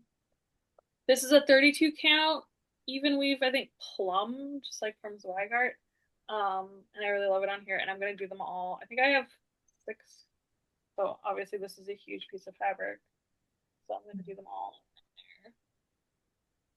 But yeah, this one I definitely will finish this year, she says about everything. Uh, this one is also from the uh, Earth Day bundle. This is called Blue Earth. It is from Counting Puddles. Um, same. Also would love to finish this year. This is where I'm at. I finally cut my piece of fabric because it was like massive. Is that sideways? Yes. There we go. That's correct. So yeah, so I did quite a bit. I think this got called for Monopoly as well, and I did all of the orange basically, and a little bit more of that darker green. It's one of those patterns that is misconceiving for its size. It seems like it should be really small, and it's not. This is 14 count, and it's still like pretty big. Like, this is 14 count Aurora Borealis from Kaylee. But her pre-moon glow, or not moon glow, moon phase, Aurora before where we had her do it on an angle and like mix it up a bit. Next one is Stitcher's Grimoire from the Witchy Stitcher. This was a Patreon release, and I started it like right away. I ordered this piece of Putricide from the Sewing Shop, and it's a 20 count, so I'm only going to use a little bit of it. As you can see, my book outline is already done. This is another one that I think I could finish this year, because it's really just like finishing the outline of the book and then doing all the little doodads in there. So yeah, I did quite a bit on this. I love it. I love this fabric. It's all just the called for DMC, and obviously it's a lot of black. Also from the Witchy Stitcher, we have the Festive Frosted Pumpkin Cottage. So this was released as the Frosted Pumpkin Cottage there was a book. I forget. It was a Starlight Stitchery book. Oh, that was where the festive one came out. Right. So the original just plain Halloween one was Patreon. Was a Patreon, and then she released the festive version in the Starlight Stitchery book, which is also where my moose was from. And so I had already done just the moon and this one little bat of the normal version, and then when the festive one came out, I was like, oh, I'm switching to the festive one. And so I have continued with that. And I'm doing this over 1 on 28 count, which was a mistake. I don't like stitching on it, but I am getting better. I'm getting better at stitching on it, and I do want to finish it this year because it's really not that much fun. Like the house looks really good. Yeah, actually, that's a lie. I'm not almost on the house. There's still quite a bit of house down here, but anyway, yeah, it looks really good. I definitely want to finish it. And every time I pick it up, it gets a little bit easier. So I really just that's good. It's almost like practice makes me better at things. Right? And sitting around being like, I'm never going to be good at that. Does it help? Seems weird, but okay. This is from Yalda to Nowruz. This is by Marie Design. If you want to see a finished one, you can go look at Megan's in one of our previous videos. And Amy's is done. She was done before me. Also done. That's true. Mine is so close to being done that it's ridiculous. I have 2 bands left. The border is done. I have to fill in these guys, and then she'll be done. I just got really burnt out on it because I worked on it for a few months to get it to this point. And I was like, I gotta pick something else up. I also made a little modification because as we talked about earlier, Marumi likes to throw you off with her border. So instead of doing 2 spaces between these middle ones like I was supposed to, I did 3 spaces between these ones. Looks good. It's fine. It's absolutely fine. Love it. It looks really good. Yeah. So I'm gonna finish this one this year. Maybe not this month because I do have my plans already for this month, but maybe next month. I had another start this year, so this is Every Day is Halloween from Pixel Pixie. I loved her palette and her colors, and I just wanted to start it immediately. This is also haunted by Picture This Plus. I don't know if it's 28 or 32, because I genuinely don't remember, but I think it might be a 30. But anyway, I had a little bit of a start there, and then it got called for Monopoly because I think it was like Stitch on Your Newest Whip or whatever, and this was the last one that I had started. So I did a little bit more of that first um, little motif there. I don't think I'll plan to finish this one this year because it's, barely a start. But next year, uh, yeah, maybe. Who knows? All right, two more. So this is Patchwork Turtle by Amanda Butler. All I have to do now is backstitch everything. So I did a little bit already on his head and his front flipper there. So, and then like there's like backstitching around all of these like squares and then a little bit more on the foot and the body. So it like I will finish this and it will take me maybe an hour and a half. Like I don't even, like not. I would say there's a lot of backstitch there. There's still quite a bit, yeah. I think It looks so good though. But it looks amazing. And again, like I was playing a little fast and loose with my margins. So I will have to sew fabric, and also because I taped the edges because it was falling apart. I will have to stitch some fabric to it and like interface it so that I can make, because it's a patchwork turtle. I want to make like a patchwork wall hanging. That'll be cute. All right, it'll be so cute. But yeah, this is just regular DMC. It's just regular DMC called for, and then just like a blue stuff since it, I started it like 4 years ago. And my last one, and also one of my starts this year, Freak for the there's Beat. the birds. Megan was talking about earlier. I started mine with her at the Stitch and Stash. Mine is on this fluorescent green fabric from Kaylee. I think this one's called 90s throwback. 90s Throwback. Right. And I'm also using the Roxy Flosco conversion, and I'm doing 1/1 because I'm doing it on, I think this is a 20. It's pretty small. Yeah, 20. That's so good on that. It's way brighter in person. Like I'm trying to yeah. It's muting it quite a bit, but in person it's crazy bright. That's it. So it started and were worked on and are finished this year. Fantastic. A lot. Hey, yeah, is it? All right. I got 7 more things, including 3 finishes and 4 new starts. So the first thing, I showed this last year. This is an ornament that I was stitching for my best friend. I started it last year. I stitched the cat last year. It's from Stitch with Coffee on Etsy.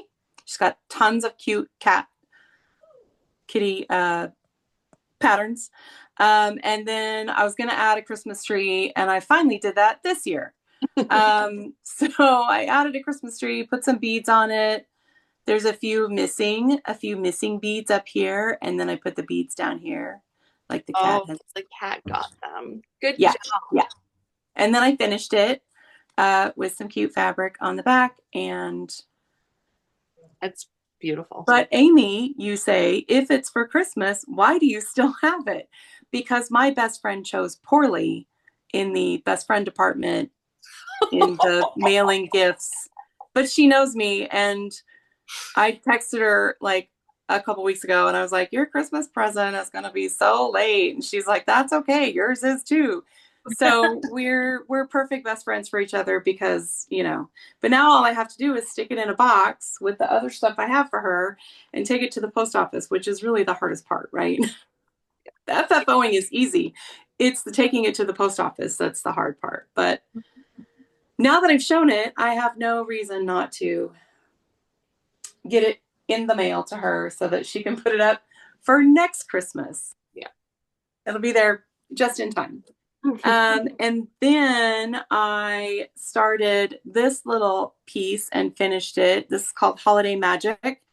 It was on a postcard thing that I think Tracy Horner sent out when I was part of her Patreon. I think the chart was from quite a while ago. It was dated like 2012 or something. But it's so cute. I loved it, and I literally finished it in a day. I can't remember what this, I think it's a 36 count something linen. And then I used Roxy Flosco Falu Red for the floss, and I love it. I want to finish it into a little pillow at some point before next Christmas. Yeah. So it'll go in my to be FFO pile along with everything else. And then the next thing I finished was Quirky Quicker Polar Bear. This is one that I have had in my purse for a long time, like working on it in the car and, whenever I could, but it was time to progress it. So I brought it inside and actually finished it. Yay. So I went through and made a list of all the Quirky Quakers that I haven't stitched yet. And I think there's 13 or 14 of them that I haven't stitched. So I'm going to try and get all those done this year, and whatever else Deanna decides to throw our way in terms of Quirky Quakers or other charts, gonna have fun with those. And then something else I started this we had a Christmas party at my local needlework store. And I started Plum Street Samplers Yuletide Delivery. I love that deer. And I love the fact that Mrs. Claus is driving the sleigh. She's like, give me the keys, bucko. It's my turn. So I love that. And the deer is just really cool. So that's what I started with. Just got the head and part of the antlers done on the deer, but put it on, I think it's Blue Smoke linen from Zweigart, and kitted it up from stash using mostly silks, I think, mostly dinky dyes. So trying to use that stash that I have and not buy more stuff because I have plenty. And then I started another mouse pattern, Mouse's Snow Day. And I started this when Nithy and I got together on Tuesday. And we spent like the whole day together, and that's all the stitching I got done. We were together for like 5 hours before lunch, and we hadn't even pulled out stitching yet, just talking, catching up. It was great. So yeah, I love this. So I got her tail done and part of her dress, and that's it. So good. But I figured this isn't really a Christmas stitch. It's winter. And I know some people do like a snow day stitch. I don't know how much work it would get done if I did a snow day stitch here in Oklahoma. Maybe a snow/ice day stitch, because we tend to get more ice than snow, but or even like cold day precipitation stitch. I might pull that out. So I could just text you every time it snows here, and then you could. I would be stitching on it all the time. You'd be done in 2 days. Yeah. Yeah, exactly. It would be great. We had our Christmas day here was like almost 80 degrees. It was ridiculous, but it got colder again, and now it's getting warmer again. So it's Oklahoma. And then I'm very lucky to have a good solid group of local stitchy friends here that the friendships have just grown over the last year, and I feel very, very lucky. And I was going to say I got talked into 2 new starts, but they didn't have to talk very hard. It was basically like, hey, do you want to? Yeah, I do.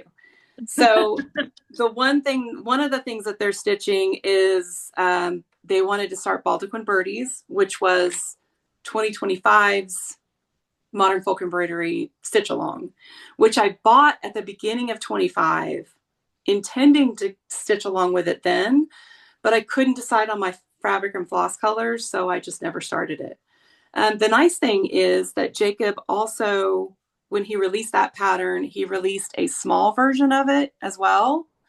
So rather than do the big one, I decided to give myself some grace and do the small version. Instead of the 29,000 stitches, I'm doing the 4,500 stitches, 48, whatever. And I went a little tone on tone. So this is a 32 count Calypso from Kaylee.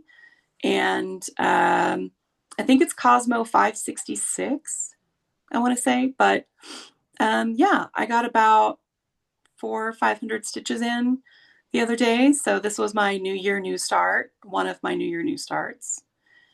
And again, I chose the small version. Very smart, right? Mhm. The next one they started required me to buy a cone. It's more economical.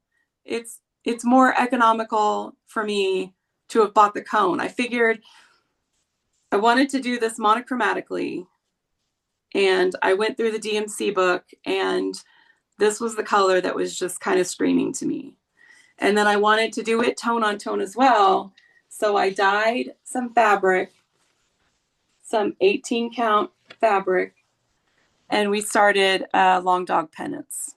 Oh, Also, she released a smaller version. Did I go for that one? No, I didn't, because the smaller version doesn't have the dragons on it.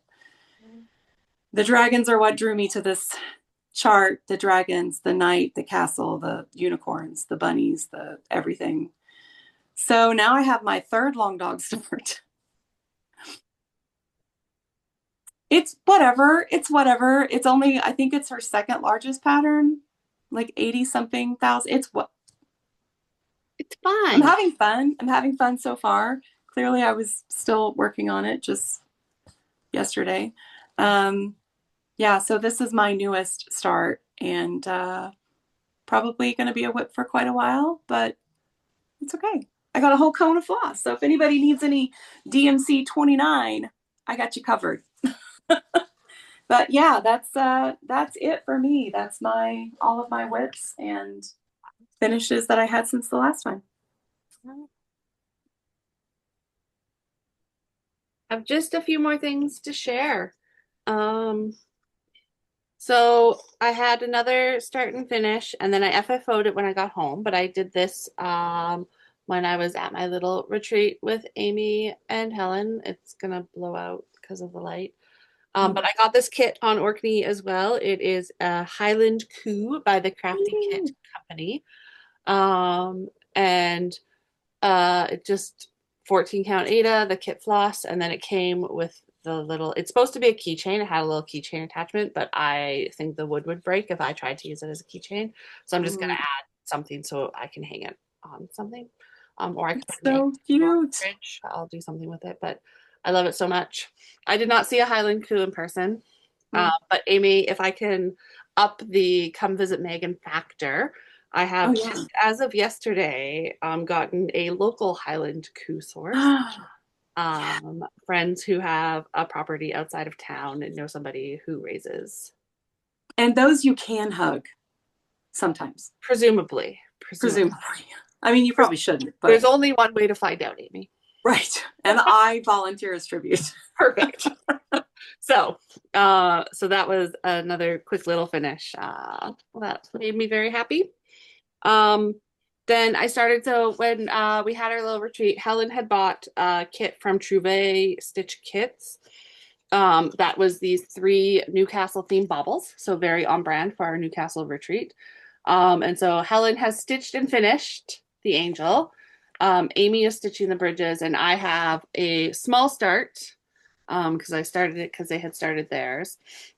We all started after our retreat. None of us started at the retreat. But I'm doing the Newcastle Castle Keep, and I've got something from the middle to the bottom on there. This was one that I had thought I would finish this year. It shouldn't take very long. It is full coverage, but it's not huge. But I just haven't gotten back to it. I didn't stitch for like half of December, and so that really put a cramp on my stitching plans. But it'll be a quick finish next year, and I've got like it came with hoops and ribbons and everything to finish all 3 of them. So I've got the stuff to turn it into an ornament once it is done.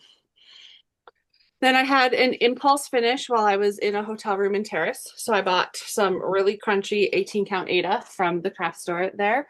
I was there for work for a week and a half right after I got back. Helen from Maximum Cross Stitch, Ellen Reed, released a Pride and Prejudice pattern that says Pride and Prejudice 05 is greater than 95. Fight me. And so I'm doing 95 is greater than 05. Pardon? Didn't you say 95? 95 is greater than 05. Did I say it the other way? Oh my goodness. Yeah. I was like, wait, we had a whole conversation. No. 95 is better than 05. Yes. Yeah. Yes. Be very clear on that. I clearly need more coffee. It has a big chunky border. I'm not doing the border. I'm just doing the words. And then there is a Mr. Darcy and a Lizzie to stitch on there. So that's what I got done in my hotel room. And then it should also be a quick finish once I pick it up again to stitch on. And then I've got more of this crunchy Ada that came in a tube. It's not bad. It's just stiff. And then my last start and finish of 2025 was I succeeded in the 2025 Modern Folk Embroidery Countdown. I got the box with the floss this year because of, my experience last year. There is stuff to personalize it, but I don't put my initials on a lot of things, and I think I'm just going to leave it. I haven't 100% decided, but this is on 40 count. It's a vanilla custard. I was calling it toasted marshmallow, but that's a different fabric. And then 25 Roxy Flossco colors. I loved just the little birds popping up all over the place. It was a pleasure to stitch this. Yeah. It's beautiful. Beautiful. Again, right, it's this little size, and so I could have a whole little set of them on my wall. And to do that, I would prefer them to be a matching framed, but we'll see what I decide to do. And then I have this whole other half of the fabric because they just give you a fat eighth regardless of what count you get. And so if you have nice, yeah, count, you have fabric left over. And then I have 24 more Roxy Flosco colors in my stash. And then the last thing I have to show you is my new year, new start that I only started yesterday because my last little bit of the year did not go as anticipated. It's all fine. But I was hosting unexpected guests or unplanned for guests. They didn't show up unexpectedly. We didn't know they were coming when they needed to come, but it was not planned for. So this is season greetings. So Megan showed you the little ornaments. I don't have a cover photo of it, but it's several shifts. There's going to be some narwhals right here. I've just started the wreath for one of them. And so this is going to be for our pentagonal round robin with Megan, Helen, Trina, and Michelle Bendy. Although Megan and I were discussing before we started filming that maybe Michelle's going to be like, oh yeah. So we'll see. But the intention is fine. I think it's fine. I just haven't heard her talk about it for a while. So we just need to remind her. So I'm just stitching in the middle. And then I've divided it. It's got a border across the bottom and then 3 ships. So there's 4 sections. Send out to my friends. The fabric is a sea touches the sky, sky touches the sea, 18 count from Kaylee at the sewing shop. It's the same fabric that I did my ornament on. And then I've got some cuts to do if I do the 2 other, I guess, pillow ornament, but the 2 other minis, I've got enough fabric for those. It's DMC. I've used just a little bit of floss I had to do my initials, and I've put 26 in there. I have no idea with 4 mailings that it'll get back in 26. I don't think there's any rush, but I think it's fine to have that year on there. I'll finish the little narwhals, and I think there might be another star or something in the section that I did for myself. I don't honestly remember. And then I will pack it up. I'm not sure when we're mailing. Megan hasn't started hers yet. I don't know about Trina. I guarantee you Michelle hasn't started anything. Helen is ready to go. Yeah, Helen gave her Yeah, she's got Homework. her She's ready. that's With really all of cool. the outlines. He's just Mhm. waiting on us. So, It's beautiful. It's gonna be pretty. oh, hers is going to be gorgeous. This is going to be good too. And that's it. Mhm. Yeah. That's it. So Yeah. we are, I think this is going to be about 4 hours. People who are watching it there, I've removed my pin. Mm. Based on where the clock is, I can't remember exactly when we started filming, but it'll be nice for folks to have a really long visit with us, see all our projects. Hopefully people get good stitching time in while they're Oh, they watching. will. I can't wait to see the parade progress. Yeah. I'm not good about remembering to do the parade progress, especially like No. I just start watching WIPs and I just let them go. And so Yeah. I'm not noting the start and the stop, but I do like seeing other people's parade progress who are more on it than I am. Yes. And Same. so can't wait to see what people do when they watch our WIP parade. Definitely. Okay. It's been fun. It's always fun to get your projects out and go through them all and figure out kind of, I've been writing down some goals for things that I want to get done or, progress and stuff. It's always good to have goals that are are motivating movable. even if you don't meet them, right? Exactly. Yeah. You to make progress on things. Yes. Things that have languished a bit, right? Like I just by getting out the rest of my December projects and working on all of them, I finished what I wanted to finish. I think 4 of them in December. Yeah. See, that's perfect. Right. And those are things that hadn't been touched, several of them in many years. Mm-hmm. Yeah. And now they're not on my list. They're not a burden anymore. Mm-hmm. Mm-hmm. Exactly. All good stuff. And I have all the things that I didn't stitch on yet this year, and some of them that I was planning to finish. So those be a whole new set of WIPs to see in our mid-year WIP parade. Right? Can't wait. Hopefully it'll be a really good stitchy year. Hopefully it'll be a good year altogether. We'll see. That's not off to a great start. Well, I know. So we will see what happens. And there's nothing wrong with taking time to do our crafts and our hobbies because we need balance. That's right. Absolutely. Even when the world is terrible. And so absolutely. But we have to do good work as well in the meantime. We have to stick with our community. We have a great community here. It's very strong and it brings a lot of comfort and happiness and when sometimes that's hard to find. So I appreciate everybody out there in our community. Me too. And thank you for letting me crash your Flosstube again. We love having you here. The people love seeing your projects. And on these ones, you're way better at responding to the comments than we are. So that. Well, I don't have to respond to comments, so this is great. You guys have to do all the hard work. Well, Megan does most of it. I was pretty good about responding to comments, but I've gotten. I respond to them when I go and I'm loading the new one because then I'm in the system looking at things. But otherwise, I'm not super good in the in between. I'm just not in the comments on a daily basis. Thanks it's a busy world. And thanks for commenting. Yeah. You do that. We do love your comments. We do read them eventually. So I feel like they're in vain. And if you do want to know more about anything, ask us and we will let you know. So Megan and I will be back nearish the end of January / start of February. I may not be in town. I don't know. I have a big question mark right now about when I will be other places. So once I know that, Megan and I will figure out when we're coming back to you. And we will see Amy again sometime in the summer for the mid-year parade. Be here happily. Yay. Okay, thanks everyone.